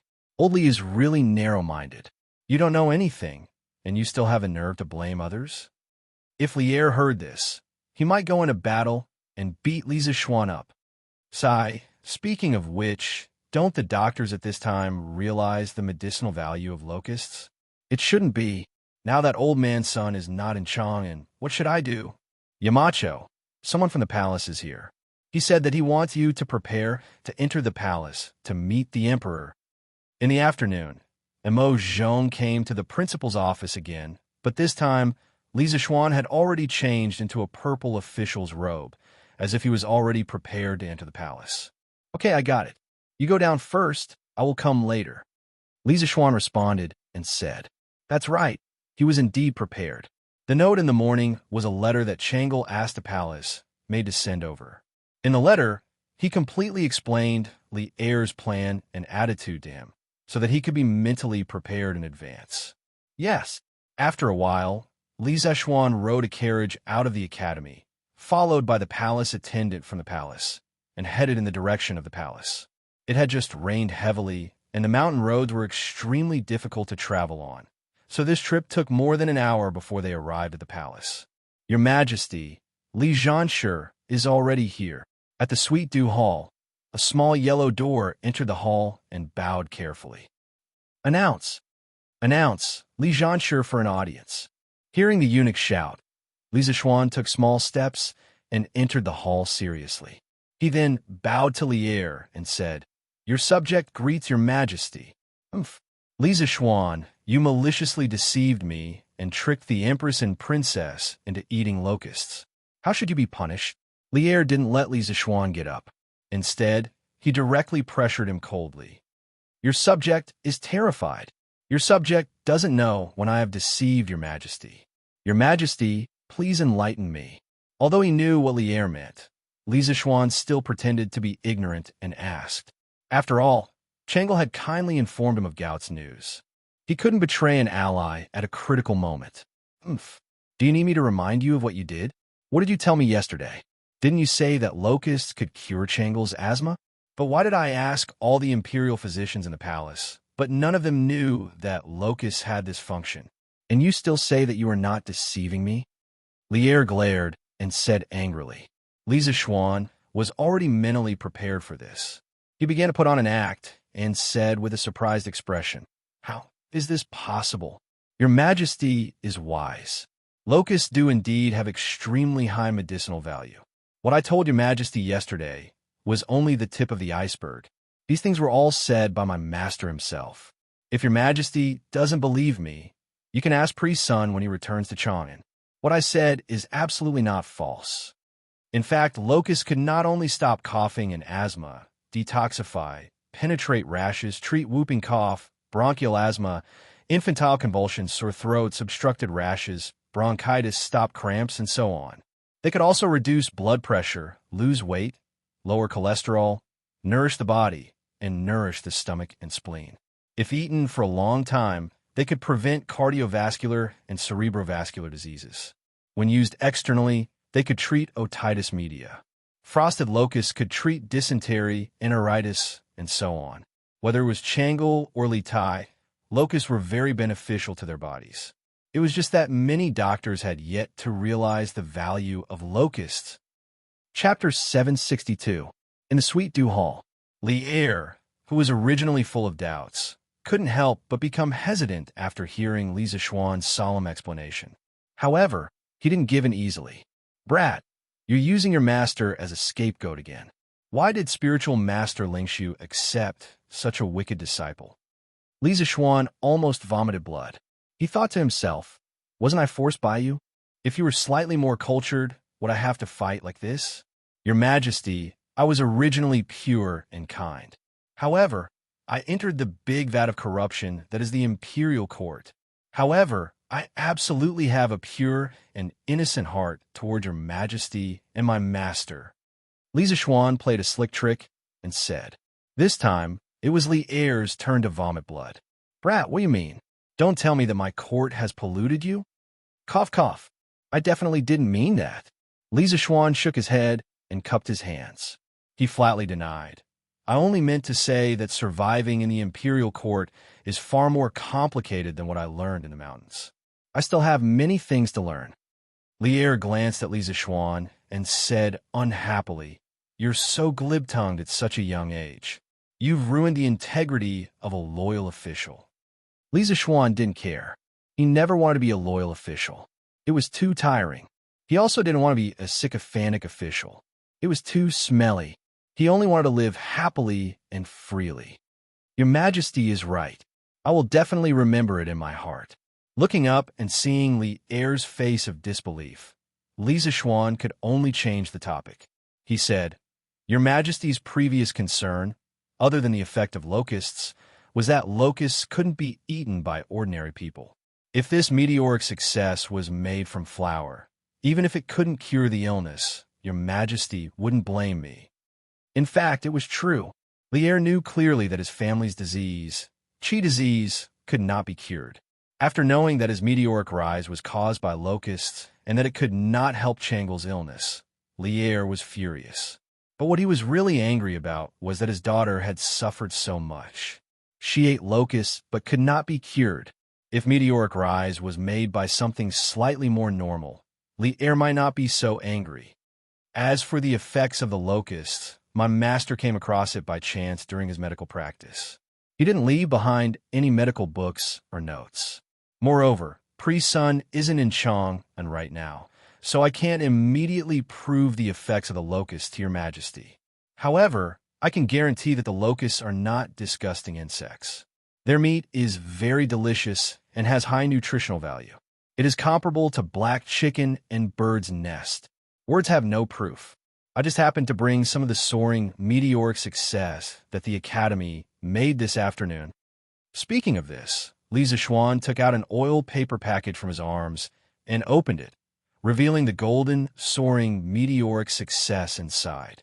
Li stared and said, "Why do you bring these things with you?" Li Zishuan replied, "Your Majesty, since I invented the way to eat locusts, I usually bring some with me. When I am hungry, I can eat it as a snack. It is very delicious. Your Majesty, please forgive my rudeness. Seeing such delicious food, I can't hold back." After saying this, Li Zishuan apologized to Li. Then he couldn't wait to grab a piece of soaring meteoric success and put it into his mouth. He deliberately chewed it until it was crispy, causing the palace maids and eunuchs outside to blush with shame. "Oh, it's really delicious. Your Majesty, do you want to try it?" Li was frowning when Li Zishuan handed over a piece of soaring meteoric success and asked. Scram! Even though Li Zishuan looked like he was eating very happily, Li couldn't help but feel nauseous when he thought that this thing was made by locusts. He then angrily said, will take my leave." When Li Zixuan heard this, not only did he not feel ashamed, but he also felt like he had been pardoned. He immediately took the opportunity to take his leave. Li Er waved his hand in annoyance and didn't want to bother with Li Zixuan. Li Zixuan bowed and slowly left the hall. "Wretch, wretch!" Li Zixuan quickly walked out of the imperial city and immediately scurried to a corner and retched. The heavens took pity on him. This was the first time he had eaten such disgusting things like locusts in his previous life. Although he knew that locusts had many benefits for the human body, although he had made a solemn vow in front of Li Er just now and acted beautifully, when he actually ate locusts himself, he still couldn't help but feel disgusted. Cough, cough. His performance in front of Li Er just now was just an act. What about bringing soaring, meteoric success with him every day as a snack? These are all lies. The reason he brought a bag of soaring, meteoric success today was because Changle had secretly informed him in the morning, and he had prepared it in advance to deal with Li Er. Therefore, the cause of these twists and turns was Changle. But the person who helped him through these difficulties was still Changle. Sigh, I've finally gotten rid of old Li. But in the end, it's still because there are too few medical books in this era that specifically introduce medicinal herbs. This led to the imperial physicians of the Imperial Medical Department not to recognize the magical effects of locusts. It seems that when Old Sun returns to Chong, and it's necessary to ask him to compile a medical book similar to the Compendium of Materia Medica. After calming down his tumbling stomach, Li Zixuan thought silently in his heart. In fact, there were many medical books that could be used in the Tang Empire, such as Shenong's Materia Medica, Emperor's Canon of Internal Medicine, Yellow Emperor's Canon of Internal Medicine, Treatise on Typhoid and Miscellaneous Diseases, Synopsis of the Golden Chamber, and 1,000 gold prescription that Sun Simiao might have started writing. These medical books could be said to have built a more complete medical system, but there were still certain limitations, because the starting point of these medical books was to prescribe medicine for diseases. Overall, their contents were mainly prescriptions for various diseases. But there were millions of diseases in the world. How could they cover all of them? Therefore, at this time, a medical book was needed to find another way to improve the current medical system.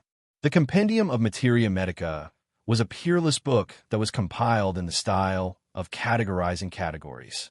It was different from the previous medical books in that it introduced prescriptions by categorizing the herbs in the world into categories.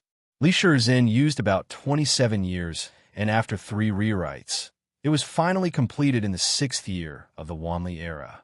There were more than 9 million words in the book, containing 1,892 types of medicine, 11,092 medical prescriptions, and 1,160 beautifully drawn illustrations. It was divided into 16 parts and 60 categories. It was a comprehensive collection of traditional Chinese medicine from the Han Dynasty in ancient China. It was a systematic summary of Chinese medicine before the 16th century. It was known as the Magnum Canon of Oriental Medicine and had a great impact on modern science. In his previous life, although Li Zixuan did not read the Compendium of Materia Medica, he had read part of it. The medical effects of locusts were what he read in the Compendium of Materia Medica in his previous life. Now that he had abnormal mental strength, if he seriously recalled, he could still recall some of the contents. Chapter 763. After leaving the palace safely, Li Zixuan went straight back to the academy. From afar, he could hear the deafening cheers from the field. The students were especially enthusiastic about their training this afternoon. As for the reason, of course, it was because today was a holiday. According to the academy calendar that Li Zixuan set, today was Friday. After the afternoon training, the students would welcome a 2-day holiday. For the students who had been tortured for such a long time, this was undoubtedly great news. No wonder they were not excited. When Li Zixuan was in the military training in the university in his previous life, he spent his weekends and days in the military camp. In comparison, this group of students was considered very lucky. Shaking his head, Li Zixuan walked toward his office. The field was in full swing and extremely noisy, but the Guanghua building was unusually quiet. This was because the teachers of the academy were racing against time to study the courses that they were going to teach this semester. How is it? Can you see it? How far can you see?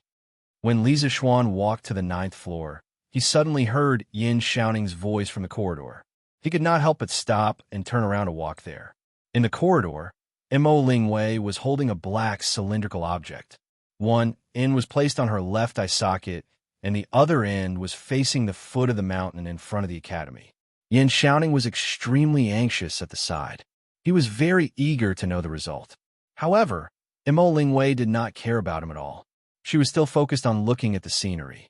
Hey. Wei tell me quickly. Did you succeed this time? Can you see the scenery from afar? Yin Xiaoning was so anxious that he scratched his ears and cheeks. If he was not afraid of the girl in front of him, he would have already snatched it. It was worth mentioning that before, he called Mo Lingwei an ink girl. Now, he directly called her Wei. It seemed that their recent progress was quite good. What's the rush? Little Ning, let me finish looking at it first. Mo Lingwei waved her fists and pretended to chase Yin Xiaoning away. No, Wei you've been looking at it for almost half an hour. Are you not done yet? How long are you going to look at it? At this moment, Yin Xiaoning felt that women were really troublesome. They were not cute at all. It's only been half an hour. You've lost your patience after half an hour? Little Ning, you're a man. Why are you nagging like an old woman? Are you still a man? Hearing the urging, Mo Lingwei immediately, Yin Xiao Shui. Yin, you. Yin Xiaoning was so angry that he was trembling. You for a long time, but he couldn't say anything. Suddenly, he had an idea. He moved his feet and came to the front of Mo Lingwei. Then, he used his right eye to look at the other end of the cylindrical object in Mo Lingwei's hand. Then, the image froze there. Ah, little Ning, you're courting death. After about 3 breaths of silence, Mo Lingwei suddenly screamed and took a few steps back. She looked at Yin Xiaoning with dissatisfaction and said angrily, God knows how she would feel when a huge eye appeared in her field of vision. Anyway, the person involved, Mo Lingwei, didn't want to experience this kind of experience again. Li Zixuan, who had just witnessed this scene, suddenly couldn't help but think of a song from his previous life. After confirming with my eyes, I met the right person. I waved my sword and turned around, and blood like red lips, in the memory of the previous dynasty. It's not the blade that hurts people. It's your reincarnated soul. After confirming with my eyes, I met the right person. I spurred my horse to battle. The sound of the horse's hooves is like running tears. The moonlight on the bluestone floor shines in a mountain city. I followed you all the way to reincarnate. I have deep feelings for you, the old tree roots beside Luoyang City. This song was pretty King fitting here. Yin Xiaoning and Mo Lingwei just looked at each other after confirming with their eyes. What are you shouting for? I just asked you to show it to me. If you don't want to, I can go and see it myself. Do you have to have such a big reaction? Yin Xiaoning's eyes were sharp and his hands were fast. Taking advantage of Mo Lingwei's panic, he snatched the cylindrical object from her hand and then looked at it himself happily. What the CK? Xiao Xian, when did you come over? You didn't even make a sound when you walked. Are you trying to scare me to death in broad daylight? Yin Xiaoning adjusted the direction of his gaze and saw Li Zixuan's huge figure in his field of vision. He was so scared that he almost threw the thing in his hand away. As the saying goes, if you don't do anything wrong in the day, you won't be afraid of ghosts knocking on your door in the middle of the night. Xiaoning, you're so flustered. Could it be that you have a guilty conscience? Li Zixuan stared into Yin Xiaoning's eyes and said meaningfully, Damn, you're so weird. I think you're the one with a guilty conscience. Yin Xiaoning rolled his eyes and said in annoyance, As a straight man who is destined to be alone for the rest of his life, how could he have a guilty conscience? This was called being calm. Okay. Yamacho, you're here. Just in time. Come and take a look at the clairvoyance that we just made. Xiao Ning, quickly take out the clairvoyance. Mo Lingwei couldn't help but feel a little angry when she saw Yin Xiaoning acting like a block of wood. But when she thought of the results of the past few days of hard work, she couldn't help but come forward and say excitedly to Li Zishuan. "Oh." Yin Xiaoning responded dully, and then handed the clairvoyance in his hand to Li Zishuan. The outer shell was made of wood. Li Zishuan judged the material of the clairvoyance's outer shell as soon as he held it in his hand. It was made of high-quality Phoebe Jinan wood, complemented by peerless carving skills. It was very classy and impressive. This was obviously the masterpiece of Strange Pavilion's Heavenly Knife Lu. 2 lenses were embedded at both ends of the wooden tube, one big and one small. Li Zishuan put the clairvoyance close to his eye socket and then looked into the distance. He realized that the flowers, grass, and trees at the gate of the academy were all reflected in his eyes, and even the texture was unusually clear. Cough, cough, although with Li Zishuan's current eyesight, he could still see things that were so far away even without the clairvoyance. But with the clairvoyance, he still felt that things were bigger and clearer. Not bad. You've already adjusted the distance between these 2 lenses very well, and it can meet the requirements of the clairvoyance. Ink Girl, Xiaoning, you've done very well, and the progress is also quite fast. I'm very satisfied. Li Zishuan looked at the 2 of them and sincerely praised them. "Oh, it's rare that you're satisfied with Yamacho. It's really not easy," Mo Lingwei said excitedly with a bright smile on her face. Logically speaking, it could be said that Mo Lingwei and Yin Xiaoning had put in a lot of effort to be able to go from nothing to making the clairvoyance in just 10 days. Although they had the support of the powerful and advanced production capabilities of the workshop behind them, their hard work couldn't be ignored. It was indeed very difficult. Chapter 764. Yamacho, does this mean that I've succeeded? You have to keep your promise to me. Mo Lingwei became excited when she heard Li Zishuan's affirmation. Li Zishuan chuckled. Haha, you're still far from success. Back then, I asked you to build an astronomical telescope. Miss Mo, don't tell me you think you can see the moon in the sky with this little thing? Mo Lingwei blinked curiously. Why can't I? My clairvoyance can already see very far. Can I use it to see the moon? Of course not. Seeing that Yin Xiaoning was also puzzled, Li Zishuan had no choice but to patiently explain to them. I've told you guys before that the magnification of the clairvoyance is related to the focal length of the objective lens and the eyepiece. The clairvoyance that you guys are making now has a magnification of at most 7 to 8 times. That is to say, a person who uses this to see a distance of 1,000 feet will only be able to see a distance of about 10 to 12 feet. The moon is about 880,000 miles away from us. Do you think we can clearly see what the moon looks like with this? Usually, the moon is about 400,000 kilometers away from the Earth. In the Tang Dynasty, Li Shimon's 2 steps, 1 step for each of his left and right feet, was used as the standard. It was called Bu. It was stipulated that 300 steps was 1 Li, and 1/5 of 1 Bu was 1 Qi. In the Tang Dynasty, 1 Qi was 0, 303 meters, and 1 Li was 454 meters. The distance between the Earth and the Moon was about 880,000 miles in the Tang Dynasty. 880,000 miles? How far is that? The 2 of them were speechless. Yin Xiaoning thought for a while and asked, Xiaoxian, according to what you said, we just need to increase the magnification of the clairvoyance next? Li Zishuan rubbed his chin and replied, yes, but it's not just about increasing the magnification. When the magnification is too high, the final image of the clairvoyance will be seriously distorted. You have to think of a way to reduce the distortion of the image. Otherwise, no matter how high the magnification is, it will be useless. Mo Lingwei frowned and asked, Yamacho, what do you mean by image distortion? She could not be blamed for being ignorant. It was mainly because this knowledge had not been covered in the first volume of the physics textbook. Li Zishuan organized his words and explained, previously, I told you about the imaging principle of the convex lens. In fact, those are the cases where the light rays are close to the central optical axis. But in fact, there's always a part of the light rays that are not close to the central optical axis. They are at the edge of the lens. Compared to the actual object, the final image of this part of the light rays has a certain deformation. I call it distortion. For the clairvoyance, If you wanted to obtain a higher magnification factor, the overall length of its optical path would have to be longer. At this time, a small distortion would become even bigger after such a long optical path. So in the future, when you increase the magnification of the clairvoyance, don't neglect the image quality. According to my experience, as long as you can ensure that the magnification is above 30 times, you can basically meet the requirements of astronomical observation. Li Zixuan was very familiar with binoculars. When he was in high school, one of his roommates brought a pair of binoculars with the excuse of looking at the scenery opposite the dormitory. But in reality, he was only looking at the girls' dormitory.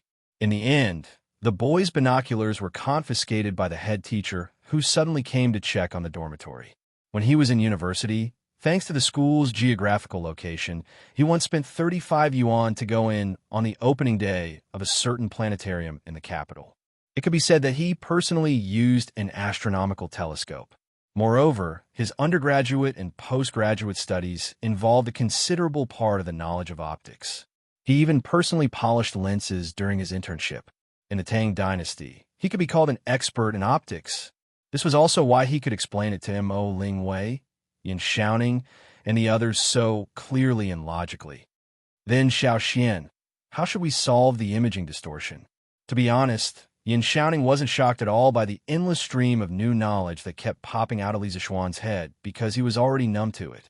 What was more important than being shocked was that he had to try his best to absorb the new knowledge that Li Zixuan spat out. This is very difficult. Li Zixuan shook his head with a complicated expression. To solve the imaging distortion and chromatic aberration problem of lenses, the method of cementing lenses was often used in modern times. By fixing 2 or more lenses with photosensitive glue and baking them with ultraviolet light. After going through 2 curing processes, a set of cemented lenses could be obtained. In modern times, some of the precision optical components, such as the objective lens of a microscope, the eyepiece of a telescope, and so on, used lens sets that were cemented with photosensitive glue. If only a simple convex or concave lens was used, it would be very difficult to obtain a better imaging result. However, in this era where basic science was extremely backward, wanting to control the imaging distortion like modern optical lens companies was tantamount to a fool's dream. Not to mention that there was no photosensitive glue, there was no way to even obtain pure ultraviolet light. In this case, how could they make a cemented lens set? Although it's very difficult, you can think of a way to replace a simple single lens with a lens set composed of many small lenses that are very close to each other. Also, you have to keep the overall imaging light path unchanged. This way, the results might be different. After pondering for a long time, Li Zixuan could only give it a shot and said in the end. Yin Shaoning and Mo Lingwei both fell into deep thought. Clang, clang, clang, clang. With the crisp sound of gongs and drums, Yinhuang Academy's training for the day was finally over. Qin Xiong, who was late because of the heavy rain in the morning, as the chief military instructor of the academy, blew the whistle decisively. School is over. The students' enthusiasm for training today was very high. There was no need to deliberately make things difficult for them. So Qin Xiong's impression of the instructors was quite good. Once school was over, he decisively let the students go to school without any hesitation. Oh, it's the holidays. I can finally go home and sleep in. Haha, I must eat a lot of meat these 2 days. Drunken Immortal Restaurant, this young master is coming. The students burst into cheers, and then Yinhuang College became a sea of joy. Cheers could be heard everywhere. The students ran back to the dormitory like a gust of wind, then rushed out of the dormitory, out of the college gate, and directly down the mountain into Chang and City. Chapter 765. 2/3 of the students in Yinhuang College came from outside Chang and City, so only a small number of students went home during the 2-day holiday. Although the rest of the students could not go home, they were very happy that they did not have to go through military training. However, as the saying goes, fortune and misfortune depend on each other, and misfortune hide within each other. Sometimes, not being able to go home was actually a kind of luck. F***CK, I just came back and I want to poop. Jiang Wuyun, bring this young master some toilet paper. It didn't take long for Chung Chumo to return to Chang'an. As soon as he entered the house, he suddenly felt that his chrysanthemum was tight and he wanted to poop. Chung Chumo quickly went straight to the outhouse and ordered his errand boy. Jiang Weiyun, who was in the front yard, saw Chung Chumo enter the courtyard. He wanted to greet him, but when he heard such a sentence, he was suddenly stunned. "Hey, young master, what is toilet paper?" Jiang Weiyun chased after Chung Chumo and shouted loudly. Chung Chumo, who had just walked to the front of the cottage, paused his steps, patted his head, and said in annoyance, "F***, I almost forgot. There is no toilet paper at home." Forget it. Bring me some newspapers." Jiang Weiyun took the order and left. Chung Chumo shook his head and went into the outhouse with an unhappy face. F***, why is it so smelly? Chung Chumo, who was used to the outhouse of the academy, came back and saw his own outhouse and immediately began to dislike it. His outhouse not only did not have the white and smooth toilet of the academy, but also did not have a complete flushing system. It looked disgusting and smelled bad. No wonder this guy began to dislike it. Young master, our outhouse has always been like this?" Jiang Weiyun, who had just brought a newspaper, stood outside the outhouse and said in amazement. Okay, I know you can go." Chung Chumo stretched out his hand and took the newspaper into the outhouse and said helplessly. Chung Chumo, who had just left Yinhuang College for less than an hour, had already begun to miss his life in Yinhuang College. When he was in the academy, he wanted to leave the academy. Now that he was out of the academy, he wanted to go back to the academy. Was this the legendary act of being cheap? In fact, Chung Chumo was not the only student who was embarrassed. When the students returned home, they were not used to the sudden change in architectural style. Most of the buildings in Yinhuang College were foreign-style buildings made of cement bricks, while the students' homes were in the classical style with wooden doors and windows. It was hard to say which style was better or worse. It could only be said that the students were used to living in the classical style of wooden buildings and windows. When they first entered Yinhuang College, they felt that living in the style of Yinhuang College was more comfortable. In addition, similar to Chung Chumo's situation, the students all discovered the superiority of the academy's toilets. The clean and hygienic toilets were incomparable to their own toilets. Housekeeper, go to Chitsu Pavilion and help me buy some toilet paper." In the Sun Mansion, Sun Zifen came out of the outhouse with a constipated expression on his face and said to the housekeeper in the courtyard, "Looking at this guy's expression, God knows how much he suffered in the outhouse." "Young master, what is toilet paper?" The housekeeper looked at Sun Zifen with a puzzled face and asked. Sun Zifen frowned and impatiently waved his hand and said, It's very hygienic paper. Housekeeper, you can go to Chitsu Pavilion and ask. The people there will definitely know." The steward answered in a daze and went out. However, after a while, he turned back and said embarrassedly, "Young master, now that the gate is about to close, there should be no one at Strange Interest Pavilion." Sun Zifen was speechless and said, "Then let's go tomorrow morning." Most of the Yinhuang College students who returned to Chang and encountered the embarrassing situation of not having toilet paper in the outhouse. After leaving the academy, they felt uncomfortable everywhere. But there was one person who was luckier, and that was Li Tai. "Hey, fortunately, Royal's sister has toilet paper. Otherwise, wouldn't this prince be slaughtered?" Li Tai came out of the outhouse with a roll of toilet paper in his arms. He was very satisfied as he thought to himself, now in the entire Tang dynasty, except for Li Zishuan's house and Yinhuang College, only Chang'e had toilet paper. Previously, when Chang'e followed Li Zishuan and Emperor Zhongsun to tour Yinhuang College, Li Chengxian suddenly had a stomachache, and Chang'e inadvertently discovered the wonderful use of toilet paper. Then, the little girl took the initiative to ask Li Zishuan for a batch of toilet paper. Li Zishuan had always treated such an obedient and lovely little girl like Chang'e as his own sister. After hearing Chang'e's request, Li Zishuan naturally agreed. He arranged for a cart of toilet paper to be sent to the palace that day. Li Tai took advantage of this loophole and was able to obtain the precious toilet paper. Sigh. The only flaw is that the outhouse in the residence is not as comfortable as the one in the academy. I have to admire Xiao Xuan's design skills. He can even come up with new tricks in the outhouse. The outhouse in the Prince of Wei's residence was not dirty or smelly, but Li Tai still felt that the outhouse in the academy was more comfortable to squat in. Chief Gu, tomorrow, go and invite a group of craftsmen who participated in the construction of Yanwang College to renovate the residence. Ask them to do as much as possible in the style of the academy. Li Tai found the chief of the residence and whispered to him, "Yes, Your Highness." The so-called Elder Gu was a middle-aged scholar in his early 30s. He bowed and said, "By the way, ask someone to buy some toilet paper from the Wonderful Taste Pavilion tomorrow. It's not good to keep borrowing toilet paper from Changle." Li Tai added after some thought. Chief Gu was speechless. What kind of borrowing is this? What's the difference between borrowing and not returning and stealing? "Yes, Your Highness." To a certain extent, the Yanwang College students who returned home during the holidays were like a batch of sparks that spread to the world and ignited a prairie fire. Through word of mouth, people gradually learned about toilet paper, water pipes, showers, and other novelties.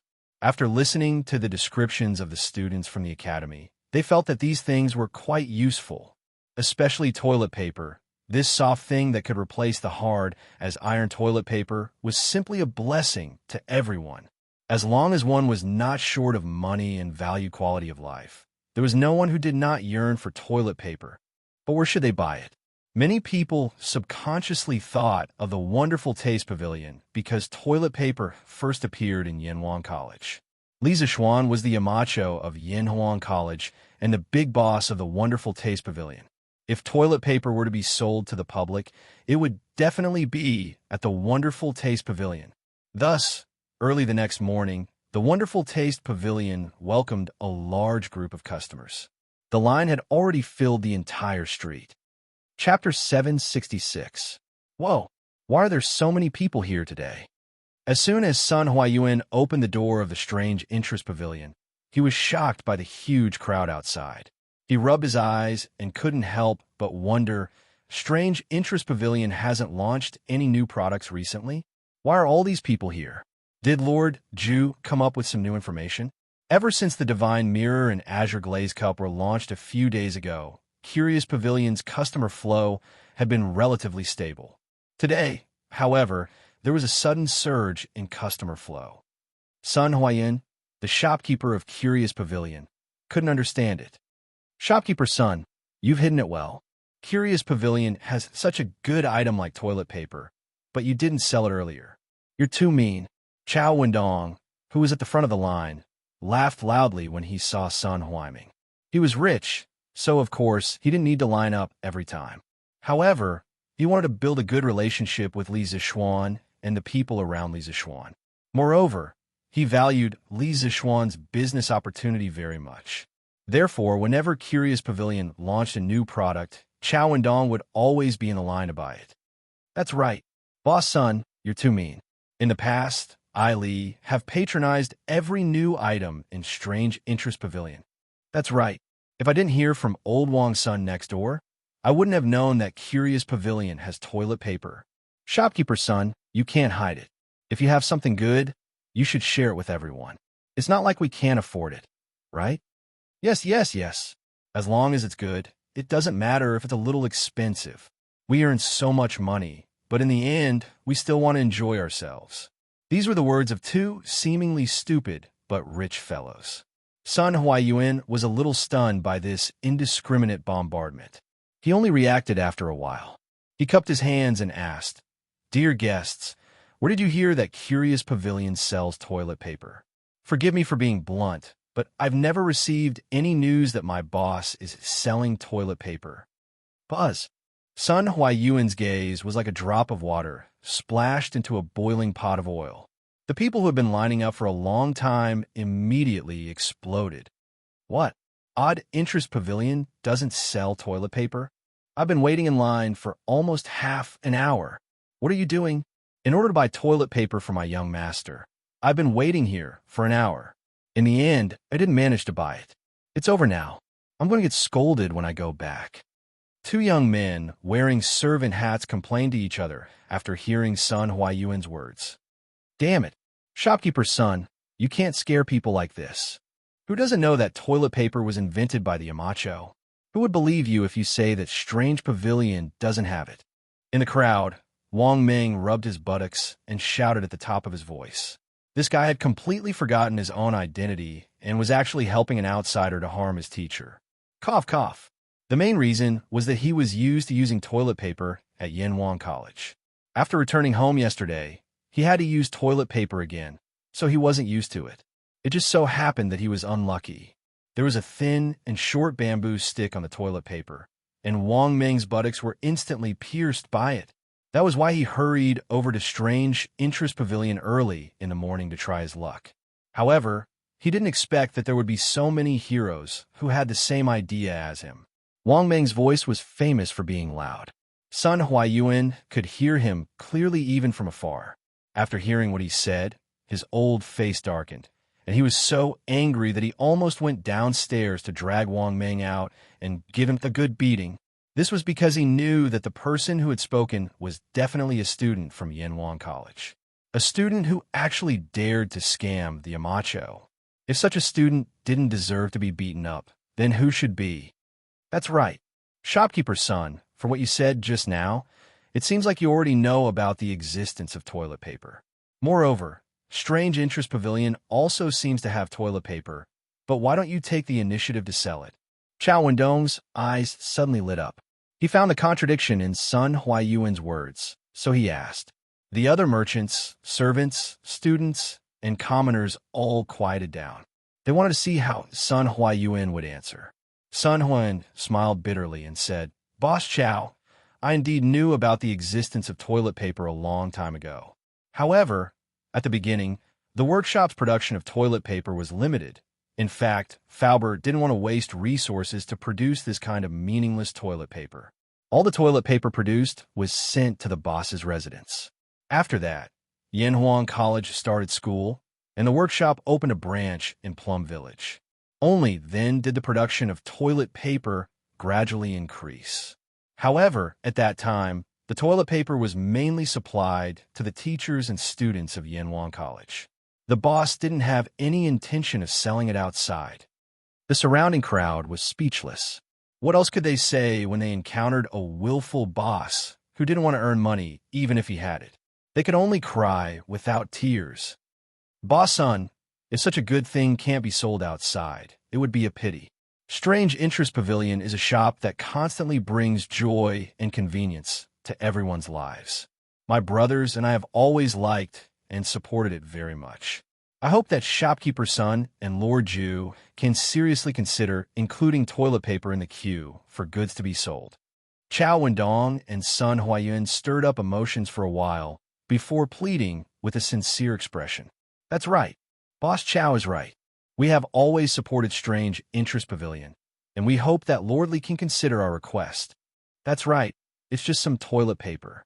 I don't think Lordly will care about this. Seeing that the atmosphere in the hall had been stirred up again, Sun Huayuan had no choice but to agree in order to be safe. Everyone, please don't be impatient. I will personally convey your request to the boss. In the end, it will still be up to him. Okay. Thank you for your trouble, Shopkeeper's son. Yo, Shopkeeper's son. In the Yinshan residence, Li Zixuan had a guest who had never been to his house before. Lord Ju, I hope I'm not disturbing you. Sun Huayuan looked at the Western-style house in front of him and asked carefully. No, Shopkeeper's son. Is there something you need from me? Come in, let's talk. Li Zixuan ordered the servants to serve tea as he brought Sun Huayuan to the study on the first floor. After seeing the luxurious interior of the Western-style house, Sun Huayuan was shocked again. He thought about the rumors that many Yenhuang College students couldn't help but return to school today after going home for the holidays. He sighed in his heart. I've heard that Yenhuang College's construction is extremely luxurious. If the decorations are like this house, then it's possible that the students can't bear to leave school and return. Chapter 767. Lord Ju, this is what happened from the beginning to the end. I was forced by them to come and disturb you. In the study room, Sun Huayuan told Li Zixuan about what happened in the morning with a bitter face. Speaking of which, It was easy for Li Zixuan to be a hands-off shopkeeper, but Sun Huayun was not at all relaxed as the front shopkeeper. He had to be smooth and slick and not provoke enemies for the main house for no reason. When facing all kinds of customers, he had to be careful and greet them with a smile. Oh, these people are really interesting. They actually came to you to ask for toilet paper. Li Zixuan raised his eyebrows in surprise. Then he muttered, "The current workshop can supply the toilet paper, but there are so many people fighting for it. It's easy to fall short of supply. So I forget it. I'll sell it first."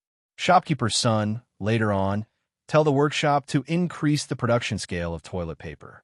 If they don't have enough manpower, they can recruit people from Plum Village and the nearby villages. Now, the workshop of Strange Taste Pavilion had taken root in Plum Village. Its scale was several times larger than before. Also, it was more convenient to place paper making, which was a highly polluting process, near the river. Yes, Lord Zhu. Li Zixuan's decision was beyond Sun Huayuan's expectations. He had tried to persuade Li Zixuan to sell toilet paper in the past, but Li Zixuan had never taken it seriously. He knew that the main reason was because the fairy mirror and color glass cup were available in the Strange Taste Pavilion, while the winery had Drunken Immortal and Gentle Village. Li Zixuan didn't care about the profits from toilet paper. This time, he didn't have high hopes, but he didn't expect Li Zixuan to agree. Sun Huayuan left with satisfaction. This result allowed him to report to Chao Wendong and the other rich businessmen. He did not have to be in a difficult position anymore. Of course, he had reason to be happy. Li Zixuan sat in the study room. His fingers tapped rhythmically on the armrest of the chair. He had a thoughtful look on his face. "Husband, what's wrong? Is there something on your mind?" Han Yushi saw that Sun Huayuan had come out of the study room, but Li Zixuan did not come out. She could not help but come in to see what was going on. She saw Li Zixuan leaning on the armchair with an inexplicable expression. So she walked up and asked softly, "Oh, wife, come sit here." Li Zixuan came out of his thoughts. He moved a little to the right of the chair and pointed to the empty space on the left. He smiled at Han Yushi. The armchairs in his house were quite spacious. They were the kind that was more than enough for one person to sit on, but it would be a little crowded if two people sat on them. This guy wanted to take advantage of his wife blatantly. Han Yushi glared at her husband, but after thinking about it, she still walked to Li Zixuan's side and sat down. Li Zixuan smiled. He put his arm around his wife's waist and said, "Sun Huayun just came here to plead for the people of the people. Just now, shopkeeper's son came to petition on behalf of the people." Today, the curious pavilion was surrounded by many merchants and ordinary people who wanted to buy toilet paper. It seems that the people of our great Tang have all suffered the harm of toilet paper. This was a private matter. Thinking about how she had used toilet paper in the past, Han Yushi blushed and asked, "Husband, you agreed just now, right? I saw that Sun Huayuan was in a very good mood when he left." "Ha, my wife is smart," Li Zixuan praised. Then he sighed and said, "Your husband has never cared about the small profits brought in by toilet paper. However, your husband has neglected the needs of the people of the Great Tang. He has also neglected the original intention of establishing the Strange Taste Pavilion. When the Strange Taste Pavilion was established, it was to create new and interesting things in the world to make life easier for the people. But now, Sai, wife, do you think that your husband is obsessed with money?" In fact, this was also the main reason why Li Zixuan had agreed to Sun Huayuan's request. Chao Wendong and the others' words in front of the Strange Taste Pavilion had made him happy and alert. He had thought that toilet paper would not make much money, so he had never considered selling it. Obviously, this went against the original intention of establishing the Strange Taste Pavilion. The market should not be decided by profits, but by practicality. Otherwise, he would become a businessman who only cared about profits and not a great man of the era. "So this is what my husband is thinking about." Han Yushi giggled and said, "Actually, my husband, you are thinking too much. In my opinion, the reason why my husband hasn't sold the toilet paper is not because the profit is small, but because my husband is now wholeheartedly devoted to the affairs of the academy and doesn't want to manage these trivial matters. Yeah, that's true. After hearing Han Yushi's words, Li Zixuan's mood immediately improved. He hugged his wife and laughed shamelessly. Ha! My wife knows me best. In the evening, Li Zixuan made another trip to the academy because there were still more than 400 foreign students living there. The youngest was the 6-year-old prodigy, Jia Jiayin. It was fine if there was a military training instructor on a normal day, but if there was no one on the weekend, he was worried that the students would cause trouble in the academy. Wang Meng, Sun Zifan, why are you two stinking brats back again? Could it be that you are not awake and remembered the school day wrongly? Coincidentally, as soon as Li Zixuan entered the academy, he saw Sun Zifan and Wang Meng walking in front of him with a bag slung over their shoulders. Li Zixuan quickly caught up with them and asked, Yamacho, hello. Sun Zifan heard Li Zixuan's voice and quickly stopped in his tracks, turned around, and saluted. Yamacho, hello. Wang Meng also saluted. The two of you haven't answered my question. Li Zixuan glanced at the two of them and said indifferently, Yamacho, it's like this. When I returned home, I realized that studying at the academy was more fulfilling than wasting time at home. So I returned to the academy and planned to use the break to prepare for the upcoming lessons. Sun Zifan rolled his eyes and explained to Li Zixuan. Wang Meng nodded and echoed, Yamacho, I also came to the academy to prepare for my lessons. Do you think I will believe you? Li Zixuan glared at the two of them and said angrily, Nonsense! Do you believe that I will ask Instructor Pang to discipline the two of you separately tomorrow? Huh? Sun Zifan was shocked and quickly waved his hands. No. Yamacho, I'm not used to staying at home, so I came back to the academy. After all, life at the academy is good, and I can eat, sleep, and poop well. Chonyo, Bao Lin, and Qin Ke came back earlier than us and arrived at noon. He really wanted to say, I came to the academy to freeload food and toilet paper, but if he said so directly, he would definitely be beaten up again. Li Zixuan suddenly understood. He looked at Wang Meng and said, Wang Meng, I heard that you have a lot of free time in the morning. Wang Meng's eyebrows twitched and his legs trembled. He was about to explain when Li Zixuan said, All right, you guys can go now. Only then did he feel as if he had been granted amnesty. He dragged Sun Zifan and hurriedly fled. Chapter 768. Wang Meng, what did Yamacho say to you just now? Yanwang College. On the way back to the dorm, Sun Zifan nudged Wang Meng's arm and asked, Nothing. Wang Meng hurriedly waved his hand. He couldn't possibly say that he was mischievous because he didn't manage to buy toilet paper from Court Pavilion in the morning. Could he? Since Li Zixuan didn't hold him responsible. The fewer people who knew about this, the better. TSK. It's fine if you don't want to say it, but you're still acting mysterious. Sigh. We're finally back at the college. Don't you think it's strange? We were tortured at the college a few days ago, but when we were back at home, we felt uncomfortable. Now that we're back at the college, everything is normal again. It's really baffling. Looking at the dormitory building not far ahead, Sun Zifan stroked his bald chin and sighed emotionally. What a pity. Wang Meng glanced at Sun Zifan and finally said, Maybe this is what Yamacho means when he says I'm cheap. Damn it. Wang Meng, how dare you scold me in a roundabout way? I'm going to beat the shit out of you today. Sun Zifan was furious and wanted to kick Wang Meng. Wang Meng naturally wouldn't just stand there and wait to be beaten. He took advantage of his long legs and ran out of Sun Zifan's attack range. Yo, Boss Wang, you're here too? Our Chong and city's god of wealth invited me.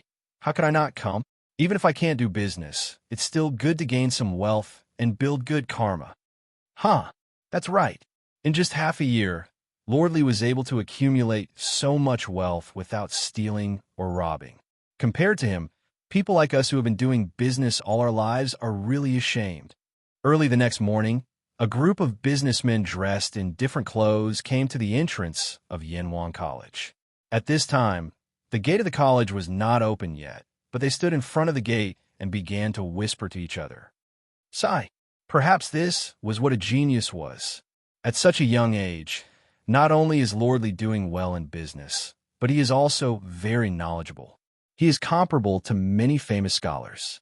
Otherwise, how could he become the Yamacho of Yanhuang College? Speaking of which, this Yanhuang College is really impressive. Of course, Yanhuang College's limelight was about to overshadow the directorate. Let's wait for next year's imperial examination to see how many of them can pass. Yo, isn't that Boss Liao? I heard that Boss Liao's good friend, Boss Feng, went out to sea with the imperial court's army.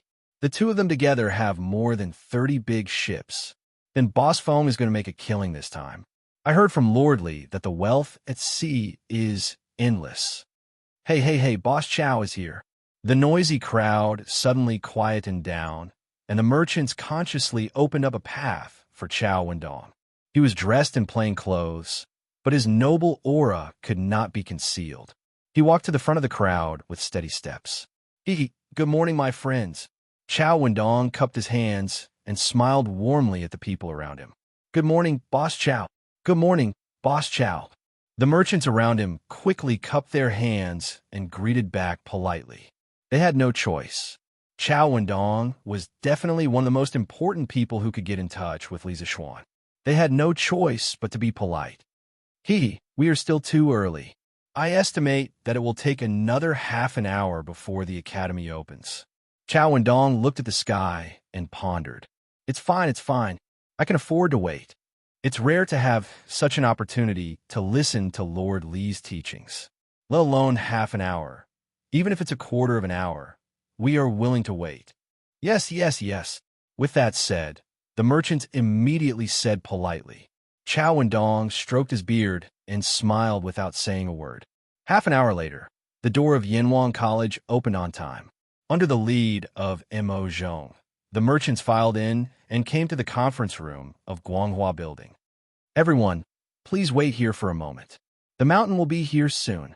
Mo Zhong, who had already received Li Zishuan's instructions, said to the people who came in. Okay, thank you. The merchants did not dare to show any dissatisfaction. Instead, they were all full of smiles. After the time it took to brew a cup of tea, Li Zishuan finally walked in from outside. Sorry to keep you waiting. Li Zishuan cupped his hands in salute and said sincerely, You are too polite, Lord Zhu.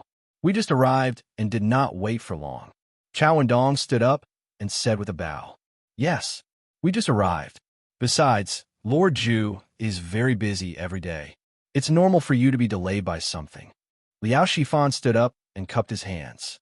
The rest of the people quickly agreed. Li Zishuan gestured with his hands, then looked around at the people in the room and said with a smile, Since you are here today, you must have heard that I want to raise money to build roads and develop Plum Village. Plum Village is close to the Ba River, and the waterway is smooth. Moreover, the new workshop of Strange Interest Pavilion is also in Plum Village. Therefore, we have the most advanced workshop products here. We will not have to worry about sales no matter where we ship them. To the north of Plum Village is Yunshan and Yanhuang College. In the future, this place will become the holy land of learning for all the scholars in the world. It will bring countless talents to Great Tang. Moreover, with the promotion of academic knowledge, the workshop technology will be more advanced in the future. It will be able to produce more interesting and practical things. Correspondingly, this land will produce a huge amount of wealth. Currently, the only factor restricting the development of Plum Village and Yanhuang College is roads. For everything that I have just mentioned, roads are the most basic and important. That's why I've invited all of you here today. I want all of you to participate in the future Feast of Wealth by investing in the company. I want to establish a Yanhuang Chamber of Commerce. In the future, only members of the Chamber of Commerce will be able to sell the goods produced by Strange Interest Pavilion. At the same time, they will be able to enjoy the protection of the Chamber of Commerce. As for the first batch of members to join the Chamber of Commerce, the amount of money donated today will determine the weight of their words in the Chamber of Commerce in the future. You have a total of 200,000 shares to subscribe. The final 6 people will be the first batch of members of the Chamber of Commerce. Then, let's not waste any more time. Let's start the voting. At first, Li Zixuan only wanted to accept 5 members. However, after seeing so many people today, he decided to add one more member. The rest of the people did not find it strange. They were just secretly glad. As soon as he finished speaking, the meeting room was so silent that one could hear a pin drop. Although these people had heard about the Yin Huang Chamber of Commerce from Chao Wenzhong, hearing Li Zixuan say, it personally still made them feel a little strange. I will subscribe for 40,000 strings of cash. If there is any left in the end, I will take it all. Chao Wendong was the first to respond. Chapter 769. 40,000 strings of cash. Chao Wendong's words immediately shocked everyone. It should be all the merchants. After all, there were very few people present who could casually take out 40,000 strings of cash like him. Moreover, judging from Chao Wendong's behavior, 40,000 strings of cash was clearly not his limit.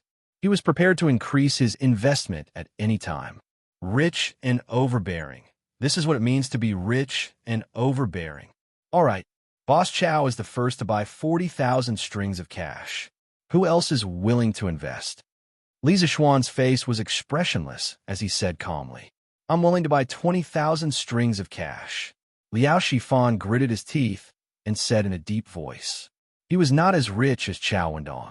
Mobilizing 20,000 strings of cash in a short period of time was already the limit of what he could do. Any more, and he would have to sell some things. Liao Shifan felt that it was not worth it to put up all his money for a plum village with an unknown future.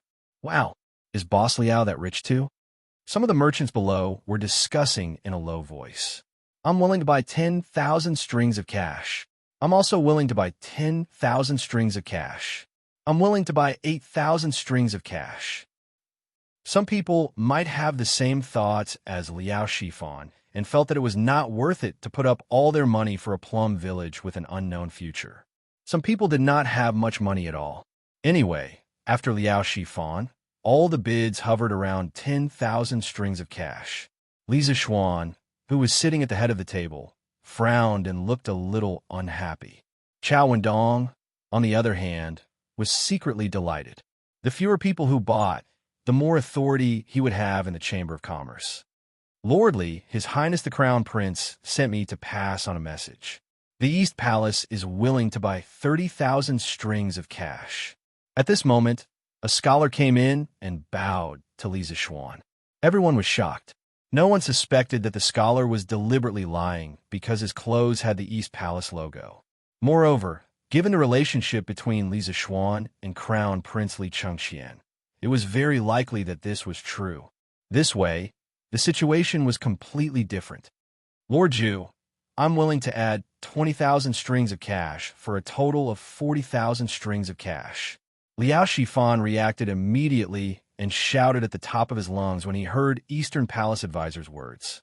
Although his own funds were limited, if he added in his good friend Feng Zhihua, he would be able to buy 40,000 strings of cash.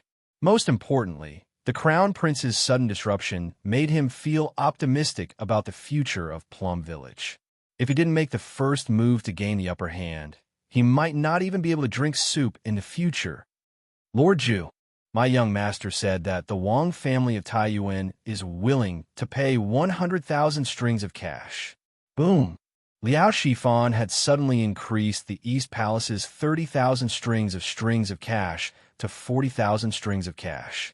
Now, the Wang family of Taiyuan had directly offered 100,000 strings of cash. These offers made everyone's blood pressure soar. It was extremely exciting. Your young master is Wang Renbiao? Li Zixuan looked at the middle-aged man who said he would give 100,000 strings of silver and asked in a deep voice. The middle-aged man bowed and replied, Yes, Lord Zhu. Li Zixuan raised his eyebrows. He didn't expect the Wang family to join in after hearing the news. He was about to say something when he heard a series of offers from below. Lord Zhu, I'll add 40,000 strings of cash for a total of 80,000 strings of cash. Chao Wendong smelled a hint of danger and immediately began to raise the price. Lord Zhu, I'm willing to pay 40,000 strings of cash. Lord Zhu, I'm willing to pay 45,000 strings of cash. Lord Zhu, a strange scene appeared. Following the final bid of 45,000 strings of cash, the conference room suddenly fell silent. The businessmen who didn't make it in time all swallowed the words that were about to come out of their mouths. They looked at each other in frustration, but no one dared to make a rash offer. It wasn't that they couldn't afford a higher price, but because Li Chengxian had offered 30,000 strings of cash. There were already 5 people who had offered more than 30,000 strings of cash.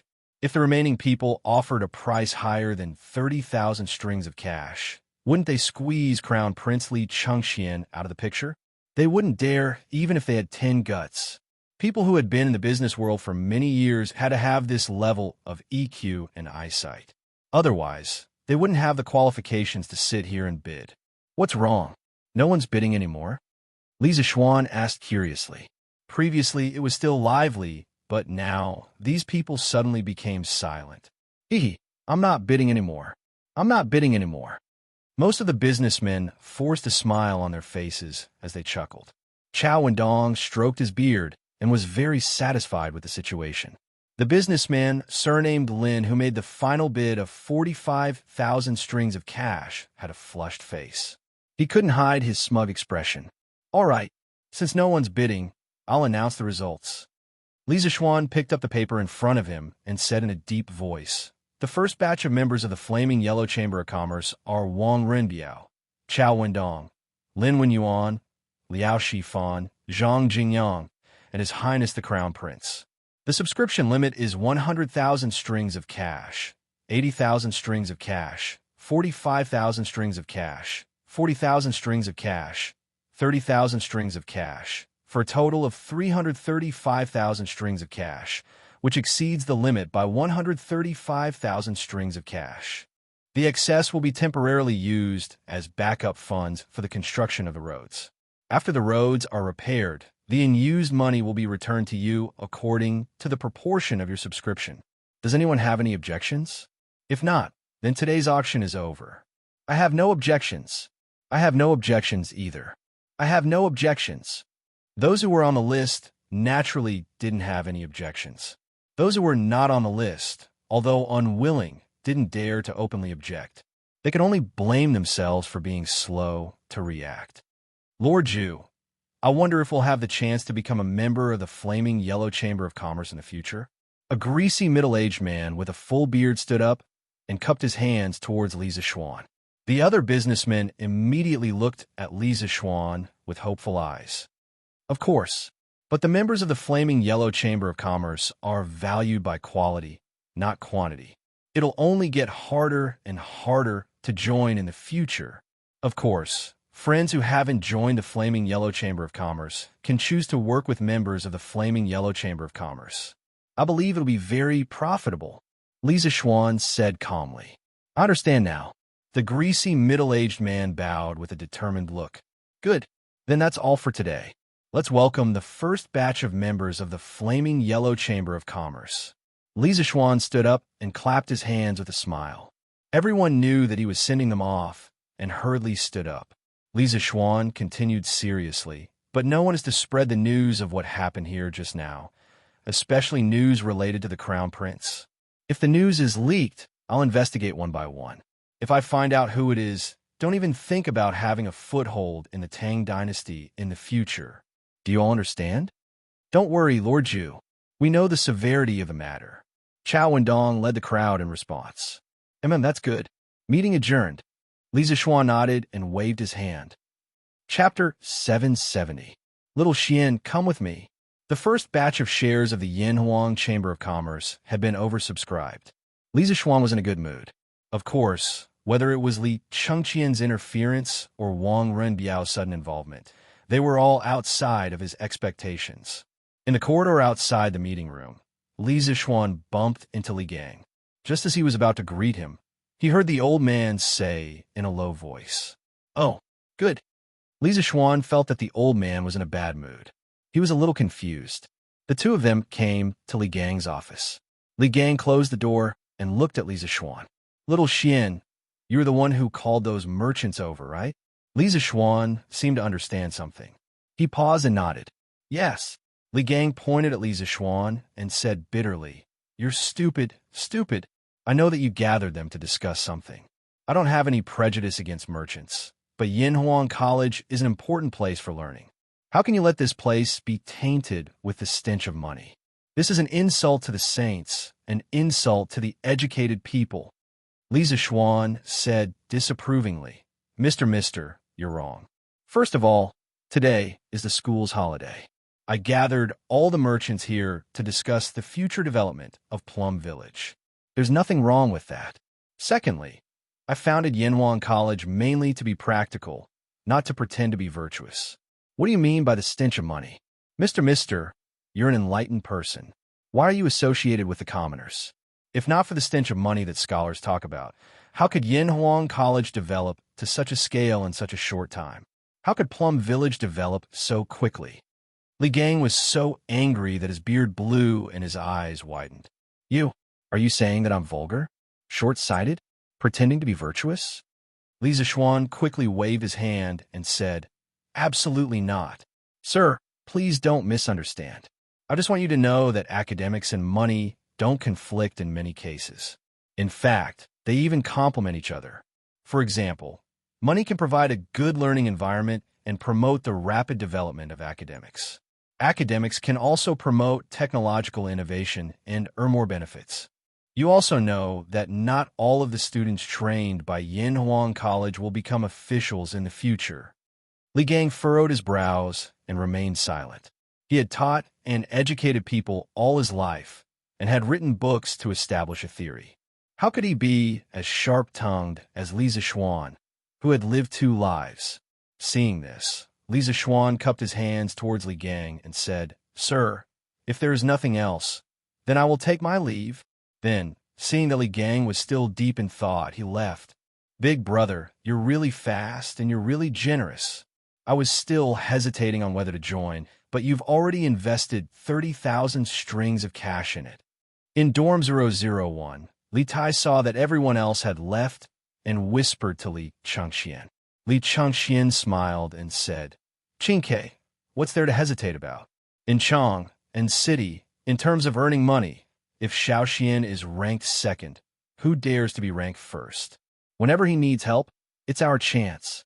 Besides, this 30,000 strings of cash was earned for me by Shaoxian. Even if I lose everything, I have nothing to lose. Don't you think so? Big brother is wise. When Li Tai heard this, he gave a thumbs up and praised. Then, the little fatty chuckled and said somewhat embarrassedly, Big brother, I'm sure it will be difficult for you to take out so much money at once, right? It just so happens that I have some spare cash here. What do you think? Li Chengxian found it funny and said, I knew you would say that, Qingke. Don't worry, you have a share. Not only you, but Chang'e also has a share. The 3 of us will each get 10,000 strings of cash. Li Tai was overjoyed and said, Thank you, big brother. Azure Dragon District, Wang Family Residence. Young Master, Butler Gong is back. He has done what you asked him to do. We already have 100,000 strings of cash in the flaming yellow chamber of commerce. In the backyard, Lung Yao leisurely walked over to Wang Renbiao's side and bowed slightly as she spoke. Wang Renbiao, who was sitting in the pavilion playing chess by himself, paused and said softly, I got it. Lung Yao was speechless. 100,000 strings of cash was definitely not a drop in the bucket for the Wang family. It was a considerable amount of wealth. But now, Wang Renbiao had given it away with just a few words, and all he got in return was those illusory shares and the unknown future of the Plum Village. She found it hard to understand what her young master was thinking. She also found it hard to understand why the elders and head of the family would agree to such a foolish transaction. Yao what's wrong? After a long while, Wang Renbiao saw that Lung Yao was still standing beside him with a conflicted expression on her face. He couldn't help but ask. Nothing. Lung Yao came back to her senses and quickly shook her head. Yao must be wondering why I would use 100,000 strings of cash in this flaming yellow chamber of commerce. Wang Renbiao stared at Lung Yao for a long while, then shook his head and laughed. Young master's every move must have a deeper meaning. Yu doesn't dare to make wild guesses. Lung Yao bowed. Wang Renbiao smiled, then stood up and took the initiative to explain, actually it's not for anything else. Just the golden signboard of Li Zixuan alone is worth a gamble. Otherwise, why would there be so many people rushing over to buy shares? Obviously, I'm not the only one who thinks highly of Li Zixuan. Besides, I'm also very optimistic about the future of Yanhuang College and the Plum Village. 100,000 strings of cash may be a lot, but the profits it will bring to the Wang family in the future will also be considerable. Leng Yao nodded thoughtfully, but didn't reply. Wang Renbiao suddenly asked, Yao, have the people that third uncle sent out to the sea to gather information returned? Leng Yao replied, Young master, third master has followed the orders of the head of the family and sent all the spare ships in the family to the Southeast Sea to gather information about the Imperial Court fleet. They will be back soon, but according to third master, there will definitely be news within these 2 days. Wang Renbiao nodded and said, Good. Inform me immediately when there's news. Yes, young master. Yanhuang College. After raising more than 300,000 strings of cash, Li Zixuan could be said to be full of confidence. After he left Li Gang's place, he went straight to Yin Xiaoning, the former chief engineer of the college. Speaking of which, Yin Xiaoning was now hanging out with Mo Lingwei every day, researching astronomical telescopes. He was so busy that he didn't even have time to care about the remaining projects of the college. Many times, when the craftsmen had something to do, they would come to him personally. He just didn't know if this guy was doing it for official business or to make it easier for him to pick up girls. Li Zixuan thought maliciously as he walked along the corridor. Chapter 771. Xiaoning, how much longer do we need to finish the rest of the construction? Arriving at the 9th floor of Yanhuang College's Guanghua building, he found Yin Xiaoning scribbling on a piece of paper. However, he didn't see Mo Lingwei. Li Zixuan didn't have the time to care about this and went straight to the point. Oh, little Xian, you're here. Yin Xiaoning stopped what he was doing and stood up. He thought for a while and said, According to the original plan of the college, we still have about 3 buildings left. A total of more than 100 houses that haven't been completed yet. If the construction team goes all out, it'll take about half a month to finish. What's wrong, little Xian? Why are you suddenly asking about this? Did something happen? Li Zixuan sat on the chair beside him and sighed. He replied, Something did happen. Xiaoning, I'm planning to send some of the craftsmen to help me build the road. Yin Xiaoning didn't know much about the Yanhuang Chamber of Commerce. He asked curiously, Build the road? Little Xian, what kind of road are you repairing now? The road from Plum Village to Chang'an. Now, the workshop and the academy are both in Plum Village. Have you forgotten how crowded the roads were when the academy started school, and how difficult it was for carriages and horses to pass? Moreover, with the current road, it'll take at least 2 hours to get from the workshop to Chang'an. It's as slow as a turtle. If this road isn't built, Yanhuang College and Plum Village won't be able to develop much in the future. Li Zixuan explained seriously. Yin Xiaoning was speechless. He felt that Li Zixuan was making a mountain out of a molehill. However, since Li Zixuan looked so confident, he must have come prepared. Yin Xiaoning could only agree. Okay. Then tell me how you're going to build it. How many people do you need? Li Zixuan was prepared for this question. He replied, I'm planning to build a cement road. The width of the road should be more than 6 feet. I need at least 1/3 of the craftsmen. Damn, are you crazy? After Yin Xiaoning heard this, he shouted, If you want to build a road, then build a road. Why do you have to build a cement road? Is the cement produced by the workshop enough for you to build such a long road? Also, if you ask for so many craftsmen, the progress of the academy's construction will definitely be greatly affected. Have you considered this? Li Zixuan answered his questions one by one. The cement output of the workshop has gradually caught up. Also, the students of Yanhuang College are now undergoing military training. It doesn't make any difference if the college is completed a few days earlier or later. In comparison, road repair is more important. Seeing Li Zixuan's attitude, Yin Xiaoning knew that he had no choice but to fix this road. He spread his hands and said, All right, you have the final say. I'll fix it if you say so. When do we start construction? Within 3 days. I'll have at least 300,000 strings of cash in 3 days. I can guarantee that we won't have to worry about anything in the future. Yin Xiaoning thought that Li Zixuan was going to pay 300,000 strings of cash. He was a little surprised. He didn't know how much money his good brother had, but it wasn't appropriate for him to ask this kind of question. He could only reply, "All right, I'll arrange a group of craftsmen in advance." Happy days were always so short, at least for the students of Yanwang College. The 2-day weekend passed in the blink of an eye, and they ushered in a new week of military training. Even if they were very unwilling, they could only obediently comply with the old-fashioned chief instructor Qin Xiong and the strict system of the academy. At the same time, they hoped that the next holiday would come soon. "Yamacho, there's a person called Wang Rinbiao outside who wants to see you." The next morning, Li Zixuan was strolling on the academy's field and checking on the students' morning run. He saw Mo Zhong trotting over from afar and cupping his fist. "Wang Rinbiao." Li Zixuan's heart skipped a beat, and he hurriedly said, "Take me there." Mo Zhong saw that Li Zixuan was so concerned about Wang Rinbiao that he actually wanted to personally greet him. He knew that it might be important, so he quickly responded and led Li Zixuan to the academy's gate. "Cousin Ren, long time no see. How are you doing?"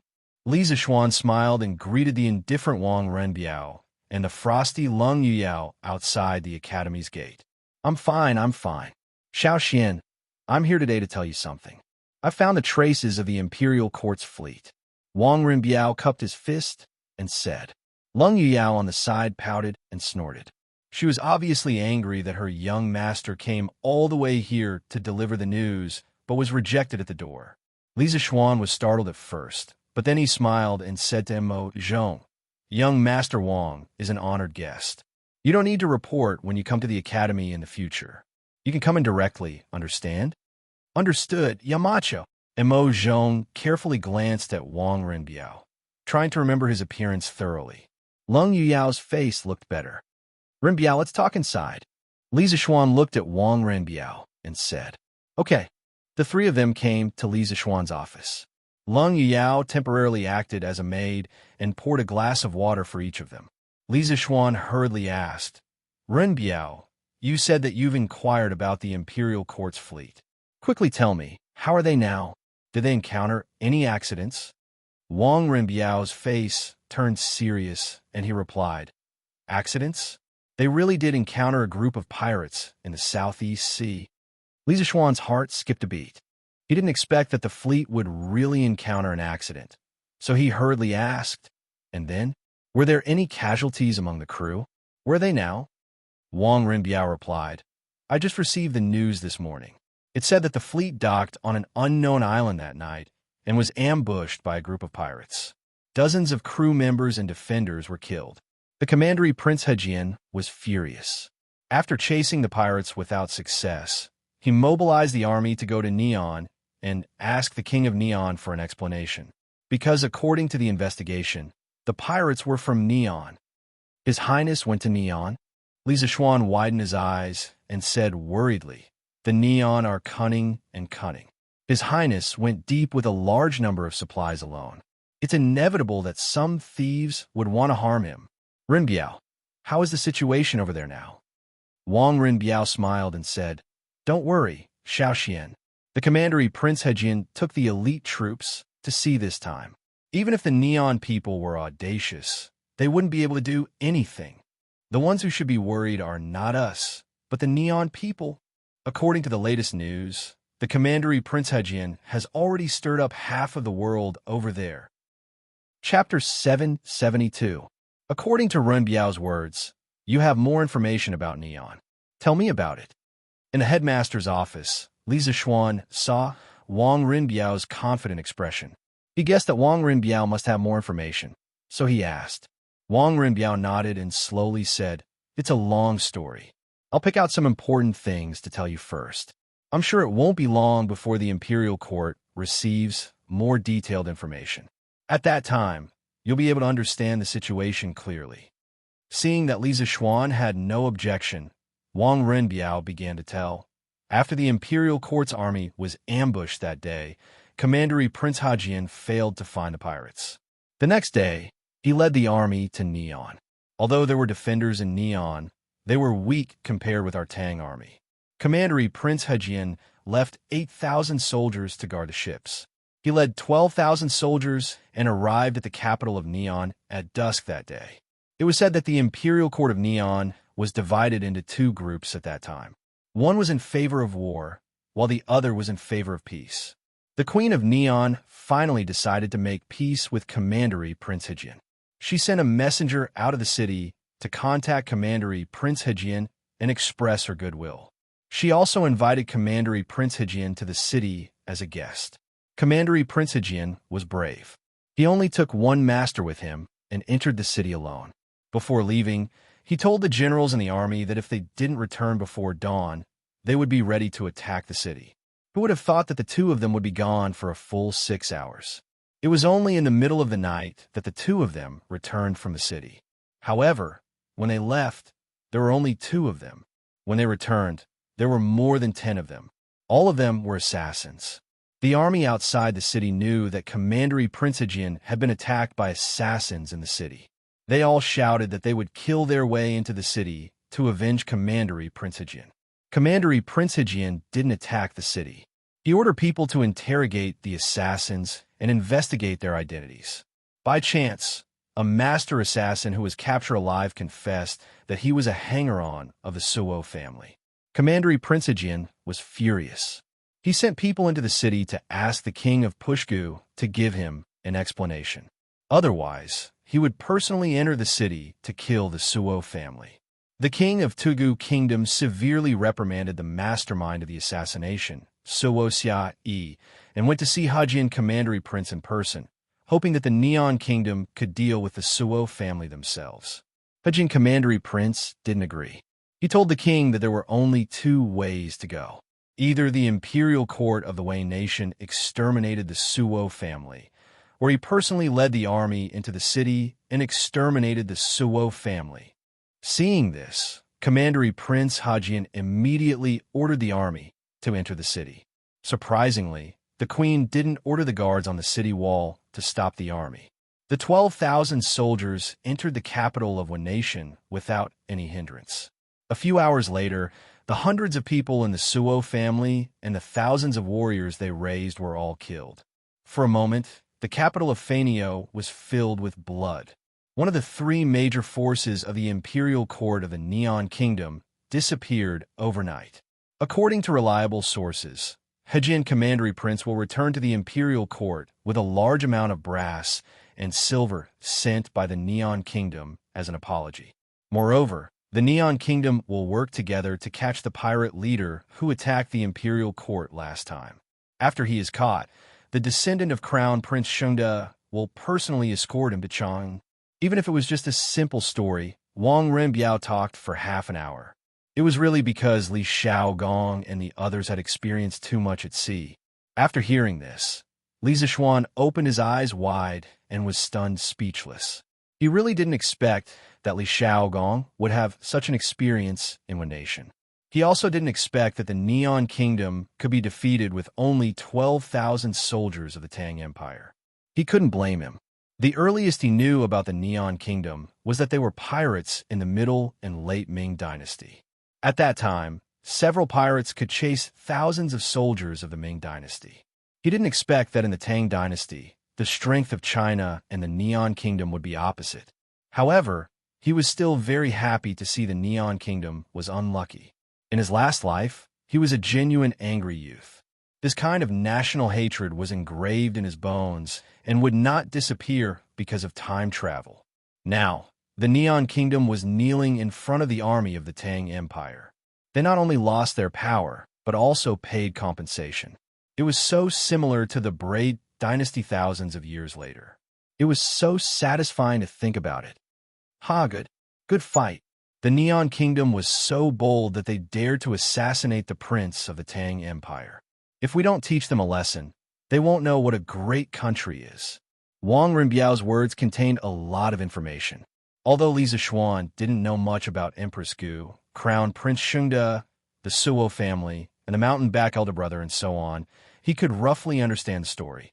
He didn't want to know about the internal affairs of the Neon Kingdom. He only needed to know that Li Xiaogong had pressed the Neon Kingdom to the ground and rubbed the Neon Kingdom's imperial court on the ground. This was a piece of good news that made people excited, so he couldn't help but laugh. Hearing this, Wang Renbiao shook his head and said, "Xiaoxian, Prince Hejian won the battle.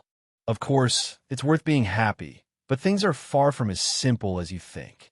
After His Highness returns to the imperial court this time, I'm afraid that he will be impeached by many ministers." Li Zishuan felt strange and asked, "Why is that?" Wang Renbiao slowly opened his mouth and explained, "Although the general is away from the imperial court and does not obey the emperor's orders, His Highness started the war with the Neon Kingdom without the emperor's permission. This will definitely cause chaos and panic in other small countries around the country. It will also damage the image of the Tang Empire. Some ministers will impeach Prince Hejian because of this." Li Zishuan glared and said angrily, "I'll see who dares to do that. The Neon Kingdom disrespected Tang Empire.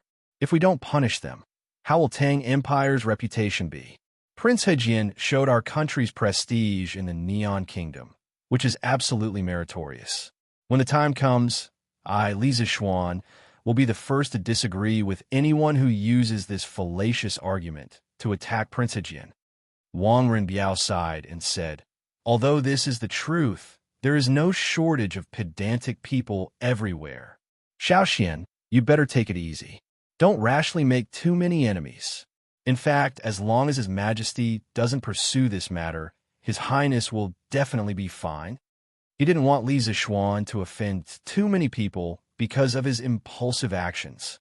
Li Zishuan shook his head and didn't say anything. After a while, he was suddenly surprised and asked, "Renbiao, you said that the pirates suddenly attacked the fleet that night and killed dozens of civilians and soldiers. Do you know if Meng Yuliang was among those who died?" He was so focused on listening to Li Xiaogong's killing that he almost forgot that his original intention of asking Wang Renbiao to help him investigate the fleet was to find out if Meng Yuliang's life was in danger under Meng Wenhao's request. Chapter 773. Wang Renbiao was greatly surprised to hear Li Zishuan specifically ask about the situation of a nobody. He thought for a moment and shook his head. "I don't know about that." "Oh." Li Zishuan made no sound. Although he was somewhat disappointed, he also expressed his understanding. After all, there were over 1,000 ships accompanying the imperial army on their journey south, and over 10,000 commoners. It was truly difficult for Wang Renbiao to pay attention to an ordinary commoner whose name was unknown. "Young master, I heard from the people sent by Third Master that there was a merchant named Feng Jihua in the pirate attack on the imperial fleet. Almost all the crew members on his ship were killed, but one of the people was lucky enough to be saved by a master at the critical moment of life and death. This person seemed to be called Meng Yuliang, and that master was the one who accompanied Commandery Prince Hejian into the capital of Neon." At this moment, Leng Yao, who was standing behind Wang Renbiao, suddenly said. Li Zishuan's eyes lit up. He suddenly stood up and said excitedly, "Miss Leng, is what you said true?" Leng Yao rolled her eyes and said angrily, "Why would I lie to you for no reason?" Li Zishuan just asked subconsciously. In fact, he didn't have any doubts.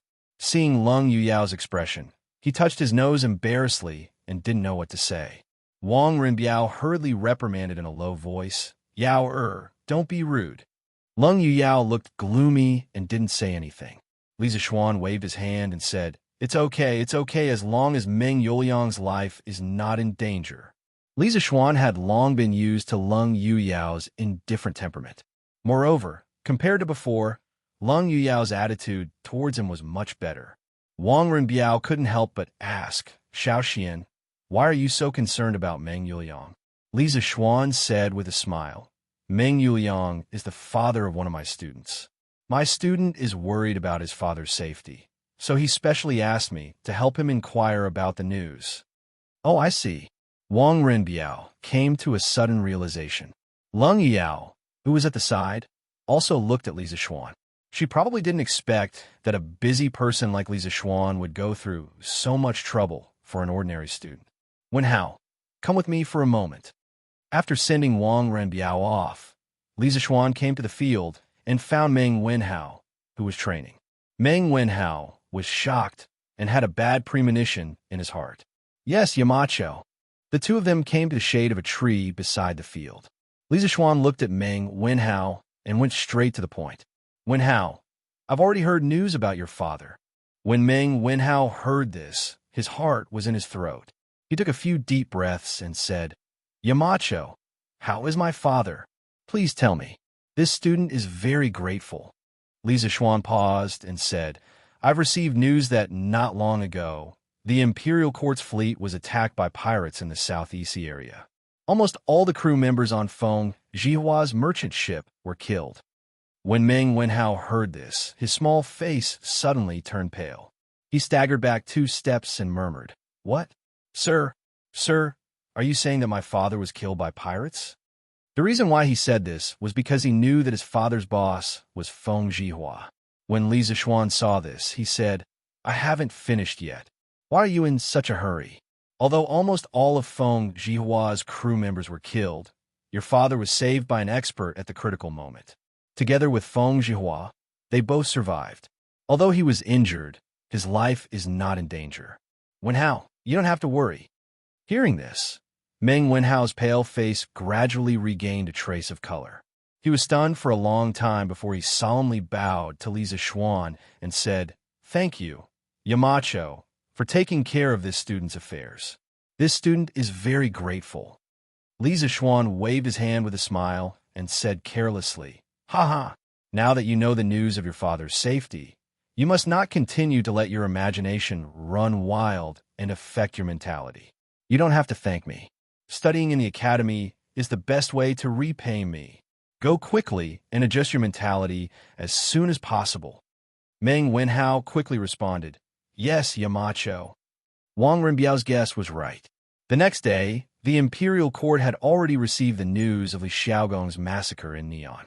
After receiving the report, Li Er raised his eyebrows and was shocked. Neon?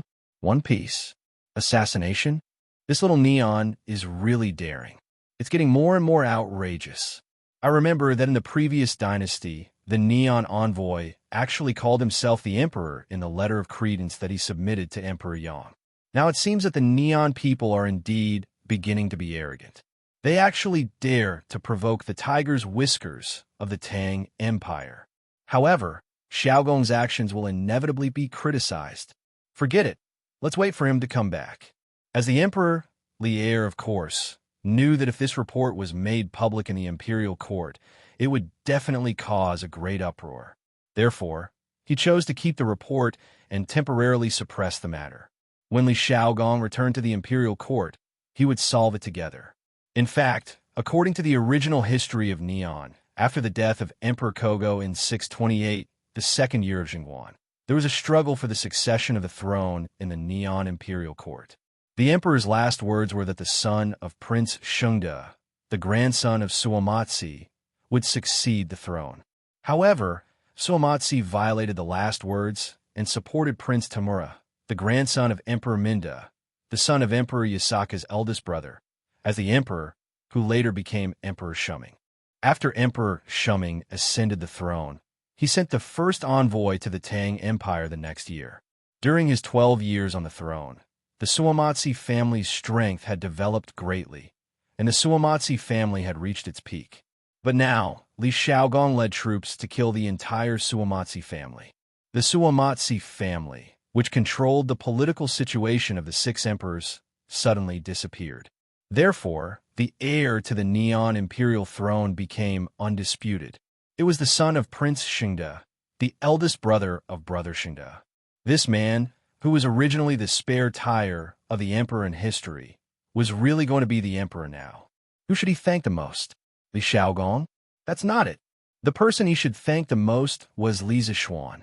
If it weren't for Li Zixuan, the transmigrator, the Tang Empire wouldn't have sent such a large fleet to the south to trade in the first year of Jingguan, and it would be even more impossible for the Tang army to enter the Neon territory. The Suamatsi family, which was powerful in Neon, naturally wouldn't have been accidentally destroyed, and the eldest brother of Brother Shengde could only continue to be the spare tire Li Zixuan never dreamed that he, an otaku who had transmigrated from the modern world, would actually change the neon court in this way. He also never thought that the butterfly wings of his transmigrator had been flapped and gradually affected the world situation from here. This was the so-called butterfly effect. Chapter 774. 3 days later, the first batch of funds raised by the Yanhuang Chamber of Commerce, 335,000 strings of cash, was all in the account. Looking at the room full of copper coins, Li Zixuan sighed in his heart. The times are too backward. A mere 300,000 strings of cash is not enough to fit a room, and the servants in the house have to count the money for half a day. How is it like the modern era, where a finger lightly taps on the phone, whether it is 300,000 or 30 million, is all in an instant? At the very least, the cash of the modern era is much easier to count than the copper coins of this era. 10,000 for a stack, 30 million for a box. Unlike now, 300,000 strings of cash is enough to fill an entire room. Li Zixuan had actually ridiculed the currency of this era many times in his heart. Think about it. If you want to buy a horse in Shi City, you have to count at least 10 strings of cash, right? In the ancient era, coins were usually around 3 to 4 kilograms, and 10 strings of cash was around 40 to 50 kilograms. The weight of the copper coins used to buy a horse was almost equivalent to the weight of a person. One could imagine how inconvenient it was to buy a large amount of money in this era. Paper money, we have to develop paper money in the future. Li Zixuan sighed. Modern online payments were still too far away from the technological level of the Tang dynasty, but paper money was still something to look forward to. In fact, before the Tang dynasty, there were already signs of paper money. According to historical records, because of the long war with the Xiongnu during the Han dynasty, the treasury was empty. In order to solve the financial problem, while the 3-baht and platinum coins, alloy coins made of silver and tin, were minted, the white deerskin coins were also issued. The so-called white deerskin coins were made of white deerskin from the palace gardens. Each piece was a square foot long, and the edges were painted. Each piece was set at 400,000 strings of cash. Because its value far exceeded the value of the coins, the white deerskin coins were only used as tributes between the nobles and were not used in circulation. Therefore, they were not real paper money and could only be said to be the precursor of paper money. In the middle of the Tang dynasty, there was a type of currency called flying money. At that time, when merchants went out to do business, it was inconvenient to bring a large amount of copper coins with them. First, they went to the government office to get a certificate, which recorded the place and the amount of coins. Then, they took the certificate to other places to withdraw money to buy goods. This certificate was called flying money. Flying money was actually just a kind of currency exchange business. It did not enter into circulation itself and did not exercise the function of currency. Therefore, it was not a real paper currency. During the Northern Song dynasty, the jiaozi of Sichuan and Chengdu was the beginning of paper money.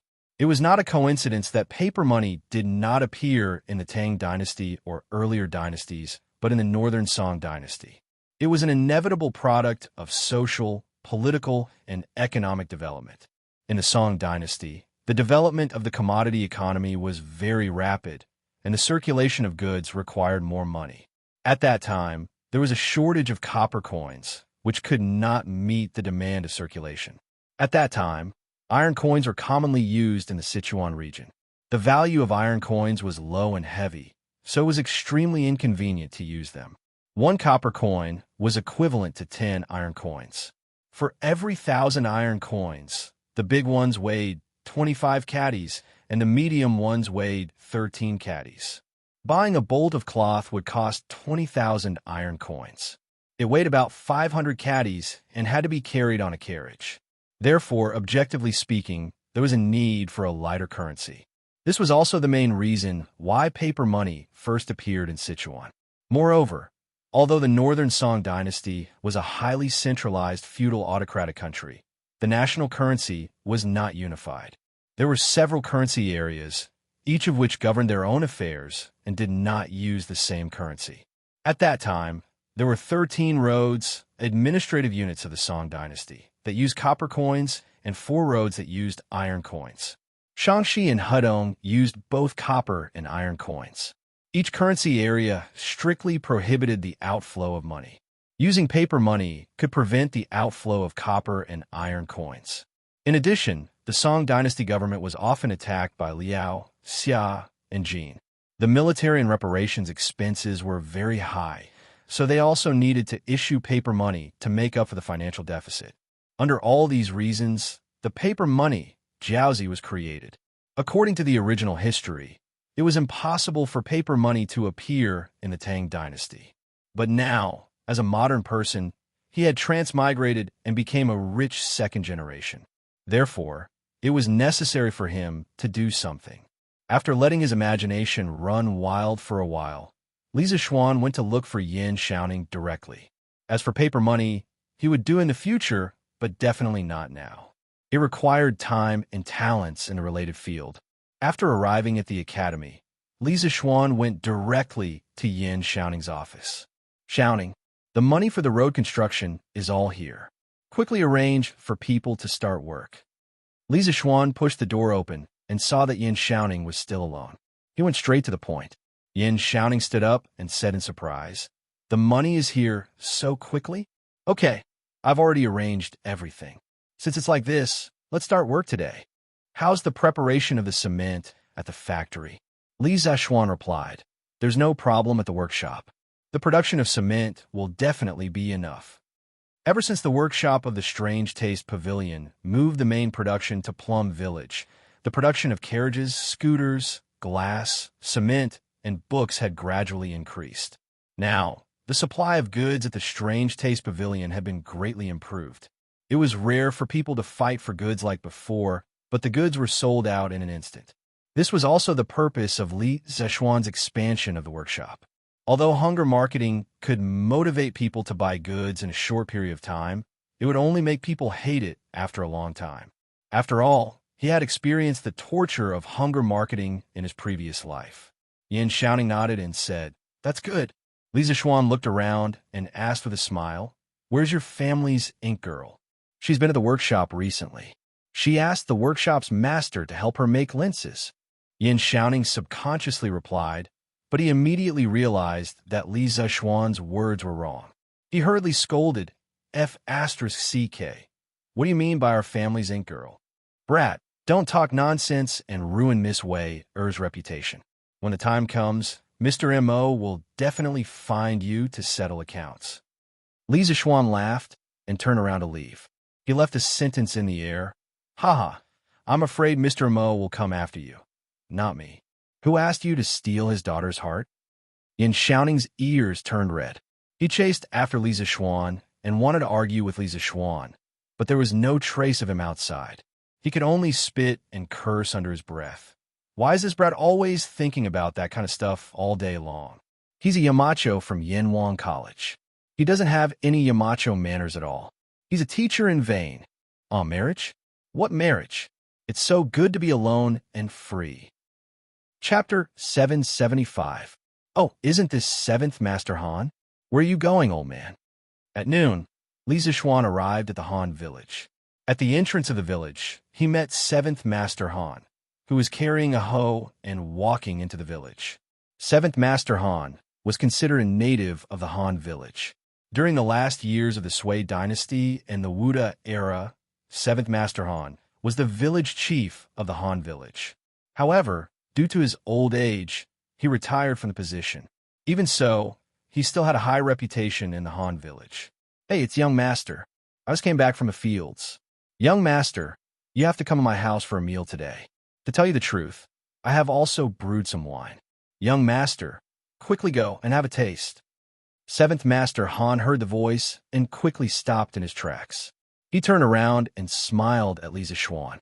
Li Zishuan quickly waved his hand and said, No, I'm here to look for my father-in-law. I'll visit your hometown another day." "All right, 7th Master. This year's harvest wasn't good. Is your family or the other farmers facing any difficulties? If so, I'll tell Butler Wang that the Han village won't collect rent this year." Hey, You can't, young master. Grandfather Han the Seventh hurriedly tried to dissuade him. Young master, although the farm's harvest this year isn't good, the farmers in the farm have made a lot of money by selling the mountain fruits. Moreover, you also set up a chicken farm to reduce the burden. Most people actually only need to pay less than 20% of the rent. Everyone can afford it. Moreover, the chickens in the chicken farm have started to lay eggs. The money the farmers earn from selling eggs every month is equivalent to their annual income. Young master, you don't have to worry. If you reduce all the rent, everyone will feel bad. Li Zixuan was slightly relieved. He smiled and said, "That's good. If the farmers have any difficulties, just let me know. I'll go to my father-in-law's house first." Hee hee. Okay. Young master, go ahead. Seventh grandfather Han stroked his beard and chuckled. Li Zixuan cupped his hands and left. Father-in-law, I plan to build a road to connect Plum Village, Han Village, and Chang'an's official road. In the small courtyard of the Han family, Han Tianhu and Li Zixuan had prepared some dishes and wine. During the meal, Li Zixuan briefly mentioned the road construction plan. Han Tianhu put down his wine cup and said in surprise, "Repair the road? Little Xian, why did you suddenly think of repairing the road?" Li Zixuan repeated the theory that he had told Xiao Wendong earlier. If you want to be rich, you must first build roads. After hearing this, Han Tianhu was speechless.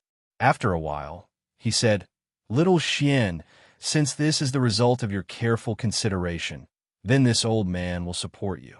Have you prepared the money and manpower to build the roads?"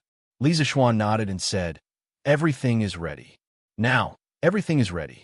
We're just waiting for the construction to start. However, the road construction process might take up a portion of the land. Of course, it won't take up the entire land. It will only take up a small portion of the land. Even so, it will affect the farmer's future harvest. That's why I'm here today, to ask for your help in coordinating with the farmers. We'll see if we can reduce the rent or compensate the farmers who have their land occupied.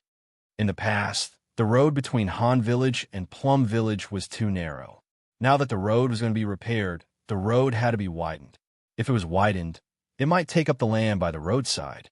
Regarding the land occupied by the road construction, if this was the modern era, it would be called land expropriation compensation. However, the land in Han Village originally belonged to the Li family, so there was no need to talk about land expropriation compensation. At most, the land would be reduced according to the size of the land occupied by the farmers. Alternatively, it would be converted into copper coins and paid to the farmers in one lump sum. Han Tianhu thought seriously for a while before saying, "Yes, this is indeed a problem. After we finish eating, I'll gather the farmers to discuss this matter. I don't think there will be any problems. After all, repairing the road is a good thing for the farmers in the village."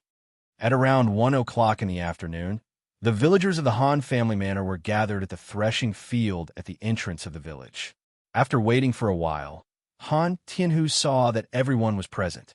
He stood in front of the crowd and said in a clear voice, "Today, I've gathered all of you here because I want to discuss something with you. It's like this.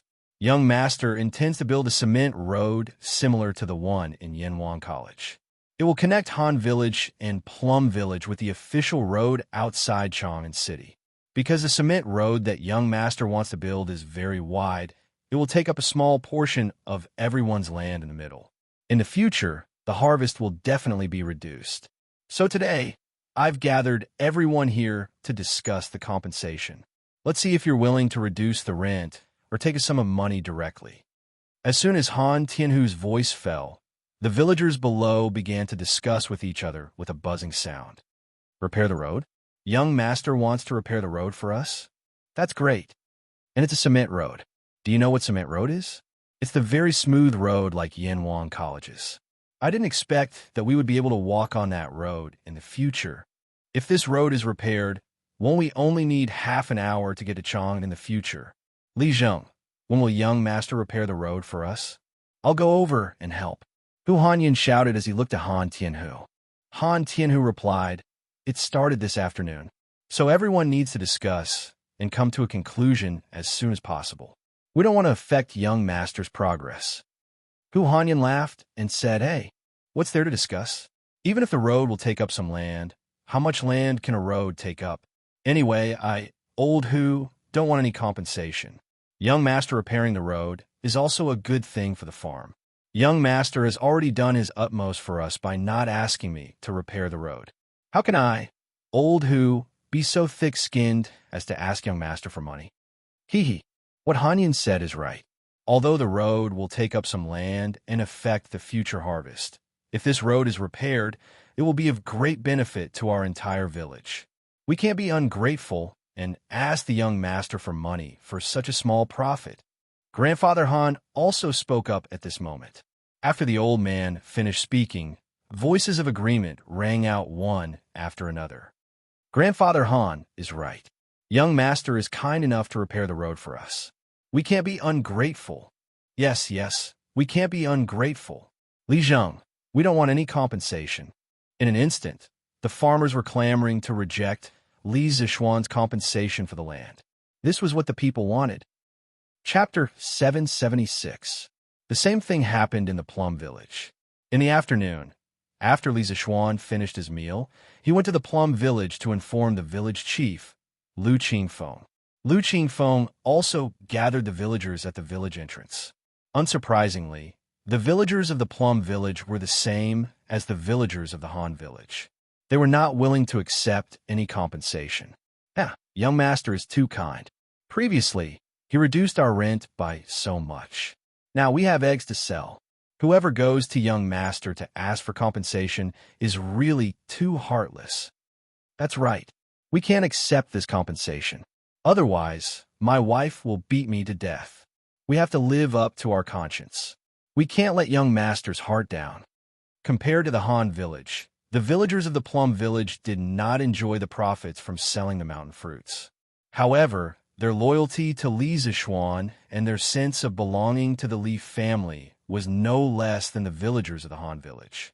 This was because before the Plum Village became Li Zishuan's fiefdom, they were bullied by the father and son of the Lu family.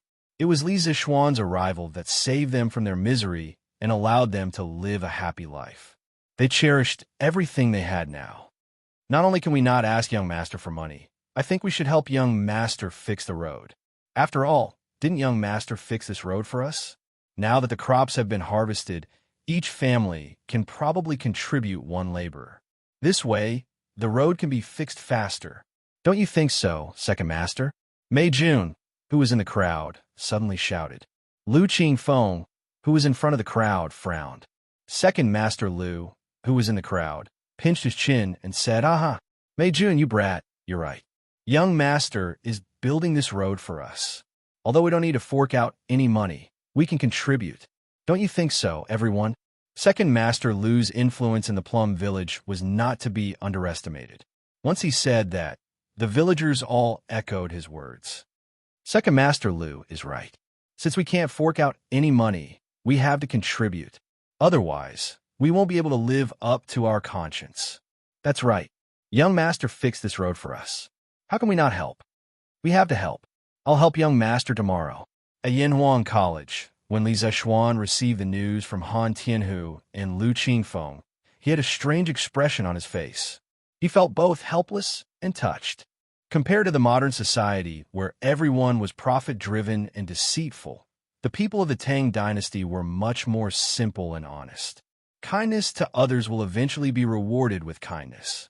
The villagers could see the little bit of good deeds that Li Zishuan usually did, and when it was within their power, they would not hesitate to contribute their own good deeds. Maybe this is what they mean by good will be rewarded with good. Li Zishuan murmured to himself, Fine. Since they have good intentions, I'll accept it. I just don't know how long it will take to fix this cement road. After it was repaired, it would be faster and more comfortable to take a horse carriage from the academy back to Chang'an. This is what I call enjoyment. Therefore, on this afternoon, Yin Xiaoning led a construction team of more than 3,000 people and quietly began the construction of the world's first cement road. The next day, a big event was about to happen in Chang'an City. Toilet paper was going to be sold. Last weekend, Yinhuang College's students were on holiday. The people outside heard from the students that Yinhuang College had a very soft type of toilet paper that was especially suitable for wiping people's butts. At that time, it attracted a lot of people who wanted to buy it. Unfortunately, Chitu Pavilion did not sell toilet paper. Of course, the week mentioned here referred to a unit of time that Yinhuang College proposed to make it easier to calculate the student holidays. Every 7 days was a week. This was clearly explained in the Yinhuang College calendar. Currently, the concept of week had started to become popular in a small circle, but it was not fully popularized yet. Yesterday, these people heard from Tang Dynasty Daily that Chitu Pavilion was going to start selling toilet paper today. One by one, they came to line up early in the morning, ready to buy some to try. Although some of them had children studying in the academy, no one would let their children secretly take toilet paper from the academy. Firstly, it would be embarrassing if they were found out. Secondly, it was not worth the risk for toilet paper at all. What if they were expelled? What would they do then? Hey, I can finally buy some toilet paper to try home today. I don't know if this thing is as magical as the legends say. Of course it is. Anything from Chitu Pavilion must be the best. That's right, but I don't know how much the Chitu Pavilion prepared today. Don't sell it out before it's my turn. I don't think so. I heard that Chitu Pavilion's workshop expanded in Plum Village. The number of craftsmen there is several times more than before. Didn't you see that there's no need to rush to buy the new carriages, glass cups, and glass lamps? This means that we don't have to worry about the Chitu Pavilion's current production capacity. Hee, that's good, that's good. Hey, the door is open, the door is open. Shopkeeper's son and the others are coming out. At this moment, the door of Chitu Pavilion opened. Sun Huayuan walked out with a smile on his face flushed. Dear customers, don't worry. Everyone has a share today. The workshop has prepared 3 days' worth of toilet paper to ensure that everyone can buy it. Don't push, don't cut in line, take your time. 1 roll of toilet paper is only 100 copper coins. Before anyone could say anything, Sun Huayuan had already spoken first.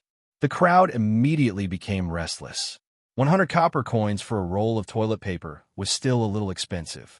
If they bought it, they would have to use money to wipe their butts when they pooped. Of course, only a small number of people hesitated. Most people were not dissatisfied with the price. After all, in this era, where paper was very expensive, strictly speaking, 100 copper coins for a roll of toilet paper was actually not expensive. After Sun Huayuan finished speaking, he cupped his hands to the crowd and turned to enter Chitu Pavilion. Most of the people who came to buy toilet paper were not shocked by the price of 100 copper coins per roll. However, as Sun Huayuan said that everyone could buy toilet paper, many people, especially those who were at the back of the line, were very excited and secretly sighed. The Chitu Pavilion finally doesn't have to miss out every time. This is great. At first glance, it was obvious that these people had been cheated by the Chitu Pavilion's hunger marketing. Otherwise, they wouldn't have complained like this. Chapter 777. Wow, it's so white and soft. Inside the strange interest pavilion, a customer exclaimed. Don't misunderstand.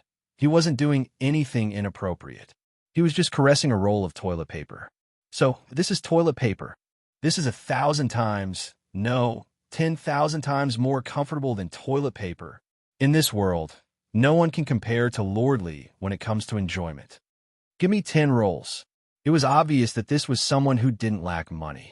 He directly asked for 10 rolls. The Curious Pavilion was also very confident today. They didn't set a limit on how much each person could buy. As long as it wasn't the kind of person who wanted to buy hundreds or thousands of rolls, the Curious Pavilion would sell it to them. Clearly, Sun Huayuan was very confident in the amount of toilet paper they had. Quick, give me 10 rolls too. A young man in a servant's uniform held a copper coin and hurriedly called out. It seemed like he was a servant of some rich family. His young master might even be a student of the academy. Counting the days, Yinhuang College would be on holiday this afternoon. The second weekend was coming soon. The people at the front of the line returned with a full load. The people at the back were looking forward to it. As time passed, more and more people returned with a full load. The remaining toilet paper in the Curious Pavilion didn't show any signs of drying up. What everyone was worried about didn't happen. In an elegant room in the curious pavilion, 6 people sat. They were Sun Huaiyuan, Chao Wendong, Liao Shifan, Lin Wenyuan, Zhang Jingyang, and the housekeeper from the Wang family who helped Wang Renbiao buy the shares last time. Clearly, the first batch of members of the Flame Yellow Chamber of Commerce were all here, except for the Crown Prince. Everyone, my Lord Zhu said that the first batch of toilet paper will be given to you all. The Crown Prince doesn't need this business. The 5 of you can each get an average of 10,000 rolls of toilet paper. The price is 80% of the market price. After this, the Curious Pavilion will provide you with a batch of goods. You can sell them in Chong and City, or you can ship them to other places to sell at a high price. My Lord Zhu won't interfere. Sun Huayan asked the servant to pour a cup of tea for each of the 4 people present, and then said faintly, "Actually, according to Li Zixuan's intentions, the Curious Pavilion would sell fewer and fewer goods in the future. He would distribute most of the goods to the members of the Yan Huang Chamber of Commerce for them to sell. After all, these members had paid a high price to join the Curious Pavilion. How could he not give them some benefits? Moreover, by selling a large number of goods to them at once, they could quickly recoup their funds. With these funds, they could quickly expand their production, thus forming a virtuous cycle. Although the price of selling to the members would be much cheaper, Li Zixuan would not suffer any losses." Sun Huaiyuan's words caused the eyes of Chao Wendong and the others to light up. Clearly, the current productivity of the Curious Pavilion had surprised them. "Thank you, Shopkeeper Sunday. I'll ship the toilet paper to other states and counties to sell. The Curious House in Chong and is enough." Chao Wendong and the others looked at each other, then stood up and cupped their hands towards Sun Huaiyuan. It was clear that this was an extremely discerning person. He did not want to compete with the Curious Pavilion in Chang'an. Sun Huaiyuan chuckled and waved his hand. "Shopkeeper Chao, you worry too much. My Lord Zhu said that you can sell wherever you want. You don't have to worry too much." Hearing Sun Huaiyuan say this again, Chao Wendong and the others were convinced that Li Zixuan did not care about the Chang'an market at all. They all hurriedly stood up and cupped their hands in thanks. "Shopkeeper's son, Lord Zhu is willing to distribute the toilet paper to us to sell. I wonder if Lord Zhu is willing to distribute the rest of the items, such as the new carriage, glass cup, and divine mirror?" Liao Shifan carefully looked at Sun Huaiyuan, then stood up and asked tentatively. Chao Wendong, Lin Wenyuan, and Zhang Jingyang secretly praised Liao Shifan for his boldness. They all looked at Sun Huaiyuan with hopeful eyes. The old housekeeper of the Wang family did not pay much attention to this. This was because Li Zixuan had cooperated with Wang Renbiao a long time ago. Even without the flaming yellow Chamber of Commerce, the Wang family did not lack the new carriage, glass cup, and divine mirror. As for why the Wang family, despite being blessed by the heavens, still wanted to pay a huge sum of 100,000 strings of coins to join the flaming yellow Chamber of Commerce, this could only be attributed to Wang Renbiao's wisdom. He felt that the items the Curious House had now were only the tip of the iceberg of Li Zixuan's abilities. He was optimistic that Li Zixuan would be able to create even greater wealth in the future.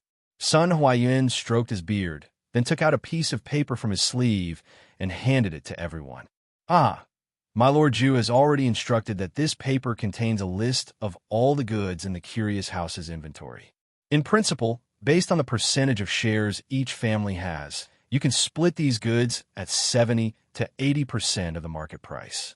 Of course, if there are people who don't want a certain item, they can also sell it to others. This will depend on how you discuss it." In truth, this was just a temporary measure, because the Curious House's production capacity had not yet been fully released. In a few more days, when the production capacity of the workshop was fully released, Chao Wendong and the others could buy whatever they wanted and as much as they wanted. It all depended on their personal wealth.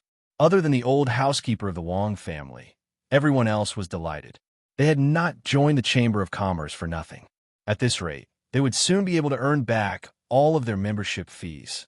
It had to be known that even though the Wang family had deep roots and great strength, they had not been able to sell the goods of the Curious House to every province and county of the Great Tang. Besides Chong and The other provinces and counties still had a great desire for the goods of the curious house. That's great, that's great. Many thanks to shopkeeper's son, many thanks to Lord Ju. After looking through the list of goods, Chao Wendong said excitedly. It was true that he was the largest cloth merchant in Chong, but with his channels, it was very easy for him to sell the goods of the curious house to other places at a high price. Sun Huan waved his hand and said with a serious face, "Everyone, forgive this old man for speaking out of turn. My Lord Ju does not object to you using the goods of the curious house to earn money, but my Lord Ju does not wish for you to earn money that goes against your conscience. You can be rich, but you cannot be unethical. My Lord Ju is an official in the imperial court and has always valued his reputation. As members of the Yin Huang Chamber of Commerce, you must not tarnish the reputation of the Yin Huang Chamber of Commerce because of your own lack of morals. Otherwise, my Lord Ju will definitely not tarnish the reputation of the Yin Huang Chamber of Commerce." Everyone's hearts trembled, and they hurriedly stood up and clasped their hands. "Please rest assured, Shopkeeper Sunday, we will definitely not do anything unethical and tarnish the reputation of the Yin Huang Chamber of Commerce." Sun Huaiyuan nodded. This warning was the first warning that Li Zexuan had given to the members of the Yin Huang Chamber of Commerce. Chapter 778. Your Highness, this servant doesn't understand. Why are you still eating when His Majesty already said that this thing isn't beneficial to your qi illness? These locusts aren't anything good. In Changle Palace, a purple-clothed palace maid stood by Changle's side and whispered carefully. It seemed that this palace maid should be Changle's intimate person. Otherwise, she wouldn't know that this meteoric success was made with locusts. As she spoke, she glanced at the plate of golden meteoric success in front of Changle. When she thought that it was actually locusts inside, she couldn't help but feel nauseous. If it weren't for the wrong occasion, she probably would have vomited. Changle's face didn't show any discomfort. The little girl very quietly used her chopsticks to put the meteoric success in her mouth one by one. Her movements were neither hurried nor slow, and her movements were very elegant. When she heard the palace maid's question, Changle lightly opened her red lips and smiled faintly. Imperial Father also heard from the imperial physicians that locusts can't treat illnesses, but I believe in Brother Shaoxian. Brother Shaoxian can treat General Qin's illness, so his medical skills are naturally the best. If he says that this thing is good for my body, then it's definitely good. As soon as she finished speaking, Changle's eyes lit up abruptly, and she picked up a piece of meteoric prosperity before looking at the palace maid and saying, "Moreover, this meteoric prosperity that Big Brother Shaoxian made is really delicious. Lier, quickly come over and try it." The palace maid named Lier was shocked, and then her face was full of bitterness. She secretly blamed herself for talking too much just now. Now it seemed that she was really asking for trouble. "Your Highness, this is from Li Xiannan to treat your illness. This servant can't eat it." Li waved her hand and quickly said.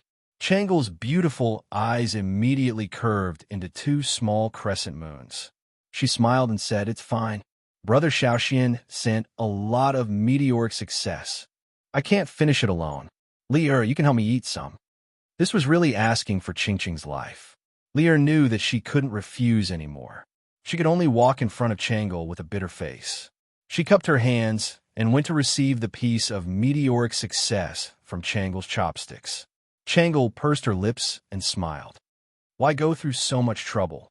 Come, Lier, quickly open your mouth." Lier's delicate figure trembled, and she was truly overwhelmed by the unexpected favor. She had the intention to refuse, but Changle was looking at her with a burning gaze, so she could only obediently open her small mouth. Not long after, a piece of charred and tender meat was sent into her mouth. All right, Lier, hurry up and eat. It's really delicious." Changle made a victorious expression, put away her chopsticks, and giggled. Lier was helpless. She could only forcefully endure the nausea in her stomach and started to use her teeth to bite that piece of meat in her mouth.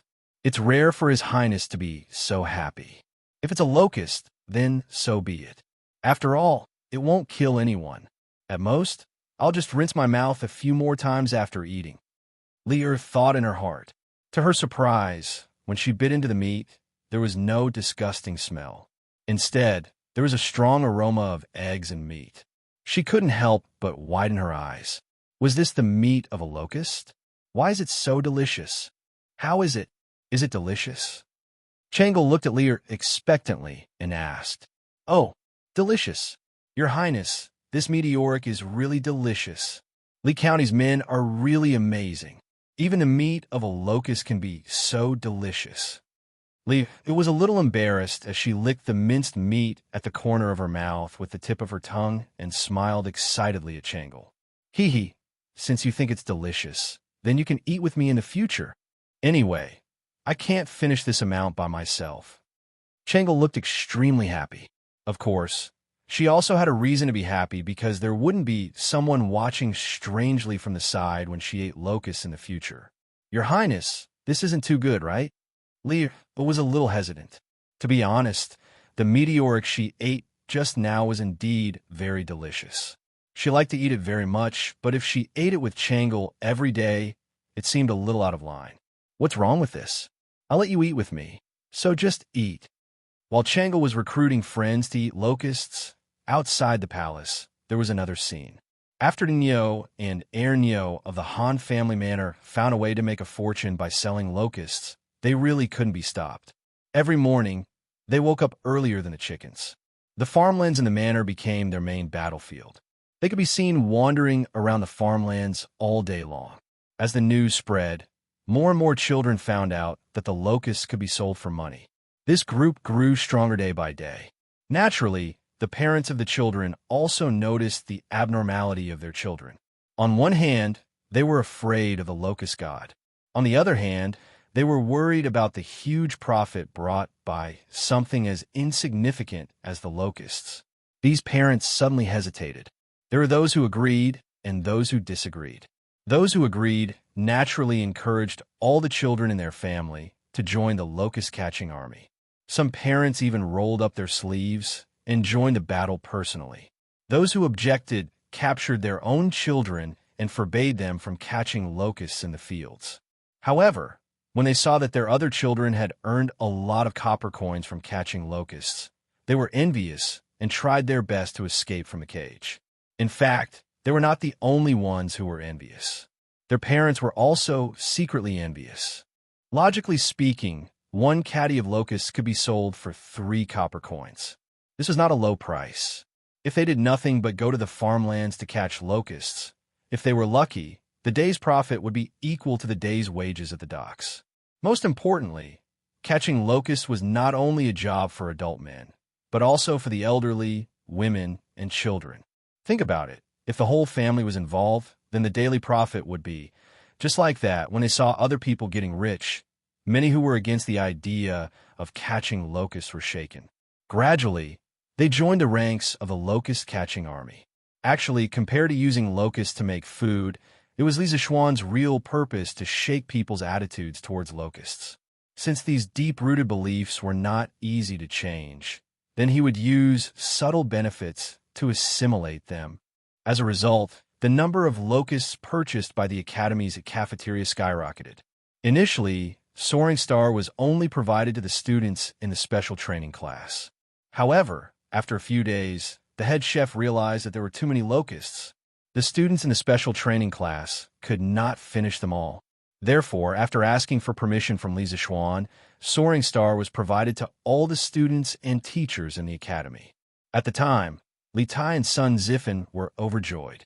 The delicacy of Soaring Star captured the taste buds of many students. What was the most popular dish at the academy now? It had to be none other than Soaring Star. Chapter 779. A few more days passed. Plum Village and the villages around the Han Village also knew that the Yanhuang College cafeteria was buying locusts. Moreover, it was 3 copper coins per caddy. Wasn't that picking up money? Therefore, the army of locusts increased several times. The number of locusts that the college cafeteria received was even more overwhelming. This time, even if all the teachers and students in the college ate to their heart's content, they wouldn't be able to finish it. However, Li Zixuan was already prepared for this situation.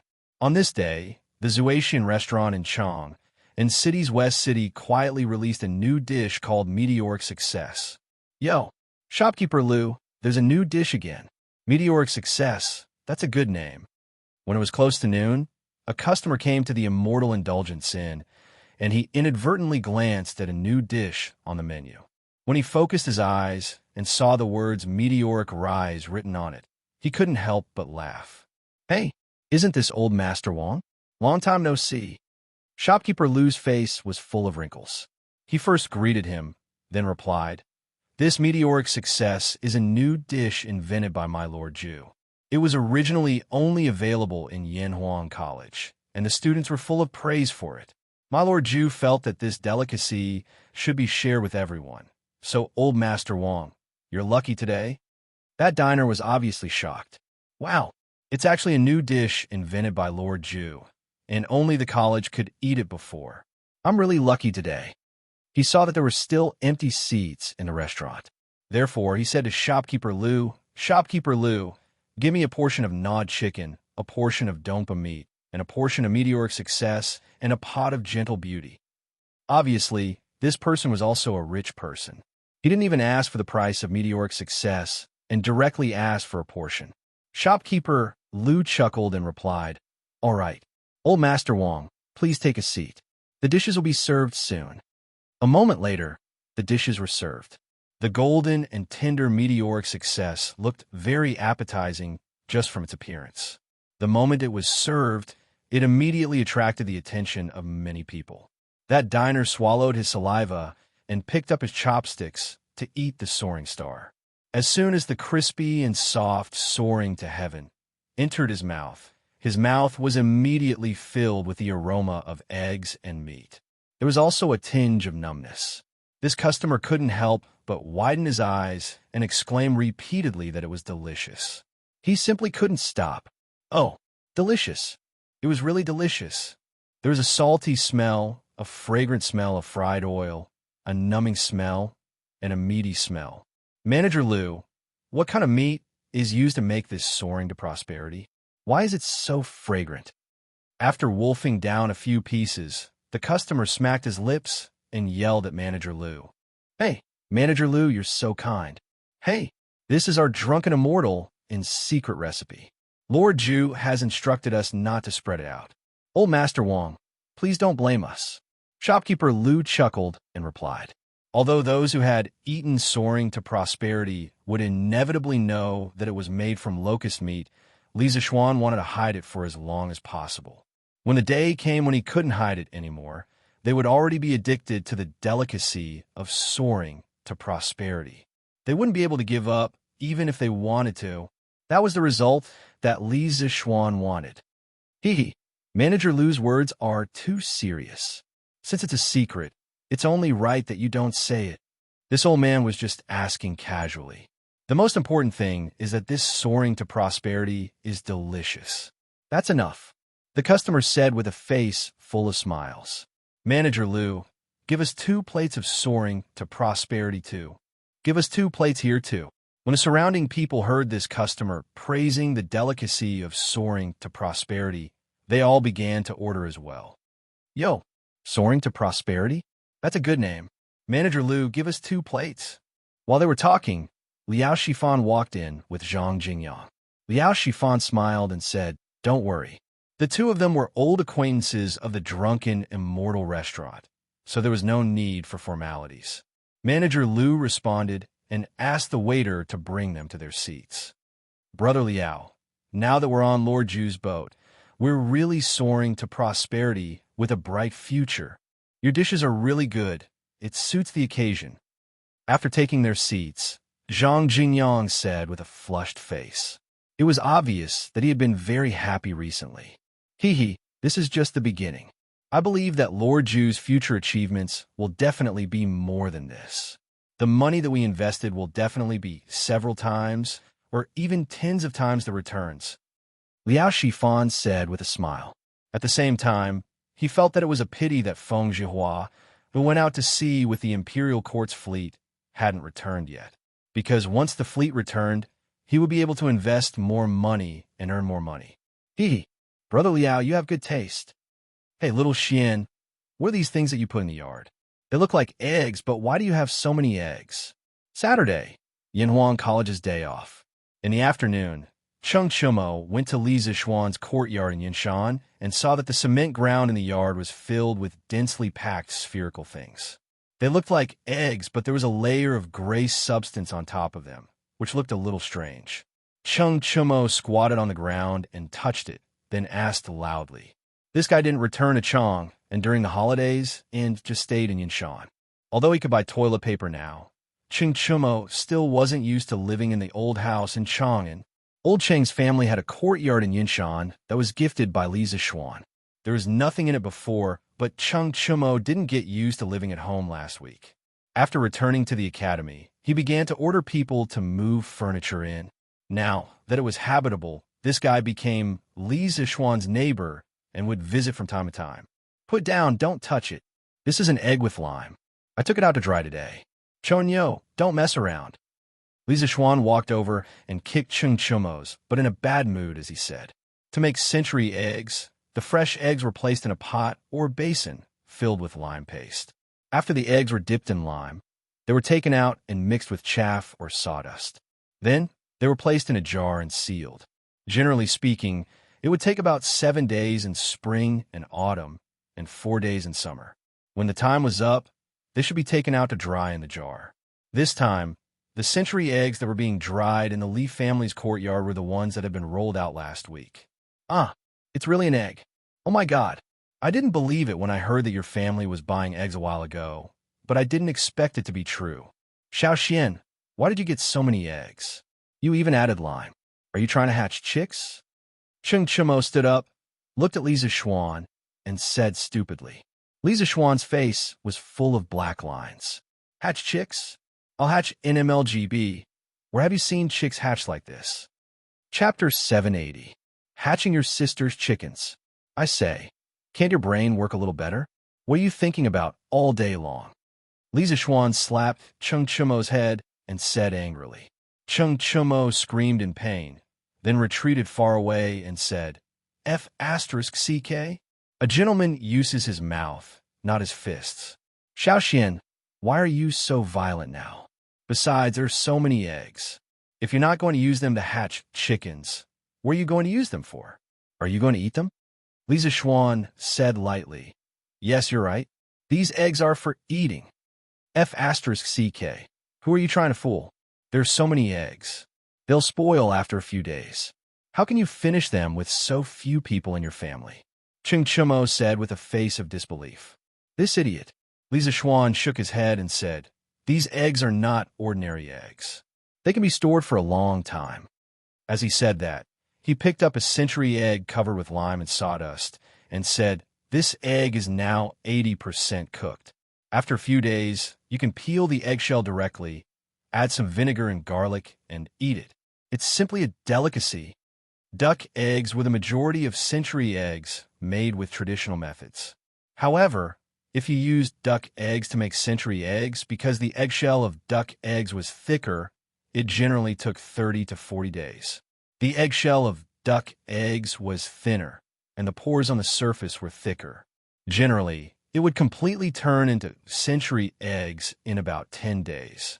Of course, if you wanted it to taste good, it would need to be stored for a few more days. Therefore, it wouldn't be long before Li Zixuan's century eggs in the courtyard could be eaten. After listening to Li Zixuan's description, Cheng Chumo couldn't help but lick his lips, but he still didn't believe it. Cooked? Did you cook the eggs?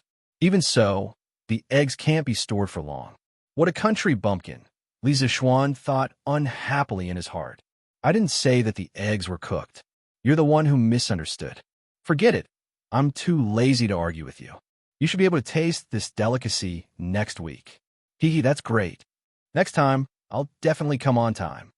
Hearing this, Cheng Chumo didn't care about how these eggs were cooked. Obviously, the food was more important. Xiao Xian, the villagers from Plum Village and Han Village have been clamoring to help with the road repairs these few days. We can't even stop them.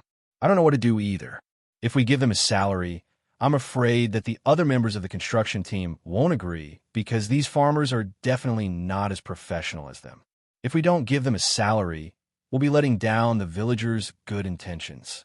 When the time comes, people will definitely say that we're stingy. When evening approached, Yin Xiaoning came over.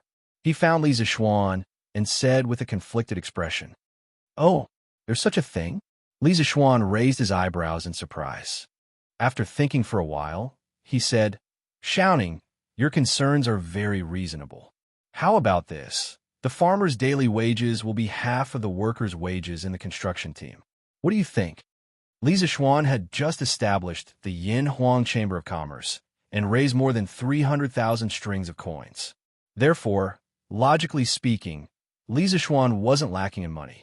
Since his farmers were so supportive, he couldn't let them work for nothing, right? Yin Xiaoning rolled his eyes and said, "What do I think? What can I think? This money is yours. You can spend it however you want." Suddenly, he seemed to have thought of something. He glanced at Li Zixuan and said in a strange tone, "Oh, right, Xiao Xian. I say, you're really bad. You actually bought so many locusts from Plum Village and Han Village and made them into meteoric success for the students and the diners in Chong and to eat. You're too mean."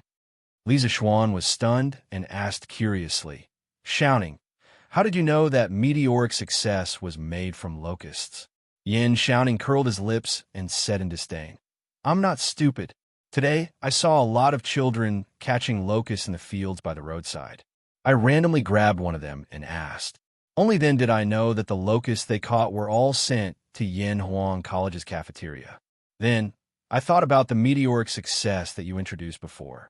I roughly guessed that it was locust meat. I really didn't expect that you would do such a wicked thing. Damn it, I was still eating meteoric success a few days ago." At the end of his speech, Yin Xiaoning gnashed his teeth in hatred. If he could beat Li Zixuan, he would probably beat him up right now. After all, no one would be in a good mood if they found out that the delicacy they had been eating was made of locust meat. Li Zixuan touched his nose awkwardly. However, after a moment, he realized why he was embarrassed. Wasn't it just locust meat? The living conditions of people in the 21st century were so good.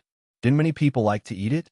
I spent so much effort to promote locusts just so that fewer people would starve to death next year. Then, Xiaoning, tell me honestly, is meteoric success delicious? Will you still eat it in the future?" Li Zixuan came back to his senses and looked at Yin Xiaoning with a smirk. Yin Xiaoning heard him and was in a dilemma. He wanted to harden his heart and say that he wouldn't eat it. However, he felt like he was slapping himself in the face if he said that he would eat it. After all, he was just belittling the meteoric success. Ugh, this meteoric success's taste is just SOSO. I definitely won't eat it in the future. I still have things to do, so I'll leave first. After struggling for a long time, Yin Xiaoning still couldn't swallow his pride. He could only say that and run away. Even Yin Xiaoning is like this. When other people know the truth in the future, they will definitely put on a delicious show. Li Zixuan looked at Yin Xiaoning's back and thought with some bad intentions. What? This meteoric success is actually made with locust meat? Ugh, I won't eat it in the future. Yes, even if I starve to death, I won't eat meteoric success again. This drunken immortal restaurant is too immoral. They actually gave us locust meat. I won't eat here in the future. Yes, if I eat meteoric success again, I'll be a dog. This conversation should be the first reaction of most people when they found out that meteoric success was made with locust meat. However, it wouldn't be long before they would be like this. "Shopkeeper Liu, give me a plate of red braised pork. Again, another plate of meteoric success. Hey, Brother Zhang, didn't you say a few days ago that you won't eat meteoric success anymore?" "Oh, who said that? Did I say that? I definitely didn't say that. You must have heard wrongly. It's delicious. I miss it." The truth was just as Li Zixuan expected. At night, in a corner of the academy's cafeteria, Yin Xiaoning was eating the meteoric success on the table with relish. He sighed softly and said, "It's so delicious." Chapter 781. Sure enough, where are you going? The next morning, Lu Yu saw her son holding a small bamboo basket and was about to go out. She quickly stopped him and asked, "Mom, I'm going to catch locusts with Iron Egg and the others." Air turned around and smiled at his mother. He was on vacation this time. Seeing that his friends in the village were catching locusts all over the place, and hearing that the locusts could be sold for money at the Yanhuang Academy, he could not sit still after finishing his homework at home. Sure enough, stop. Lu Yu heard that her son was going to catch locusts and quickly stopped him. She walked over and said, "Sure enough, you're a student of Yanhuang College now.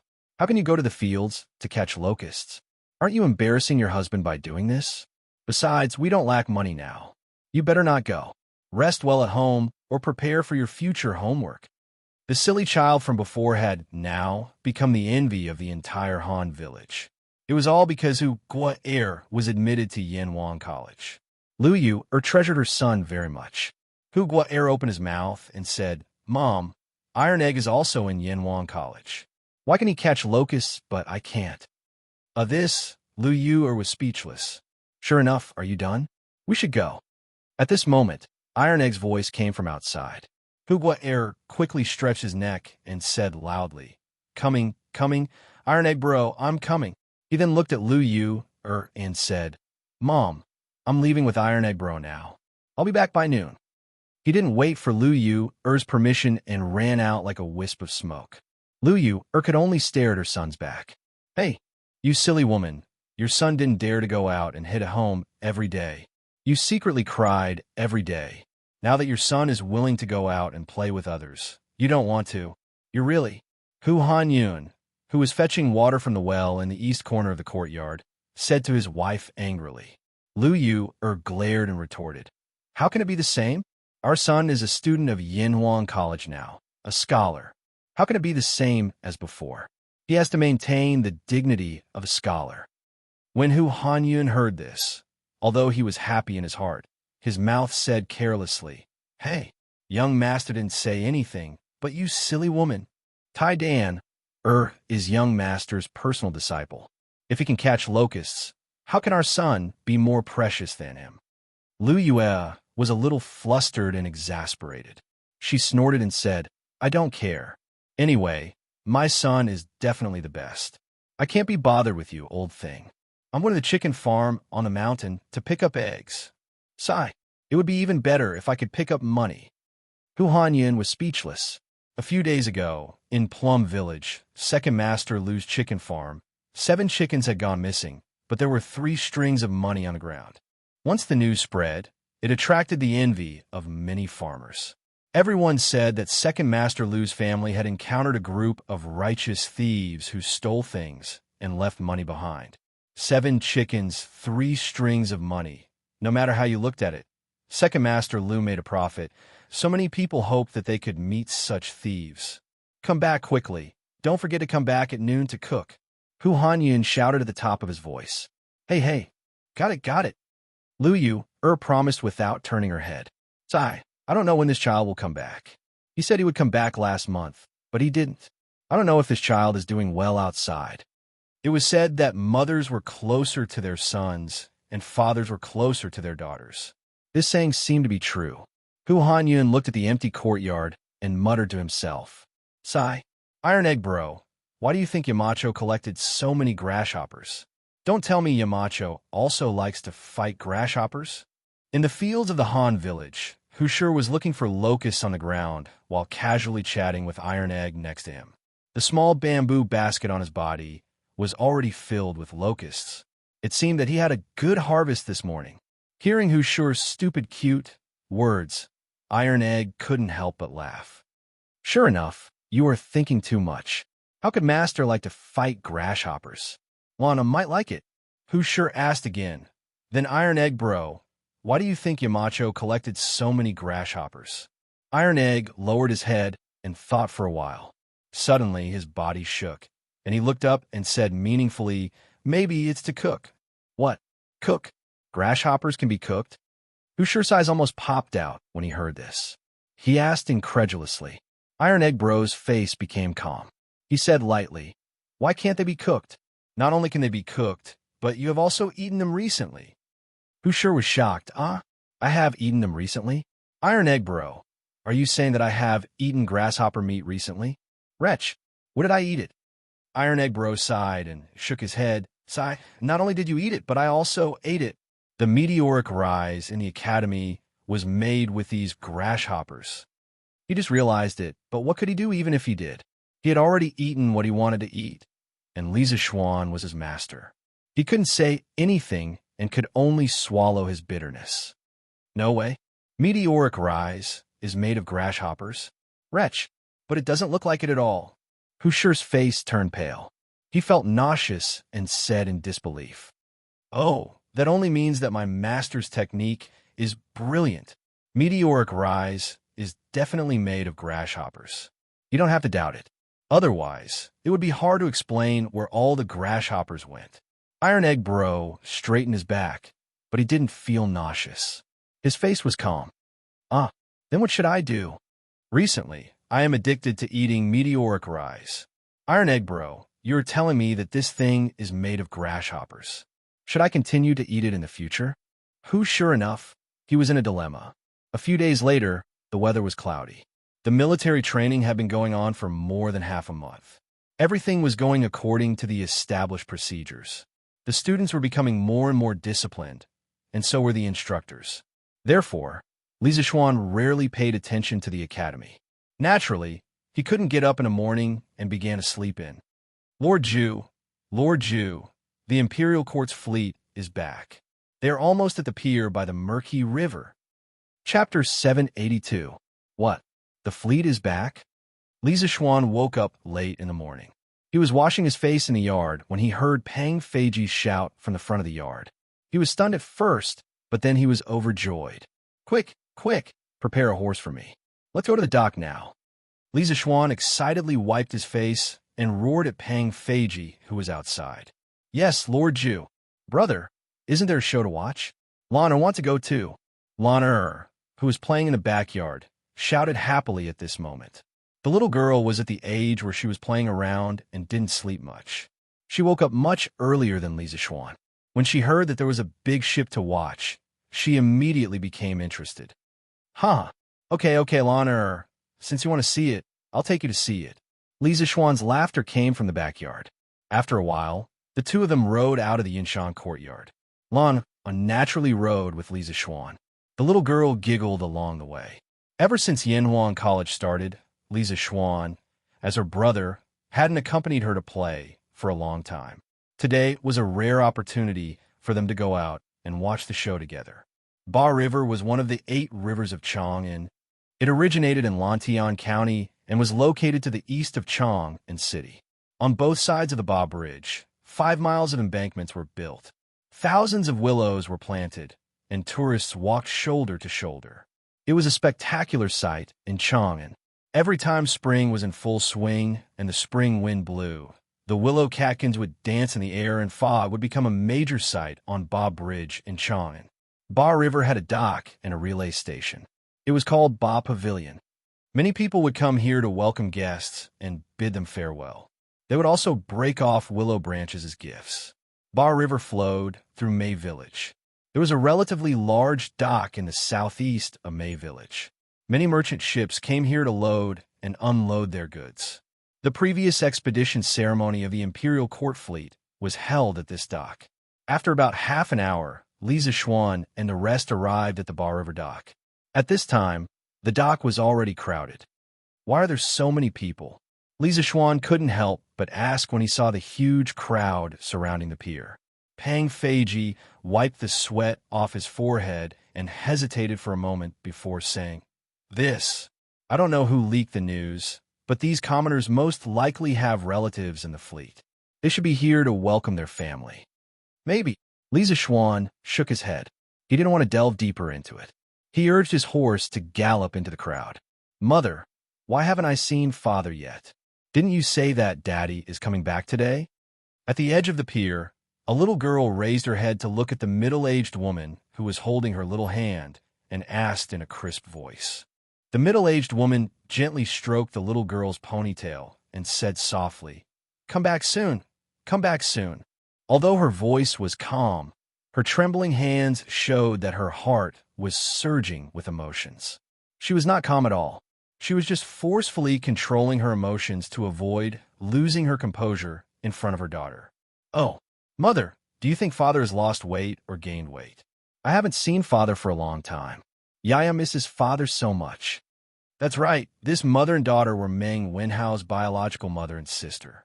If not for the military training at Yanhuang College today, Meng Wenhao would definitely have come personally. "Your father should have lost weight, right?" Meng Wenhao's mother said hesitantly.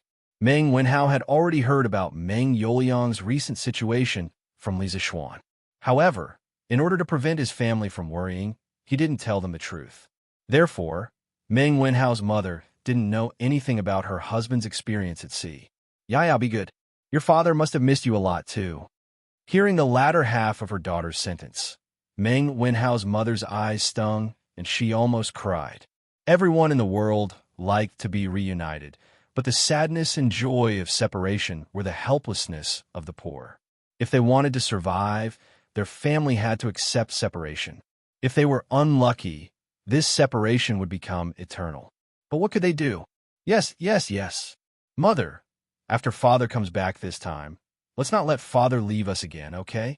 Yaya can also help the family earn money. Recently, Yaya has made a lot of money from catching locusts, so we could buy a lot of buns. However, Yaya was still young and couldn't understand the sadness behind this family. The little girl blinked her clear eyes and innocently begged. Meng Wenhao's mother felt bad when she heard her daughter's naive words. She hugged her daughter's head to her waist and said softly, "Okay, mother promises Yaya. After your father comes back this time, he will never leave us again." In fact, Yaya's wish was also Meng Wenhao's mother's wish. In the past few months when the fleet went out to sea, she didn't have a good night's sleep. She had never believed in gods and Buddhas, but she even went to Chang and city's Daxing Shan temple to pray to Bodhisattva several times and donated dozens of copper coins for incense and oil. Dozens of copper coins were nothing to a rich family, but for the current Meng family, dozens of copper coins were not a small amount. They could buy hundreds of pounds of rice. However, in order to pray to the gods and Buddhas to protect her husband's safety, Meng Wenhao's mother felt that it was worth it. How long will it take for the fleet to come back? Li Zixuan held Lan, her small hand, and squeezed forward as he asked. Now that he was a Wu Dao master, he could naturally release his inner strength. Although the dock was crowded with people, and it was very crowded, with his strong inner strength, no matter where he went, the people around him would quietly bounce back a little. Therefore, he didn't have to worry about Lan or being squeezed. "Sir, it should be soon. When I reported to you this morning, the fleet was only about 10 miles away. Now, it should be about 6 or 7 miles away." Opening the way in front should have been Pang Feiji's job as a guard. However, Li Zixuan, who spoiled his sister, was afraid that the crowd would squeeze and hurt Lan, so he personally opened the way. Therefore, Pang Feiji, the guard, actually hid behind Li Zixuan and enjoyed the treatment of a superior.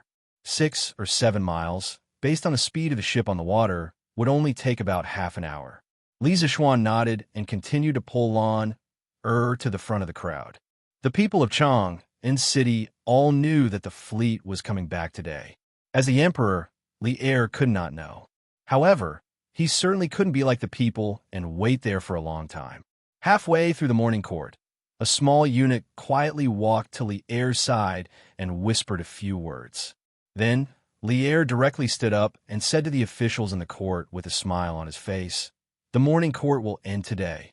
Everyone, follow me to Murky Island to welcome the triumphant return of the fleet to the south." Chapter 783. Hey, Rinbiao, you're here too? With their powerful internal force, Li Zixuan and the other two finally came to the front of the crowd. However, they met an old acquaintance.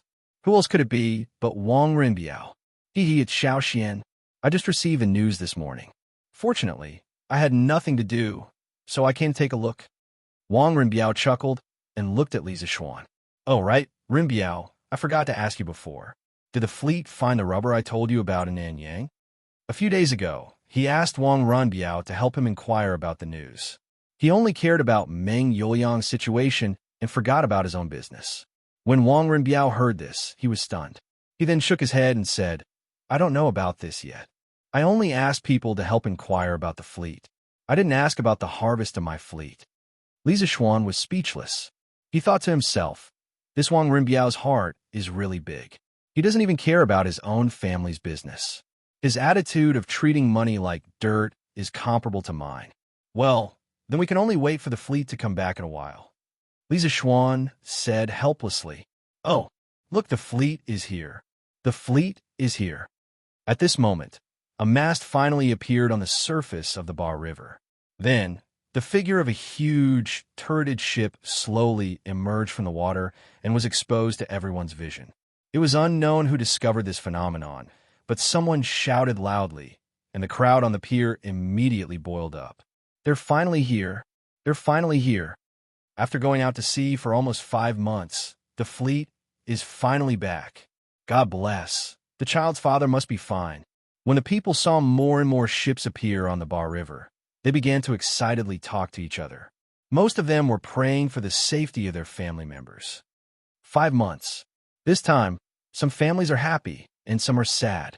At this moment, Li Zixuan was holding Lan Er's hand and standing at the front of the crowd. He looked at the densely packed boats on the river and sighed with mixed feelings. Although Wang Renbiao did not mention the details of the ambush on the fleet, Li Zixuan had obtained more detailed information from Li Chengqian. Of course, the source of the information was definitely related to Li Er. Therefore, he was very clear that the fleet's journey south this time was not without casualties. Not to mention the storms and diseases that took away the crew members on the sea route to the Nanyang countries. Just the sneak attack of the pirates that night caused the fleet to lose 28 soldiers and 12 civilians. This meant that a small-scale battle had caused 40 Tang soldiers to be buried in the sea, with no complete corpses left. 40 originally happy and blissful families were torn apart in an instant. At that time, who knew how many tears would be shed? Boo-hoo. As time passed, the 1,500-some merchant ships that had come south to trade 5 months ago appeared before everyone's eyes. The mournful sound of a bugle horn came from the ship in the center of the fleet, and then all the other ships began to drop their anchors, lower their sails, and slowly approach the shore. We're home. We're finally home. On a merchant ship, Meng Yuliang stood on the deck and leaned against the railing. As he looked at the sea of people on the shore, he couldn't help but sigh. On this voyage, he had almost been separated from his family forever. He was far from alone in his thoughts. Whether it was the civilian workers on the merchant ships or the Navy soldiers on the official ships, all of them couldn't suppress the joy in their hearts as they looked at the dock. Homesickness, homesickness. What could be more important than the fact that they would be home soon? Your Highness, we can go ashore. The main ship had already reached the dock, and people had already laid down the planks. Wu Di walked up to Li Shaogong and clasped his fist. This prince will come right away. A few moments later, Li Shaogong disembarked from the main ship with his guards. Li Zixuan walked up and cupped his hands in greeting. Congratulations on your Highness's triumphant return. Long time no see. Your Highness, how have you been?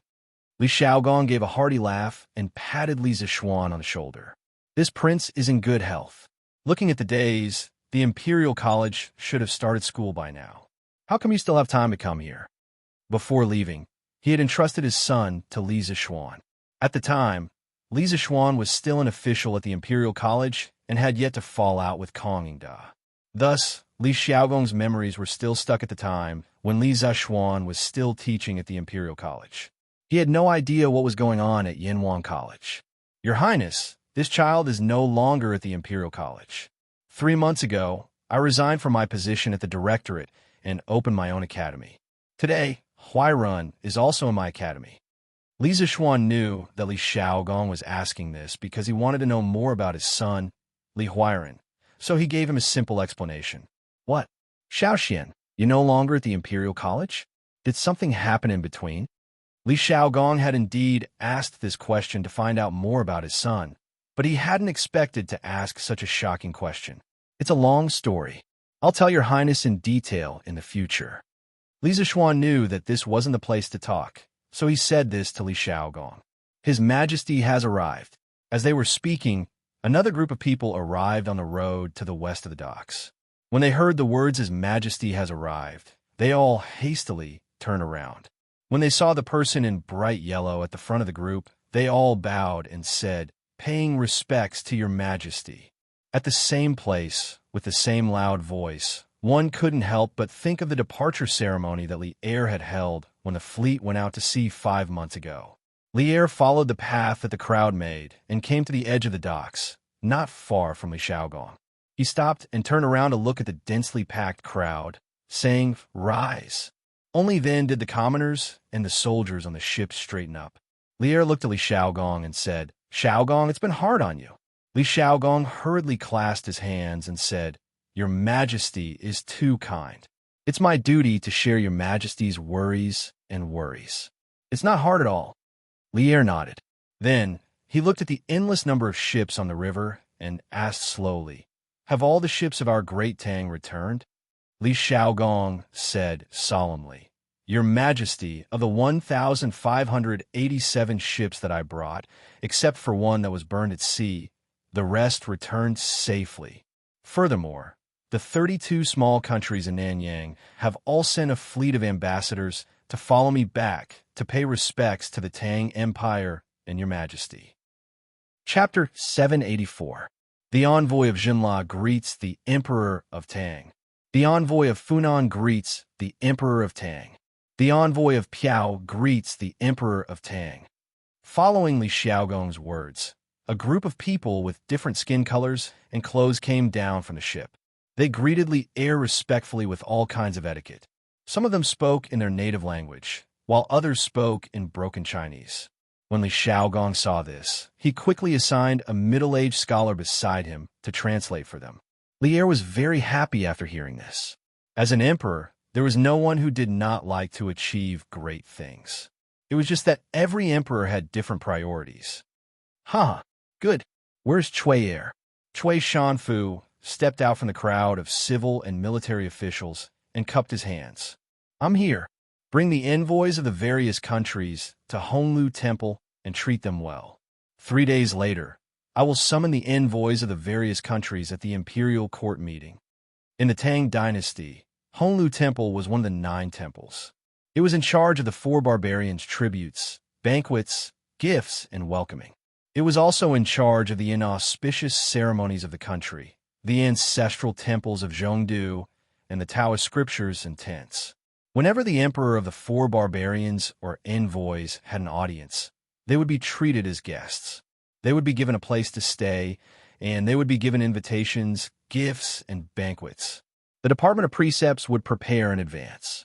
There were 20 translators who specialized in translation, and each of them knew different languages. Generally speaking, Honglu Temple was equivalent to the modern Ministry of Foreign Affairs with an additional translation function. Chui Shanfu was the minister of Honglu Temple at this time. There was an organization corresponding to Honglu Temple called the Warden's Office. However, there was a substantial difference in the functions of the two. Honglu Temple was in charge of foreign guests, while the Warden's Office mainly dealt with ethnic affairs. "Yes, Your Majesty." Chui Shanfu didn't show it on his face, but he was complaining in his heart. This was because there were envoys from 32 countries. It was a rare sight to see such a large number of envoys in 100 years. Just communicating with so many envoys from different countries was difficult, not to mention other things. The pressure on Chui Shanfu's body was suddenly increased. After the envoys of various countries left the dock with Chui Shanfu and headed for Chong, and Li'er looked at the endless boats on the river and turned around to give an order. "Beloved official Xiao, beloved official Yin, the 2 of you will be in charge of the transportation of goods. The grain and goods on the imperial court ships will be directly transported to Taicang.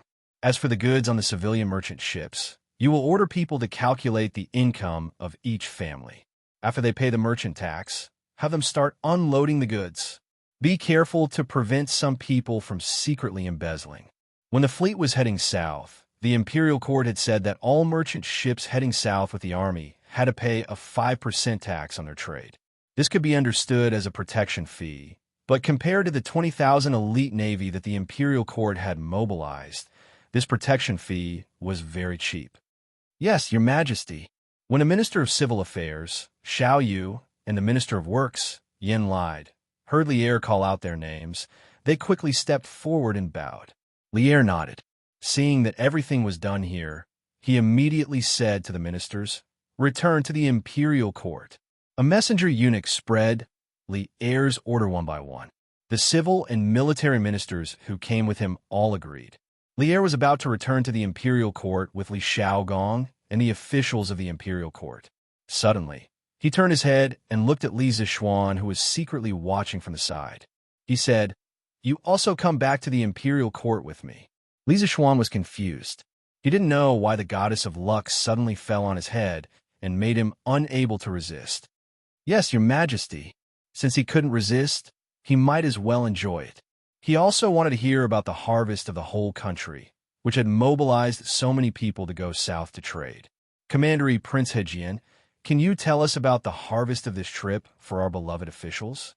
After Lier led the ministers back to Taiji Palace, he sat up straight and looked at Li Xiaogong with a smile.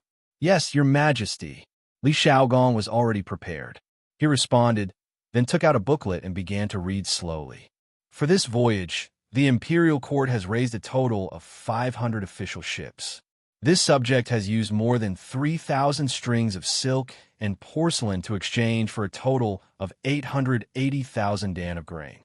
There are 170,000 caddies of various spices such as Lycopodium officinalis, Lycopodium officinalis, Lycopodium officinalis, Lycopodium officinalis, Lycopodium officinalis, Lycopodium officinalis, Lycopodium officinalis, Lycopodium officinalis, Lycopodium officinalis, Lycopodium officinalis, Lycopodium officinalis, Lycopodium officinalis, Lycopodium officinalis, and various other spices. In addition, there are also 50,000 caddies of brass and 300,000 taels of silver. Silence. As Li Xiaogong read them out one by one, the court suddenly fell into a strange silence. 880,000 dan of grain. Although this amount was a bit large and exceeded everyone's expectations, it could be attributed to the fact that Nanyang was rich in grain and had never seen the beautiful silk and porcelain of the Central Plains. But what the hell was 170,000 dan of spices? Did you think that spices were weeds or radishes? Oh, at this time, radishes were still not called radishes. They were called fishes. See the Book of Songs. Picking fishes and picking fishes, there is no lower body. Cabbages were also not called cabbages. But spices had always been a precious existence in the Great Tang. Most of them were sold in pairs. Depending on the type of spices, the price could range from a few dozen copper coins to a few strings of one tael. When had anyone ever heard of someone possessing more than 10,000 dan of spices? The 170,000 dan of spices that Li Xiaogong mentioned was too frightening. However, Li Xiaogong wasn't lying. Some spices were really rampant in some of the island countries in the South China Sea. They grew everywhere like weeds. The 20,000 Navy soldiers he brought were farmers who cut the weeds many times. As for the 50,000 caddies of brass and 300,000 taels of silver, this was even more frightening. The total amount of silver that had been mined in the Great Tang was probably only around 200,000 to 300,000 taels. But Li Xiaogong actually brought back 300,000 taels of silver.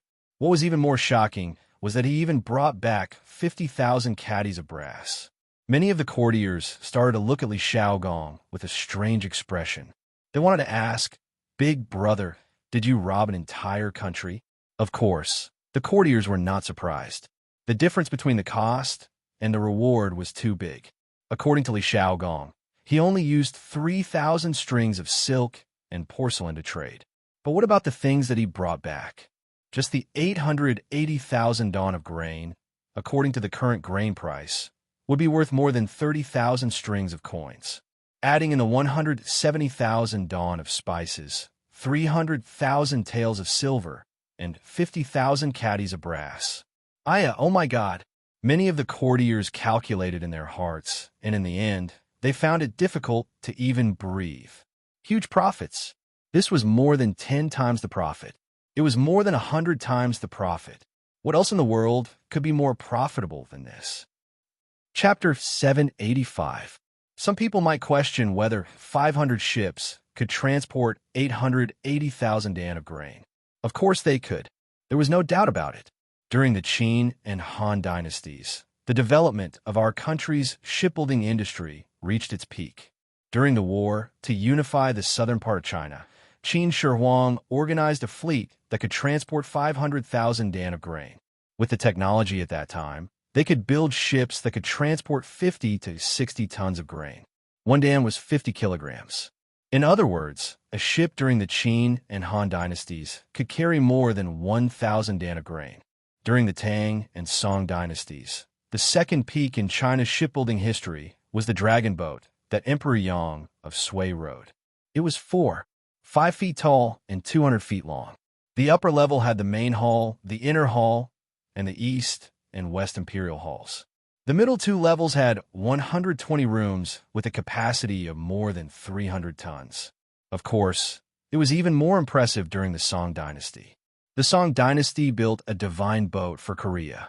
It had a capacity of more than 1,500 tons. Some large ships could carry tens of thousands of dan of grain and had a rudder that was 30 to 50 feet long. Taiji Palace. Although Lier, who was sitting high above, was mentally prepared, he was still shocked by Li Xiaogong's work report. His eyes were as wide as the others. Fortunately, the courtier's attention was not on him.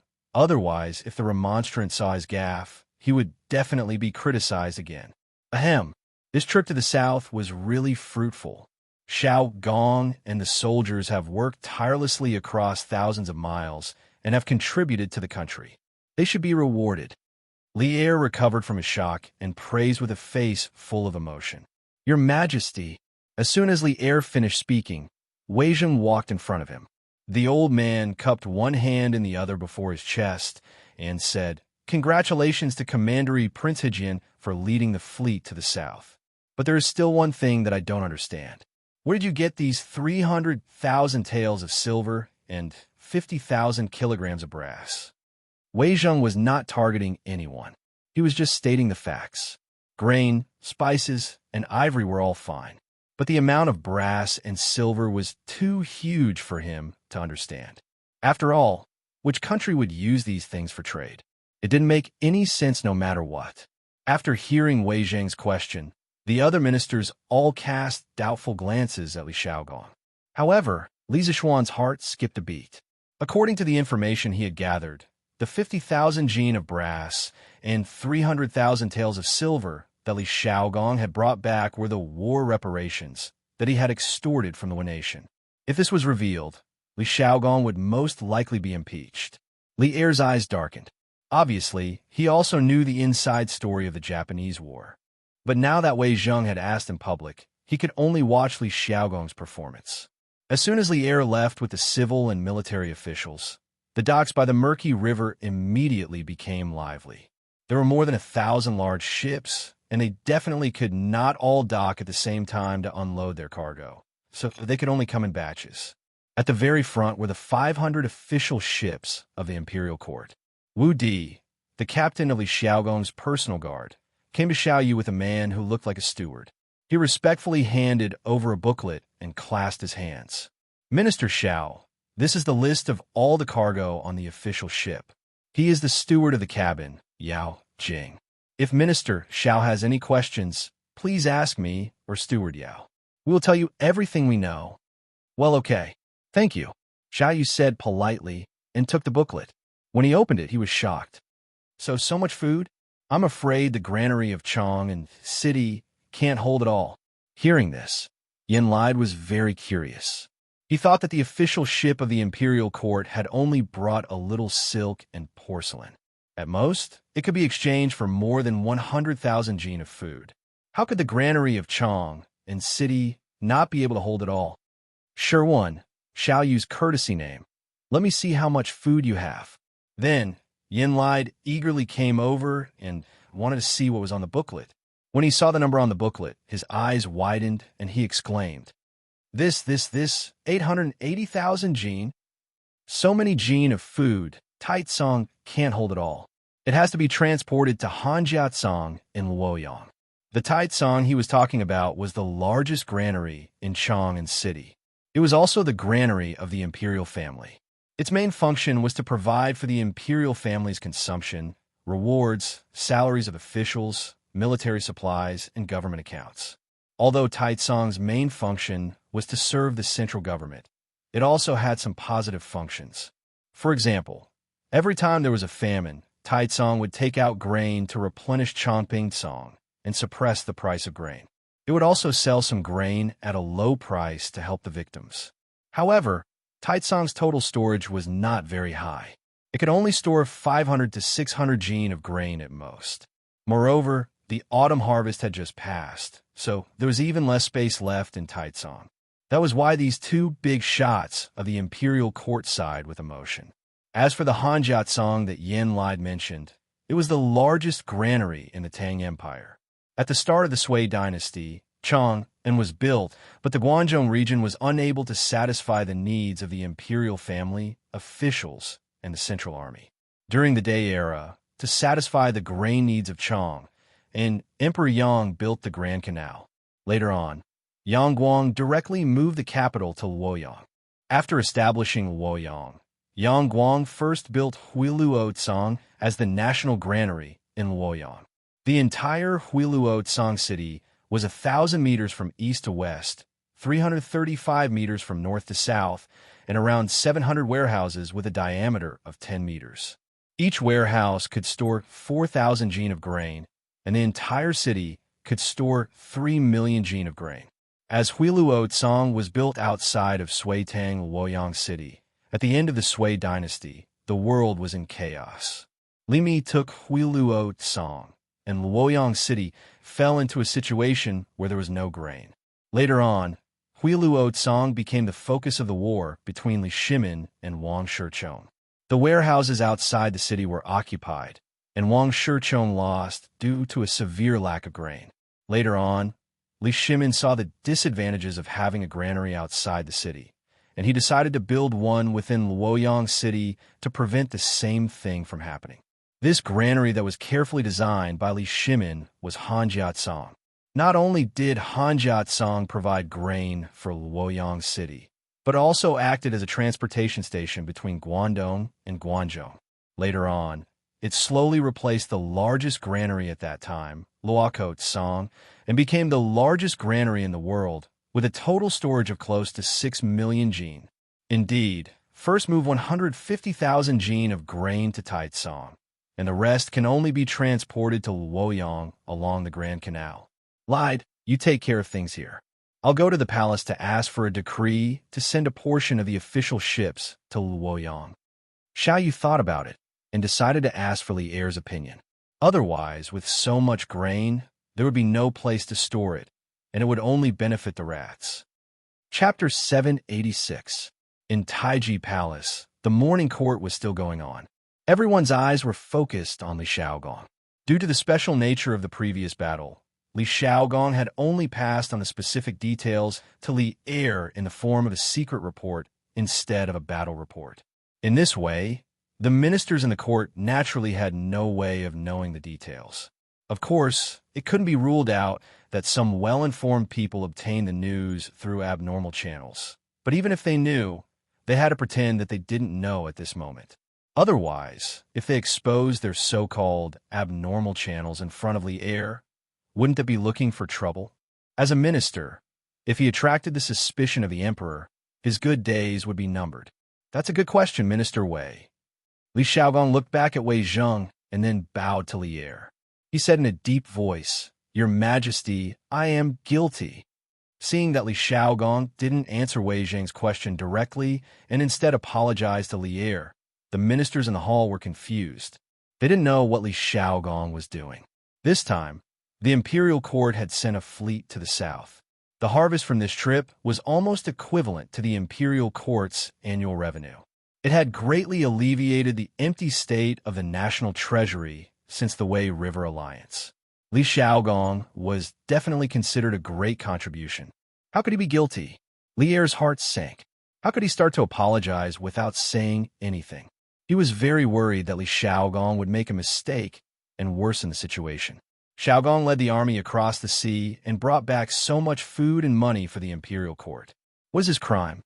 Although many thoughts were running through his mind, Li Er remained calm on the surface.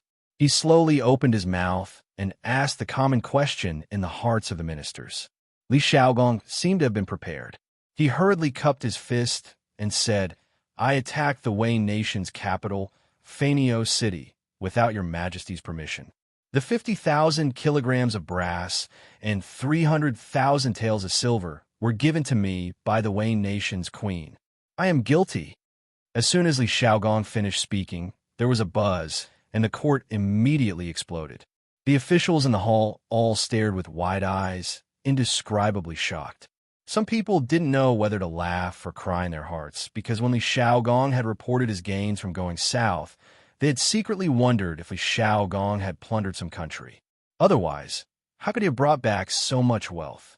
However, judging from the results that were announced now, their previous guess was actually correct.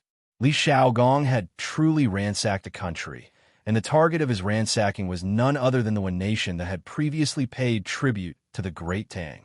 How could this be? Therefore, some people could not help but be eager to give Li Xiaogong a try. Wei Zheng, who was standing in front of the officials, raised his eyebrows. He clearly didn't expect the truth to be like this. He took a step forward and said, "His Royal Highness, without your Majesty's permission, attacked the neighboring countries of the Great Tang. This action can easily cause panic in the neighboring countries, which is extremely disadvantageous to the Great Tang at this time. I think that His Royal Highness should be severely punished." I think that Left Minister Wei's words are reasonable. Now that the world has just settled down, the imperial court should be recuperating and getting along peacefully with the neighboring countries.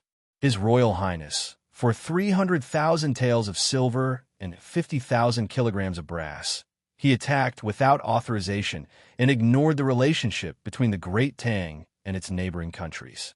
He simply has no respect for the imperial court. I think that he should be severely punished. As soon as Wei Zheng finished speaking, Minister Cui Shanfu of the Honglu Temple hurriedly jumped out. As the leader of the Honglu Temple, who specialized in dealing with the relationship between neighboring countries, he naturally had the right to express his opinion. Of course, as a core disciple of the Shandong aristocratic family, he also wanted to use this opportunity to bring down Li Xiaogong, the only person who could be used in the Li Tang imperial family. If he didn't know how to make good use of such a heaven-sent opportunity, he would really be blind. I second the motion. His Royal Highness must be severely punished. Severely punish your grandma.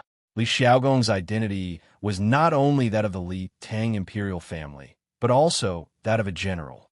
Although he usually didn't like Li Xiaogong, at this time, Chang Jija wouldn't just watch Li Xiaogong be besieged by Cui Shanfu and the others. The devil incarnate wouldn't talk about rules with you. This old guy came up and directly pushed Cui Shanfu more than 10 steps away and almost fell to the ground. He stood up angrily and was about to argue with Chang Jijia, but he heard old Cheng directly scold him in his rough voice. "Damn it, Xiaogong didn't say why he attacked Neon. How do you know that he went for the silver and brass? Is your father in Neon? Did he tell you in your dreams?" Cui Shanfu's expression changed, and he felt greatly humiliated because Chang Jijia was saying that his father was from Neon. As a person of the Celestial Empire, anyone who was said to be a descendant of the short and wretched people of Neon would be angry. "Chang Jiji, you've gone too far and disgraced the refined." At this time, Cui Shanfu was obviously blinded by anger and directly called Chang Jijia by his name. "Bah! You slandered Xiaogong without any evidence. Isn't this a disgrace to the refined?" This old guy actually spat a mouthful of thick phlegm in Cui Shanfu's direction and continued to scold him. However, he also knew that it was not a good idea to continue scolding like this. If this continued for a long time, it would be counterproductive. Therefore, after scolding Cui Shanfu, he cupped his hands and said to Li Er, "Your Majesty, Xiaogong is not a person who is greedy for money and doesn't know the severity of the matter. This old official thinks that there must be something hidden Your Majesty, this official also thinks that this matter is not simple. Why don't we let Xiaogong finish speaking before making a conclusion? The taciturn gourd, Li Jing in the imperial court also made a rare sound today. In this way, no one in the entire Tang military was still indifferent. This official agrees. The general's camp all agreed in unison. The civil officials' camp was in an uproar and did not reach a unified opinion. This was because the heads of the civil officials, Zhang Sun Wuji and Fang Xianling, had not expressed their opinions yet. In fact, the opinions of these two big shots were quite simple. For Zhang Sun Wuji, because of the relationship with Empress Zhang Sun, the Zhang Sun family was a proper relative of the emperor. In terms of position, Zhang Sun Wuji naturally sided with the royal family and protected Li Xiaogong. As for Fang Xianling, he felt that a mere one nation was not enough to change the attitude of the surrounding countries toward the Tang Empire. Moreover, the Tang Empire's current #1 enemy was the Turks. The other small countries could not make any waves at all. Cui Shanfu's words were a little exaggerated. How could he agree? Silence. Lier coughed softly, and the noisy imperial court immediately quieted down. Then he stared at Li Xiaogong and asked in a deep voice, "Xiaogong, why did you lead troops to attack one nation? You better explain the reason to Zhen now. Don't hide anything." Chapter 787. Hearing Lier's words, Li Xiaogong cupped his fists and said, "Yes, Your Majesty. Half a month ago, I led the fleet back to the southeast coast. One night, I ordered the fleet to dock on a nameless deserted island to replenish fresh water and fruits and vegetables. Who would have thought that we would be ambushed by a group of bandits? There were about 100 of them. They knew that they were no match for the army, so they wanted to steal a few merchant ships and escape while the night was dark and the guards were lax. Unexpectedly, they were discovered by a civilian on the ship. I had reached an agreement with the Queen of one nation. One nation would compensate the Tang army for the losses in the sneak attack. They would pay 10,000 kilograms of brass and 100,000 taels of silver. They would also capture the bandit leader and send him to Chang'an. But that night, when I left the One Nation Palace, I was attacked by a large number of assassins. If my friend and I hadn't been good at martial arts, I'm afraid we would have been buried in a foreign land. Hearing this, all the officials in the hall changed their expressions. Li Xiaogong was a commandery prince of the Tang Empire. If he died in one nation, the imperial court would lose face. And at that time, the Tang Empire and one nation would definitely have a war to the death. Because Li Xiaogong was not an idle prince, but a commandery prince who had made great contributions to the founding of the Tang Empire. How dare the one nation? How dare they assassinate the commandery prince of the Tang Empire? It's a pity that I wasn't there at that time. Otherwise, I would have caught the queen and thrown her into a brothel. Cheng Yaojin was so angry that he was shouting and cursing. The ministers looked askance at him. They wanted to say that he was insulting the refined, but they were afraid that this old man would go crazy and not recognize his relatives. After all, Cui Shanfu next to him was an example. Li Xiaogong almost choked at this moment. He secretly thought that Cheng Yaojin had a strong taste. He had seen the queen of one nation. She was in her 70s or 80s, but Cheng Yaojin still wanted to catch her and make her into a brothel girl.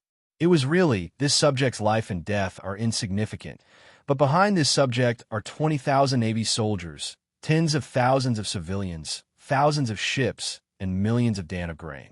Moreover, this subject represents the face of the Great Tang.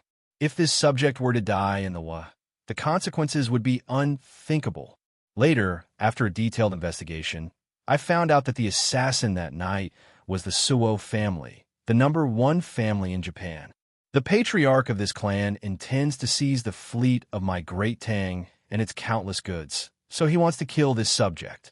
After I found out the whole story, I told the Queen of one nation about the result. However, the Queen of one nation wanted to protect the Suo family, so I led the army into the city and wiped out the Suo family. This subject could die, but the dignity of the Great Tang could not be trampled on. Those who offend my Great Tang must pay the price. After destroying the Suo family, The Japanese queen knew that she was in the wrong. She took the initiative to increase the compensation from the original 10,000 caddies of brass and 100,000 taels of silver to 50,000 caddies of brass and 300,000 taels of silver. This was the whole story of the whole thing. I hope your majesty can judge clearly. After Li Shaogong finished speaking, the imperial court fell silent as the officials digested this matter. After a few seconds, Wei Zheng turned to Li Shaogong and said, "The Wen nation dared to assassinate the commandery prince. Of course, they deserved it. No punishment is too much. However, at the very beginning, your majesty brazenly led the army to attack the Wen nation because of a few bandits. Wasn't that inappropriate? After all, there should be a more reliable solution." Li Shaogong proudly raised his head and said, "Left Prime Minister Wei's words are wrong. That was not a matter of a few bandits. It was a matter of the people of the Great Tang dying at sea because of the Wen nation. Before the fleet left, His Majesty entrusted me with the task of protecting the people of the Great Tang. If there were any enemies, I had to do my best to destroy them. That night, the Wen nation ambushed the fleet and killed 28 soldiers and 12 civilians. As the commander-in-chief of the army, I had to give them an explanation. Otherwise, how could I, Li Shaogong, continue to lead this army? How could I have the face to come back and see His Majesty again?" Li Shaogong's words were very good. He directly brought out Lier. What he meant was that although he was a little impulsive when he attacked our country, everything was still done according to Lier's instructions before he left. What else do you have to say? The facts proved that if a person wanted to criticize you, he could find a way to criticize you. At this moment, Cui Shanfu seemed to come back to his senses and said, "Your Highness has your reasons, but I don't know if your Highness has thought about how the other small countries around the Great Tang will view your actions. Will they think that the Great Tang is bloodthirsty and insecure? Will they unite and fight against the Great Tang together?" This old thing was doing it for the sake of doing it. Now, he didn't even care about his face anymore. Bah! Alarmist words to scare people. Who do you think you are? Can you represent the small countries around the Great Tang? Cheng Yaojin looked at Cui Shanfu with disgust and said, "The Wen nation has gone too far. If Shaogong doesn't teach them a lesson, won't the Great Tang lose its prestige? This battle was well fought. If it were me, old Cheng, I would have fought even more ruthlessly and killed all the Wen nation people. They were the ones who were unrighteous first. Why should we talk about morality with them? Ji Jie is right. Who do the Wen nation think they are? How dare they ride on the head of the Great Tang? Shaogong, this battle was well fought." Yu Qigong also stood up at this moment and supported him. "The two Grand Dukes are wrong. Harmony is the most important thing between countries. How can you use weapons just because of a disagreement? This will only push the Great Tang into a state of militarism." Seeing this, Kang Ningda couldn't help but speak up. As an old Confucian scholar, how could he hope for his country to become a bloodthirsty dynasty that only knew how to kill? "Your Majesty, this subject has something to say." Seeing that the court was about to turn into a market, Li Zishuan stood up and cupped his hands to Lier. He didn't have much to do today, but he couldn't stand the attitude of some people in the court towards the diplomacy of the Great Tang. "Speak." Lier's eyes lit up. He was looking forward to Li Zishuan helping him out of this situation. "Thank you, Your Majesty. This subject wants to say that the question now is not whether we should attack the Wen nation or not, but what can we do even if we attack them? The Wen nation started first. If we don't fight back, the surrounding countries will think that the Great Tang is easy to bully. It's just a trifling Wen nation. So what if we attack them? Are we going to punish the generals of the Great Tang for a trifling Wen nation? As for Minister Cui Sijing's worry that the other countries will panic because of this subject believes that there is nothing to worry about. The peace and stability of the Great Tang is not obtained by blindly making concessions, but through the blood and fists of soldiers. The Tang must have pride, and the Tang are not afraid of war. Even if the entire world attacks the Great Tang will be able to break through. What is there to fear from a trifling Wen nation?